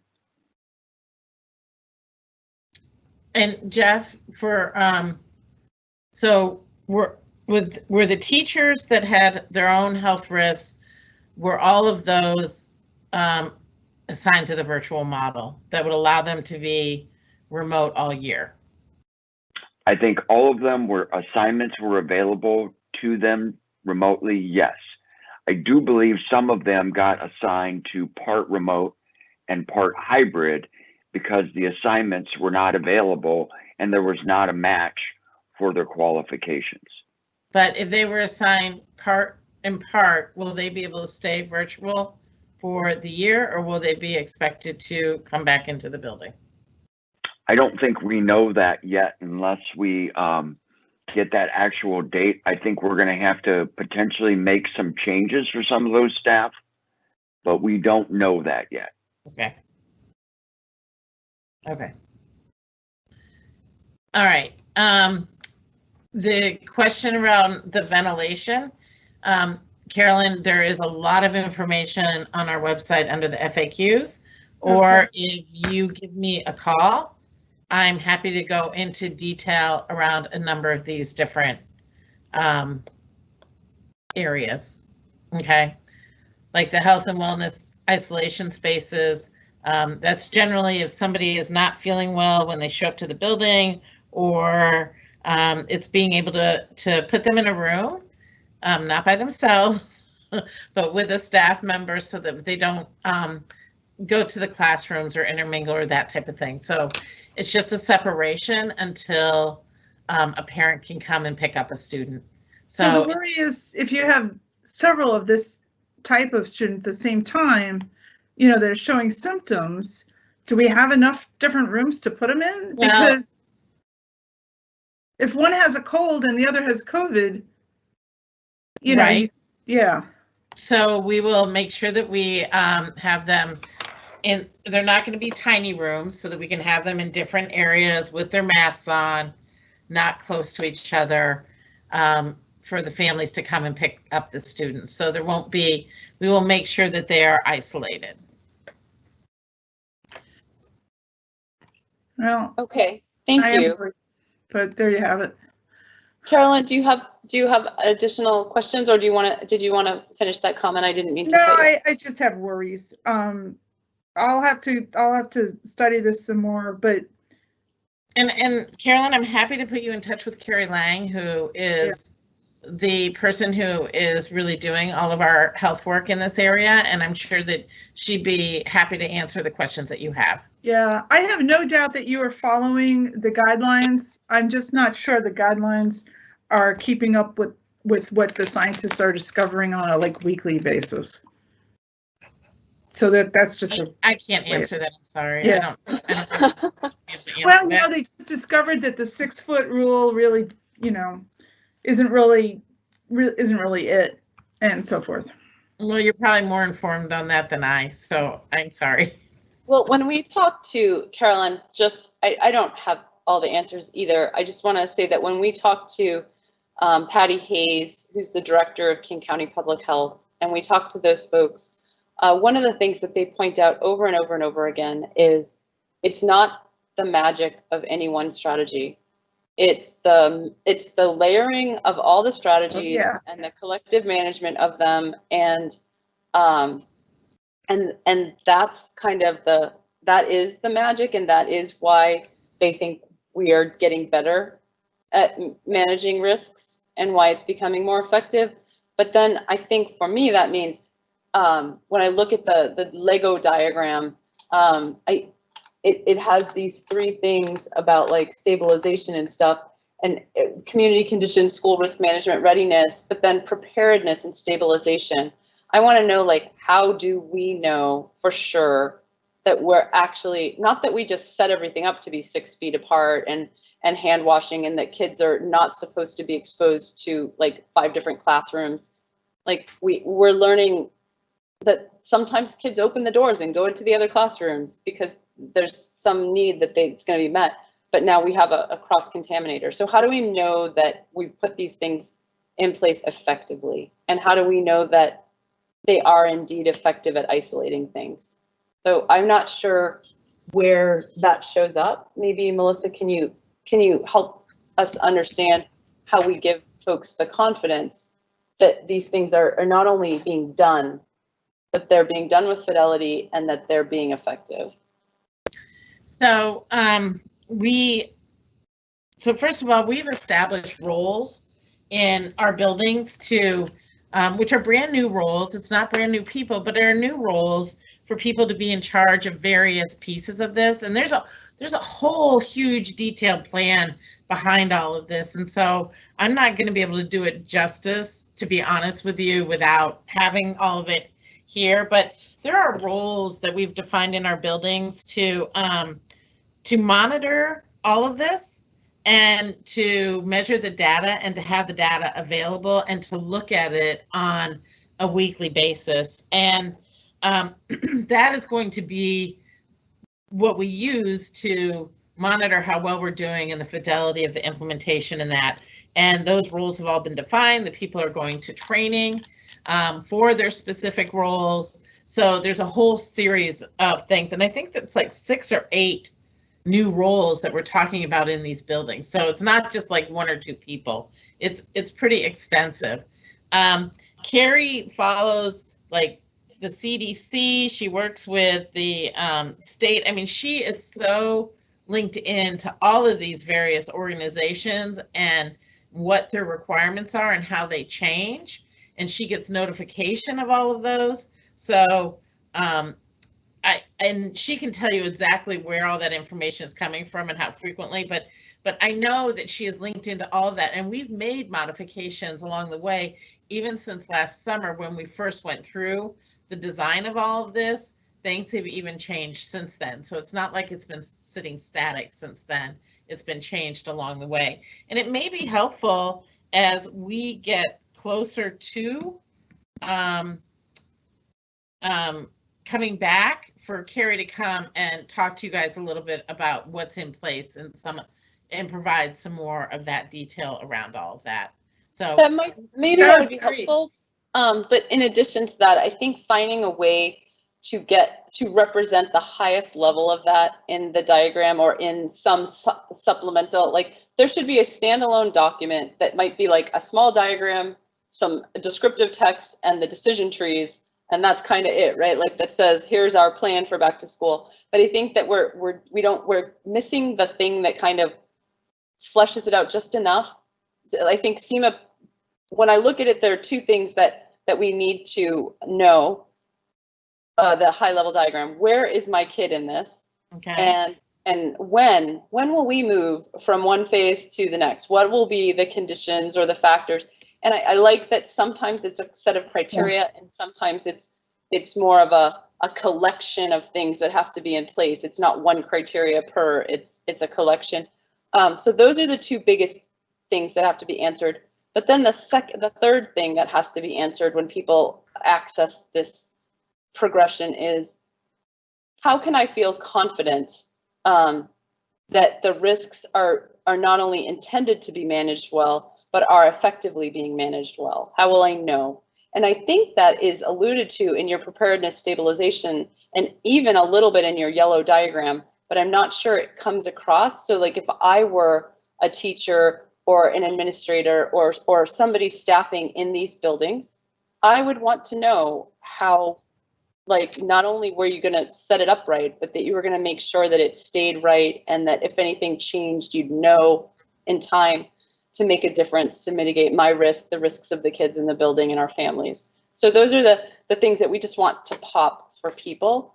And so I wonder how to get that in there. And then I want to go back to getting Erica and Seema, were you about to ask a question?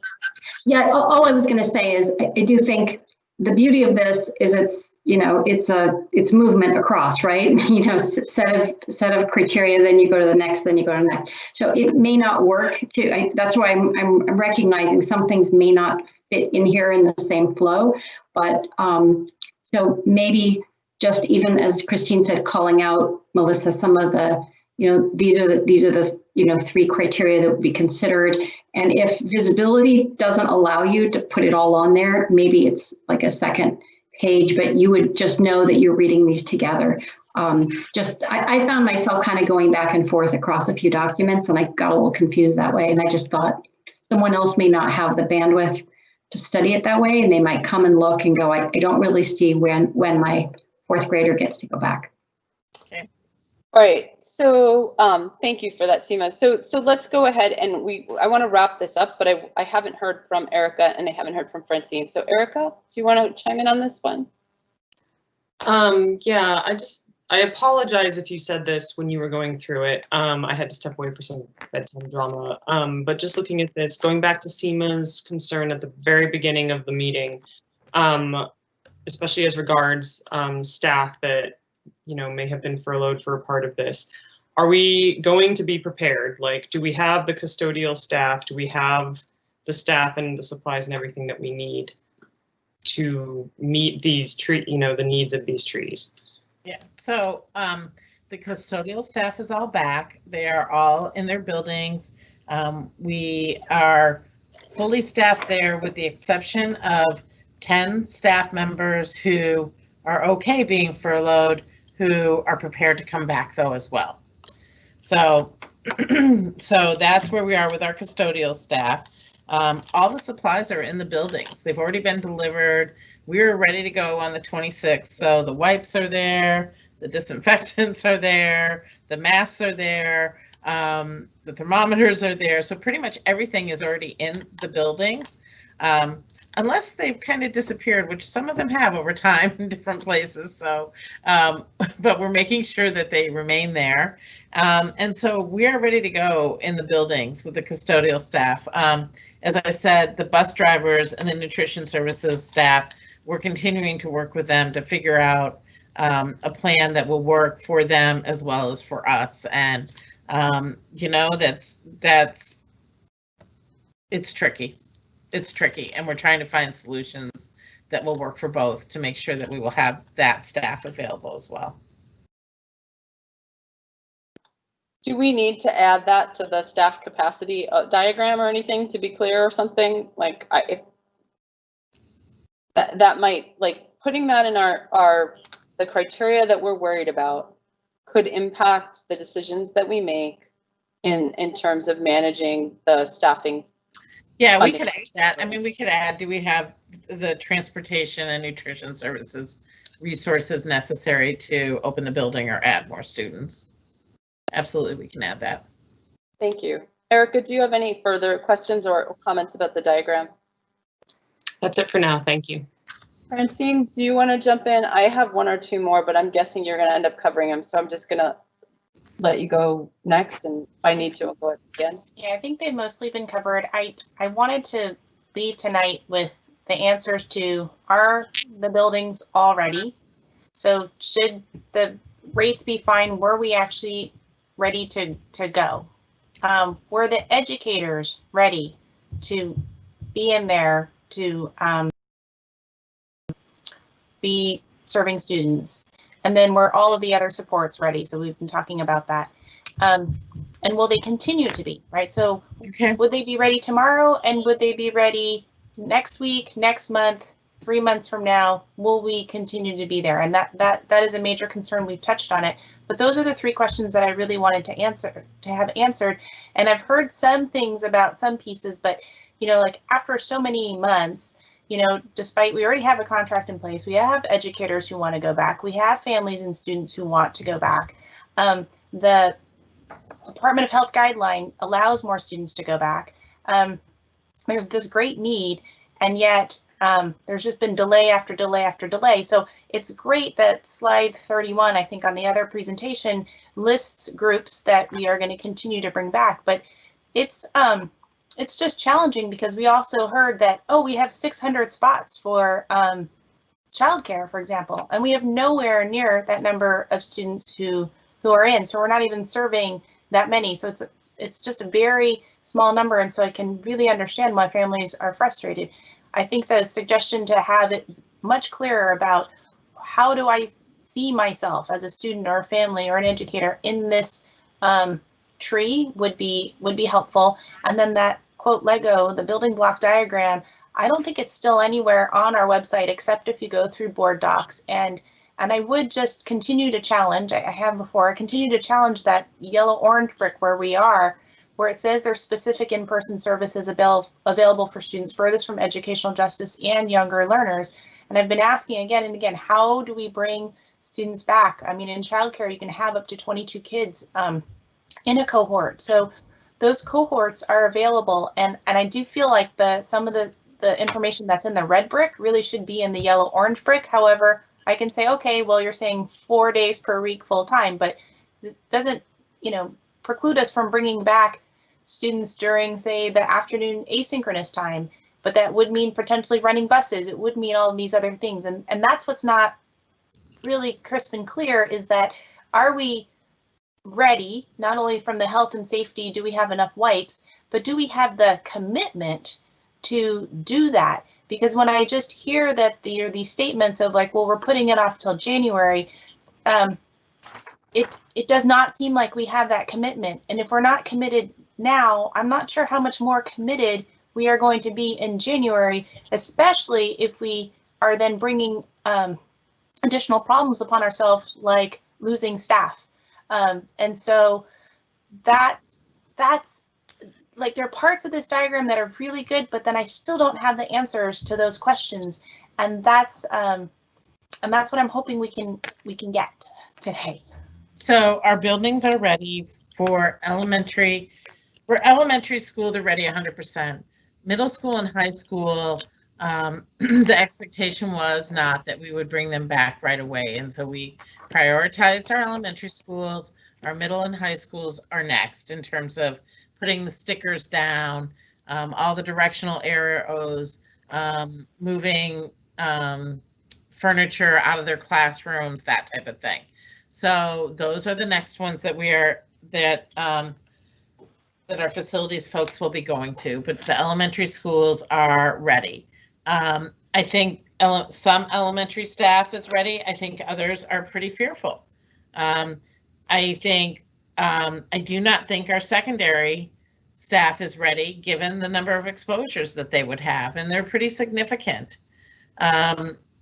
So that is where we stand. However, we are trying to do some things in terms of in-person opportunities for all grade levels, and I'll just leave it at that until we get through negotiations. Okay, and then the part of that I do want to emphasize is it's not just all grade levels or all students who share a particular characteristic or receive a particular service, but that I would like to see the district being able to provide something for every student who wants it. In other words, the families who understand and are either ready or do not have much choice in understanding that it is a risk mitigation strategy, but that the services that they can get for their students far outweigh the risks or detrimental consequences for not receiving those in-person services. And so it's a different ask than just saying, hey, open all the schools to everyone and go back to, I'm calling it historical school at this point, right? We're not going back to historical school anytime soon. It's going to look different. It's going to have masks and distancing and all these other things in there. But we're talking about these, the internet cafe type of thing. We're talking about these things, but I don't think it's exactly clear to families that my student, right, or the student says, I can be one of those people. Like, I need those services. And so even if the buildings have identified certain students who are falling behind or maybe have, historically been marginalized, but is that still, as an individual student, is that me? Am I being taken care of? And so I'd like that message to get through. It's not just, each individual needs to know that service, there is an opportunity for them. So do all our secondary students know that they can sign up for athletics and activities and be potted and be having that? That's that type of thing. Okay, thanks for that. All right, I'm going to summarize all this in a moment, but my remaining questions, there's just a couple of them. One is when I look at the brick diagram, Mike, is it easy to bring up the brick diagram again? And just for those wondering, we're way over time. Yeah, we know that, and we need to wrap up. I am going to propose pretty soon here that we are going to table the rest of our agenda, but unless there's an essential item, then we'll take care of it. But this is the most important thing. So is the whole back to school, taking care of our kids and staff and families now. So in this diagram, the questions that I have are, first, when I look at the red brick that's about K1-2, our young learners, it seems that over by the gray spot, the transition criteria don't line up with what's in the Washington State Department of Health decision tree. As young learners, they qualify for the higher exposure. They qualify for services in the higher exposure. And if we want to say that we have 2 levels of K1-2 that we're going to offer or something, because we are looking at that differently, that's fine. But right now, this is out of alignment with the health thing. So I want to understand that. Well, it depends on, so if you're defining young learners up to 2nd grade or 3rd grade, that's fine. We can make that adjustment.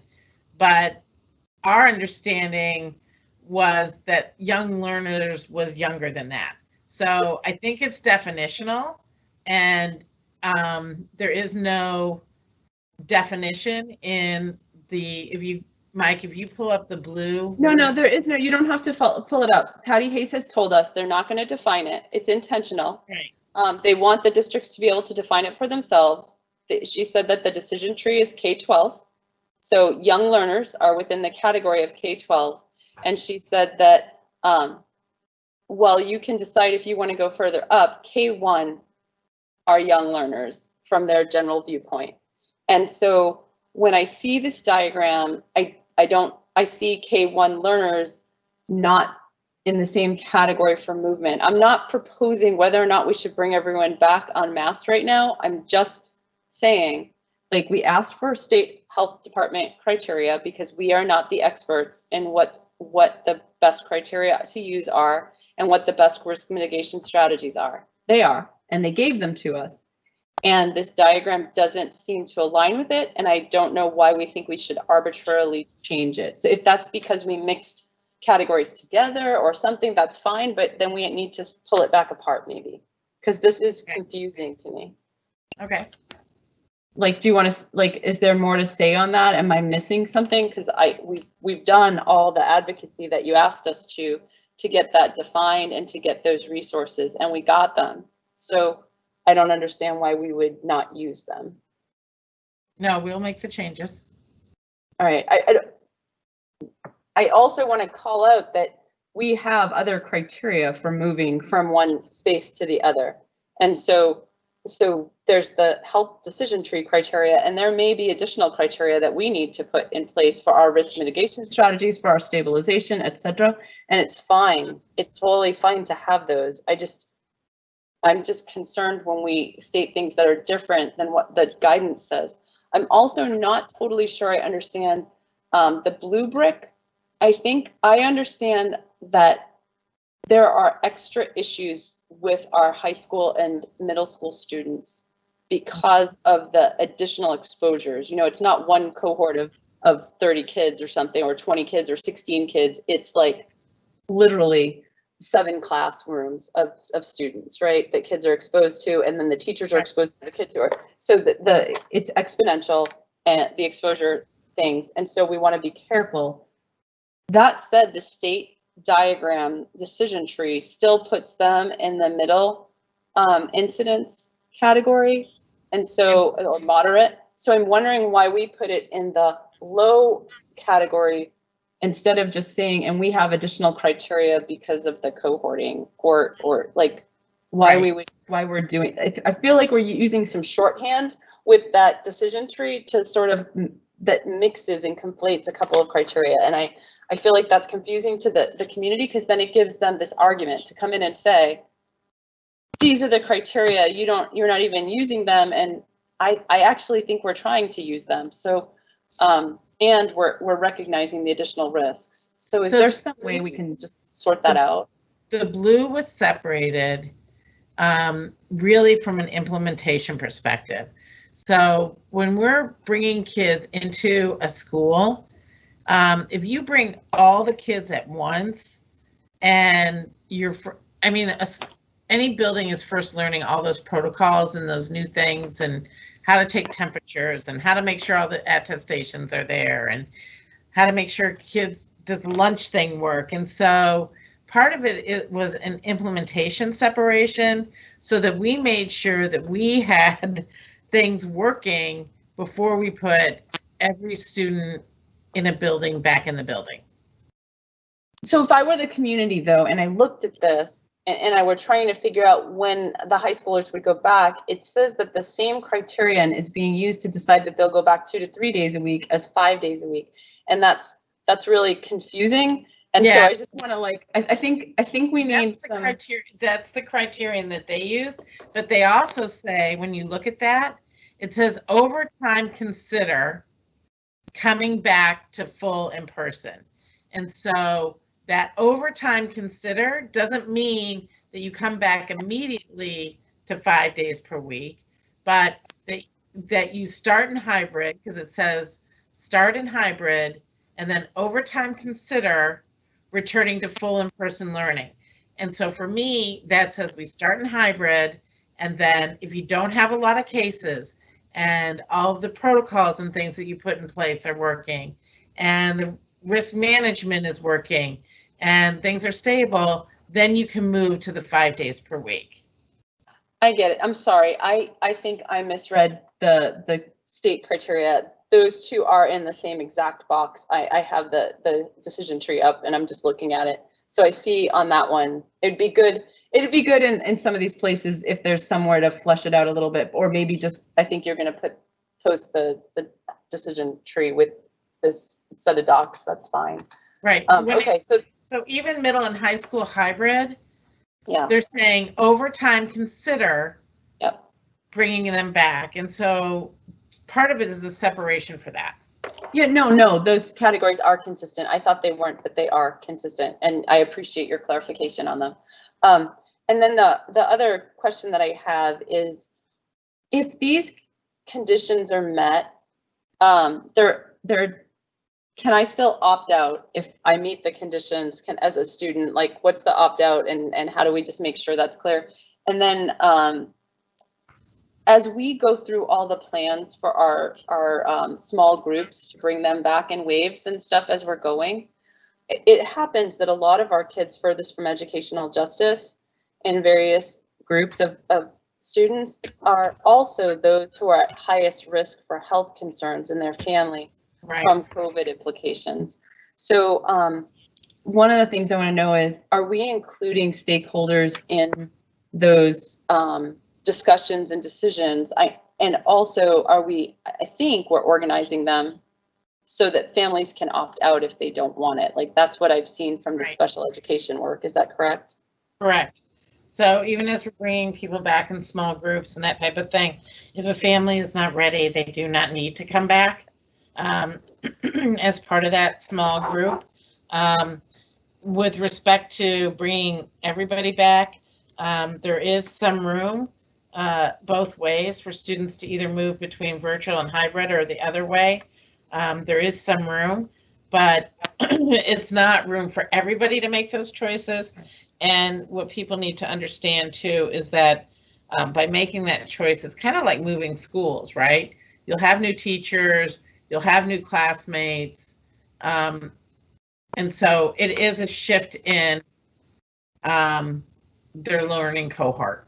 Yeah, no, I was more referring to the small groups that we're bringing back. And also, how are we involving stakeholders as we make some of these prioritizations and plans to make sure that like the families are able to speak up for what, like, that we have a sense of how families feel comfortable and how they want to handle some of these things and how they want to proceed. So that needs to be done at the school level, where they interact with their families on a regular basis to see who wants to come back, who doesn't, what the program will look like, that type of a thing. Okay, thank you for that. So board members, are there any other questions or things that you want covered so that it is crystal clear sort of where we are? And if this living diagram needs to, this living plan needs to change, then we need to update it, but to have something documented that gives transparency for where we're at right now.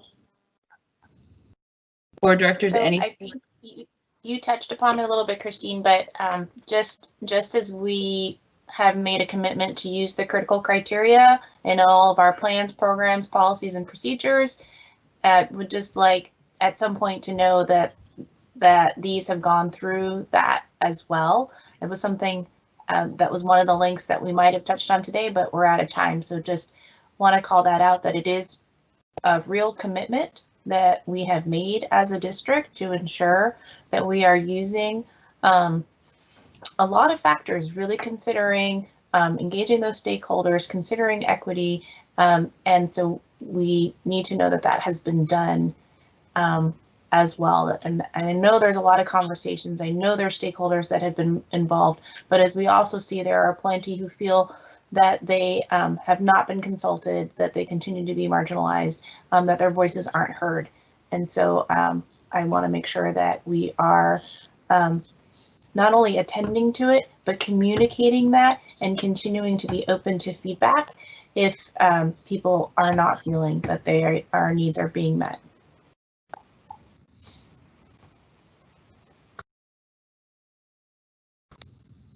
Okay, thank you.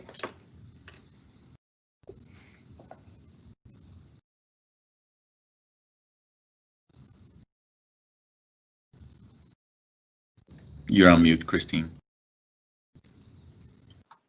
All right, so the summary that I have here, barring Carolyn, Seema, and Erica having any final inputs on this plan.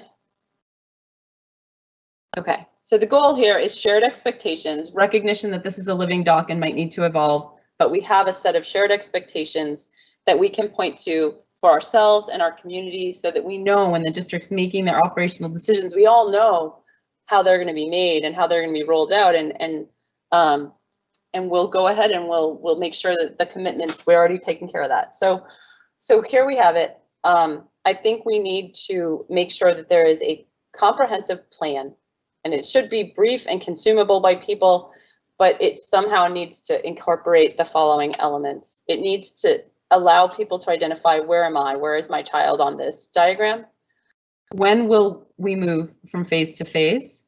And for the supplemental documents that go with it, it needs to be clear what documents tell you what, so that people know what to reference them as, and that there is some information that I don't see here that gives a little bit more confidence for folks about the effectiveness of all the safety mitigations we're putting in place. And you can incorporate that however you want. It might be part of that green diagram. I can't tell. I just don't know. But somehow making sure that we're showing our community how they can have confidence that the risk mitigations are not only being done, but they're being done with fidelity, and the results, the outcomes are effective in preventing spread of this disease in our school community. So that's what we need, and we have almost all of it here. It just needs to be put together. So I'm gonna motion. Well, let me first ask the superintendent, can we also get this on Tuesday? Finish putting it together, because that's one of the things we expected tonight, and it's mostly here. It is what we provided tonight. Again, I think on this one, I'm going to have to check with my team tomorrow on this. Again, we've got bargaining tomorrow. I know my team's going to be involved with that. I go out on paternity leave starting on Thursday night, so I will would have to check with my team. Okay. But if you give us the deadline for Tuesday at at noon, we'll have to meet it.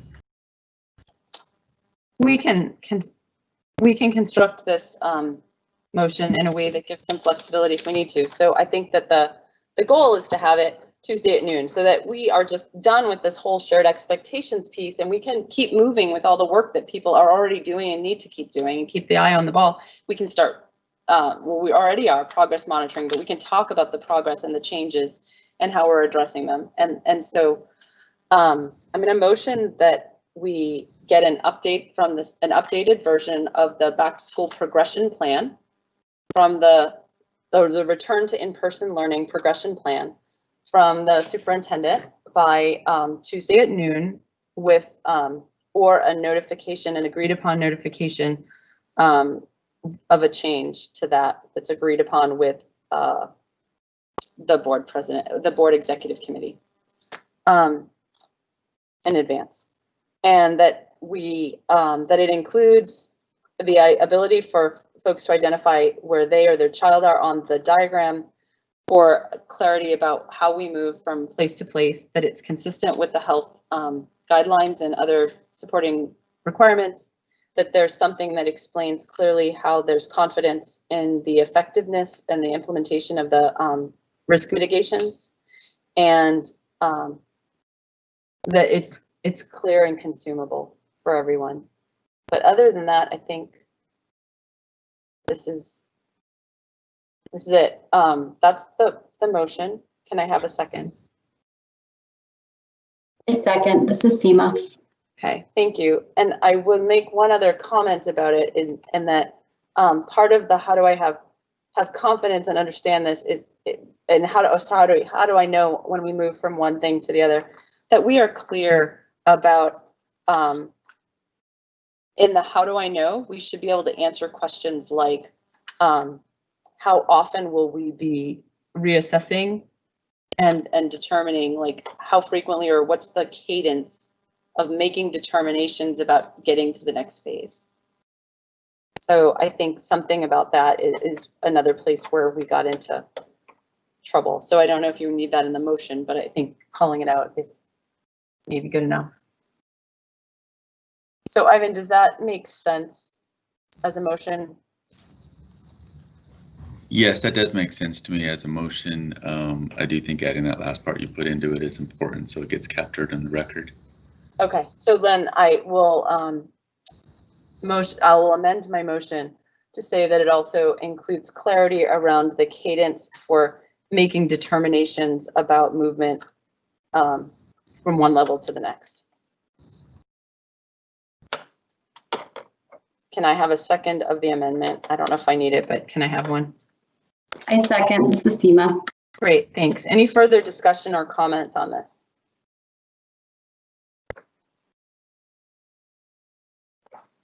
Okay, I'm going to do a voice vote again. All those in favor of this motion. Francine? Yes. Carolyn?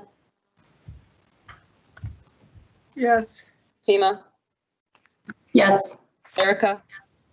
Yes. All right, and me, yes. Thank you for that. I'm also going to make a, yes? Christine, just so one request. So we voted on a couple of things where we did it orally. I think the tenor of the discussion got us there, but I would like to see them written out. So if that could be something that we get in the next day or so, just into our inboxes, that we see the final motions that were approved. The text of them, that would be helpful, and that way everyone's on the same page. Yeah, I will work with Jen on that, and they should probably be posted in the notes from the meeting so that anyone can have access. So I would also Christine, like, can I chime in? I just want one point of clarification, is I won't be at the next board meeting, so I'll make sure my staff is prepared for this. But when we submit this on Tuesday at noon, I would like to know, are we going to be receiving one response from the board as a collective or from individuals? Because I think that is something that is definitely tripped us up in many times when we think we're getting feedback from the board, but it's from an individual, and then it's a different interest or issue that is raised, and so we make those changes and feel like we sometimes are overstepping or over doing some of the work that we're doing. So I just want to be clear on what the feedback will be on these two plans that we're going to be submitting. I think that we're going to need a special meeting so that we can all just discuss it together, so the board can discuss it and give any feedback that it has as a collective unit. It's fine for the board, but the board will need them so we can review them in advance. So I will work on setting up a special meeting. We'll work on figuring out people's availability, and we can do it in that space. Does anyone else have further comments on? Yeah, the only thing I would say is I do think probably we can be more disciplined in our meetings to do that. I think that was an issue that came up with Tom Ellsbury a few years ago, and I think we need to get back to that. Essentially, if one of us has feedback, we'll have to poll the other board members and determine if that's just an interesting question or if it's a directive. I think that's probably fair feedback. That would be very helpful. Thank you. Great. All right. So I'm going to just take a look at the agenda here and see where we're at. We did not get to the annual plan. We did receive it. So board members, please make sure you have a chance to review that. We'll take that up at the next meeting. I think we should just take it up in conjunction with this whole thing and close it up. The committee update. Christine, the only thing on that, if we delay it again, we're probably going to have to ask for a delay with some of our school improvement plans, because this is a missing piece that we are trying to finalize with our schools to incorporate some of these final pieces.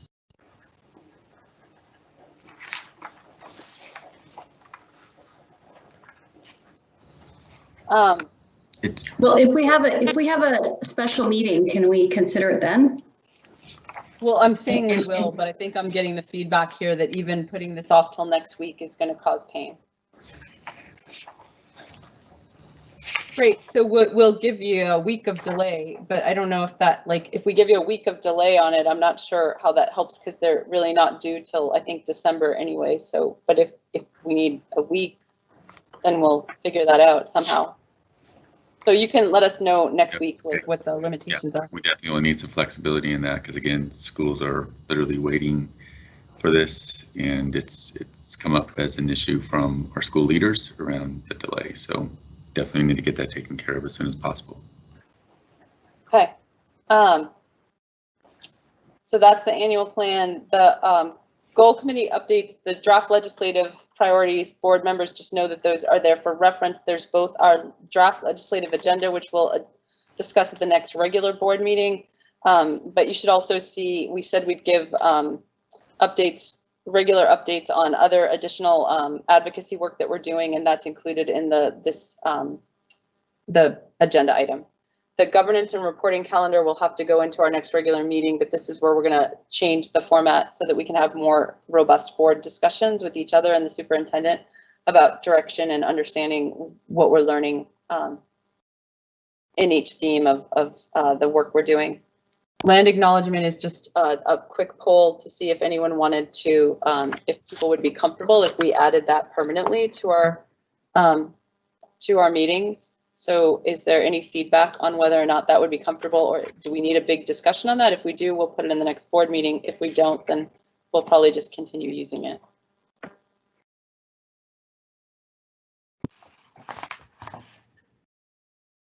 Okay, I'm going to take the lack of. I think you should take it as a sign of support.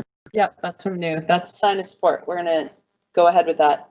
Agenda planning. I'll just add, I did want to announce with that. So we did worked on this since pre-COVID and pre-closure, and had a lot of input and designed it. However, there is an open invitation that if they're from our community, especially our students who identify with Native American heritage, would like to reach out and be involved, they can.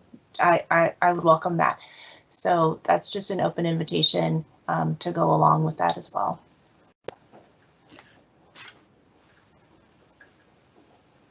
Okay, I'm assuming that was vetted. Yes. Yeah. Okay, because I know Coast Salish is a group of indigenous peoples, and then there are more specific groups within. So I just want to make sure we had the wording right. We do, and we may add specific tribes or peoples at some other time. We are putting together kind of a list of kind of recommendations and guidelines. So if other groups are adding land acknowledgements to their meetings, what that would look like, and so having input from a variety of folks on that. So yes. Okay, thank you. All right, so is there anything that folks want to bring up right now for agenda planning? One of the things we'll talk about at our next regular board meeting is board development training, and we're going to talk about working out some of the kinks and making our meetings more effective. We've really worked hard on the balanced governance approach and getting our goals down, but I think how do we make meeting discussions most effective and keep us all on the same page is something that's probably going to be in our next proposal. If anyone has other stuff we want to consider, let us know, but that's what I think Francine and I as the exec committee will work on and bring back to you something on the next regular board meeting. That's fine. My only suggestion is that we consider doing that in the new year. Great. All right, thank you for that. So that's that piece. Updates, are there any critical updates? Ivan, is there anything that you want to share that is critical for tonight? No. Other board directors? Yes, we there was a poll for the date and time of our community forum that went out, so we will be having that. The plan is for December 3rd. The topic right now that we're exploring, putting the questions together, is around family engagement. So we are going to start advertising that soon, unless there's feedback on that tonight. And then the other thing we wanted to pass off to GOL is there's some sometimes there are policies, I think, that are being considered by various advisory committees within the district and are just our request to the superintendent, but we can codify that in policy and procedure, is that the board or relevant board committee is notified so that we can also be putting that on our dockets. And then lastly, through, well, Carolyn, if you want to say it, but through FinOps, Carolyn and I are acting as liaisons to the Superintendent Advisory Committee, which currently is charged with reviewing the budget. And so as we have information to share with the board, we'll do that. The first meeting that was public, I think the recording is available, but we have not met in follow-up for any further debriefing, so don't have any additional information at this point. Beyond that, it's a really dedicated group of people who are really attending to the mission, vision, and values and taking on this large task. And we're grateful for their input and support. Okay, thank you for that. Seema, you said no. Carolyn, do you have any quick updates? Yeah, I had an individual report. I thought you asked if we had any more questions. I do have an update, but I'll go after Carolyn. Oh, okay. Sorry, I missed I thought we were on yeah, updates. I thought I sent one in. I thought it was here. It's just a little written report that just said who the board members were. There it is, for the PTSA, and also what their legislative, it's really in the small print down here, but they're having a legislative assembly. They're going to set new legislative priorities, and the ones from last year are listed here at the bottom of my little report. Social emotional learning, school construction, simple majority for bonds, gun violence. Anyway, they're often very aligned with ours. You know, they're not one-to-one with ours, but they're similar. And this is for the lobbying of the legislature in Olympia. Thank you, Carolyn. That's great. Seema?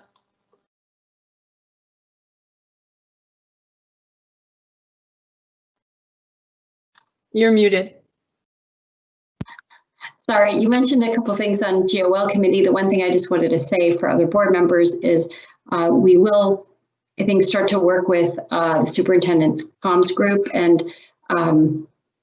find a way to have on the school district website just information about upcoming legislation, just facts. What's the legislation that's out there?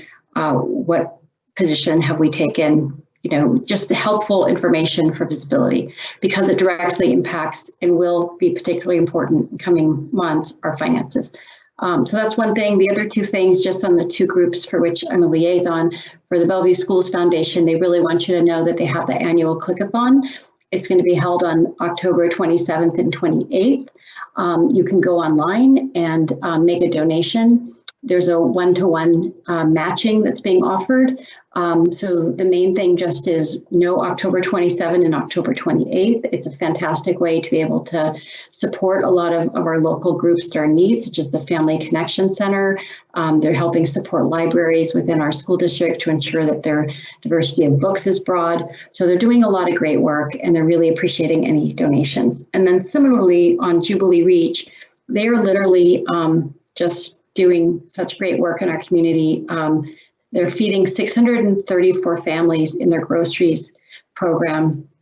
And the number of meals is just like astounding that they're providing, but they are in need of financial assistance.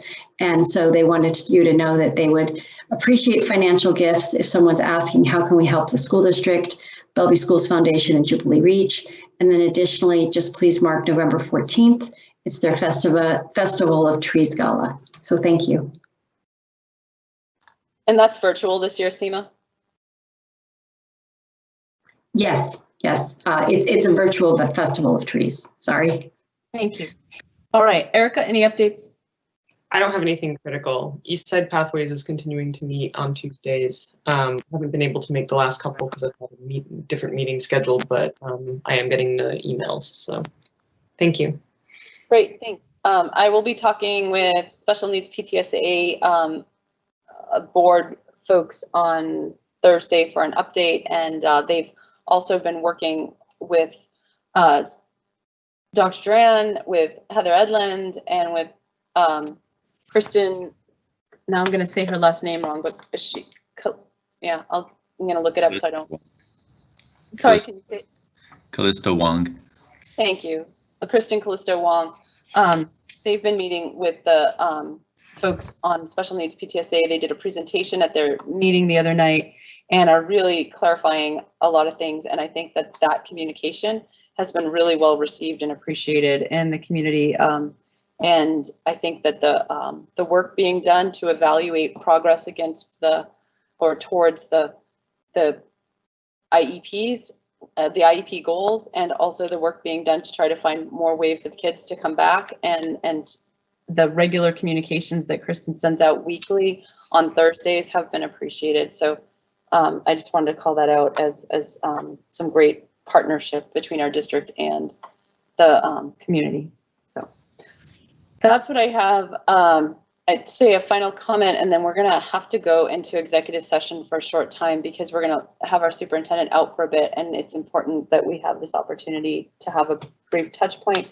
So we'll do that, and then there will be no business at the end of this, at the end of the executive session. The meeting will be adjourned immediately. So folks are welcome to wait around, but we're not going to talk about anything. We're just going to shut the meeting down. The final thing I just want to say is these are hard times that we're in, and I know that everyone is working hard, and I appreciate everyone here and all the work that they do. I appreciate our families and our students. I appreciate every one of our teachers and educators. This is a very challenging time. I also appreciate all of the support staff and the very, very difficult positions that they are in as bus drivers, nutrition workers, custodians, many folks whom we right now don't have the budget and the work for fully supporting. And this is a big deal, and everyone's doing their best to manage it, and we're going to keep doing that, and we're going to get better each time. And I appreciate that we were able to have open discussions and bring up things that aren't always easy to talk about with each other. So thank you for the work. Thank you for the love of our children and our community. Thank you for the respect and collaboration, and thank you for the patience for this difficult and long meeting. I appreciate everyone here. So, Christine, before you sign off, can you identify and read the purpose of the executive session? Sure, I was going to have Jen do that, but sure. Okay, thank you. The executive session that we're going to go into, the purpose of this executive session is to evaluate the qualifications of an applicant for public employment or to review the performance of a staff member. However, discussion of salaries, wages, and other conditions of employment to be generally applied within the district will occur in a meeting open to the public, and when the board elects to take the final action of hiring, setting the salary of an individual staff member or class of staff members, or discharging or disciplining an employee, that action will be taken in a meeting open to the public. So that's what we're going to go talk about, and we will we'll go from there. Board members, is there anything else that needs to be said before we go into exec session? No, although I might hire you for an option. Really fast reader. Okay, thanks. All right, and superintendent, is there any final parting comments, or are we all set? I just say I just really appreciate the conversation tonight. Appreciate our staff and all the work that's been going on, and all the different layers of plans and information that's out there, and look forward to the continued work that we're trying to do to ensure that we are supporting our students and families in the best way possible. Right, thanks everyone. So what we're going to do is we're going to go into exec session, the 5 board directors, and then we'll reach out to Dr. Duran and bring him in as soon as we're ready for that. And no one else should be needed for the rest of the meeting for the evening. Thank you. Thank you. Thank you.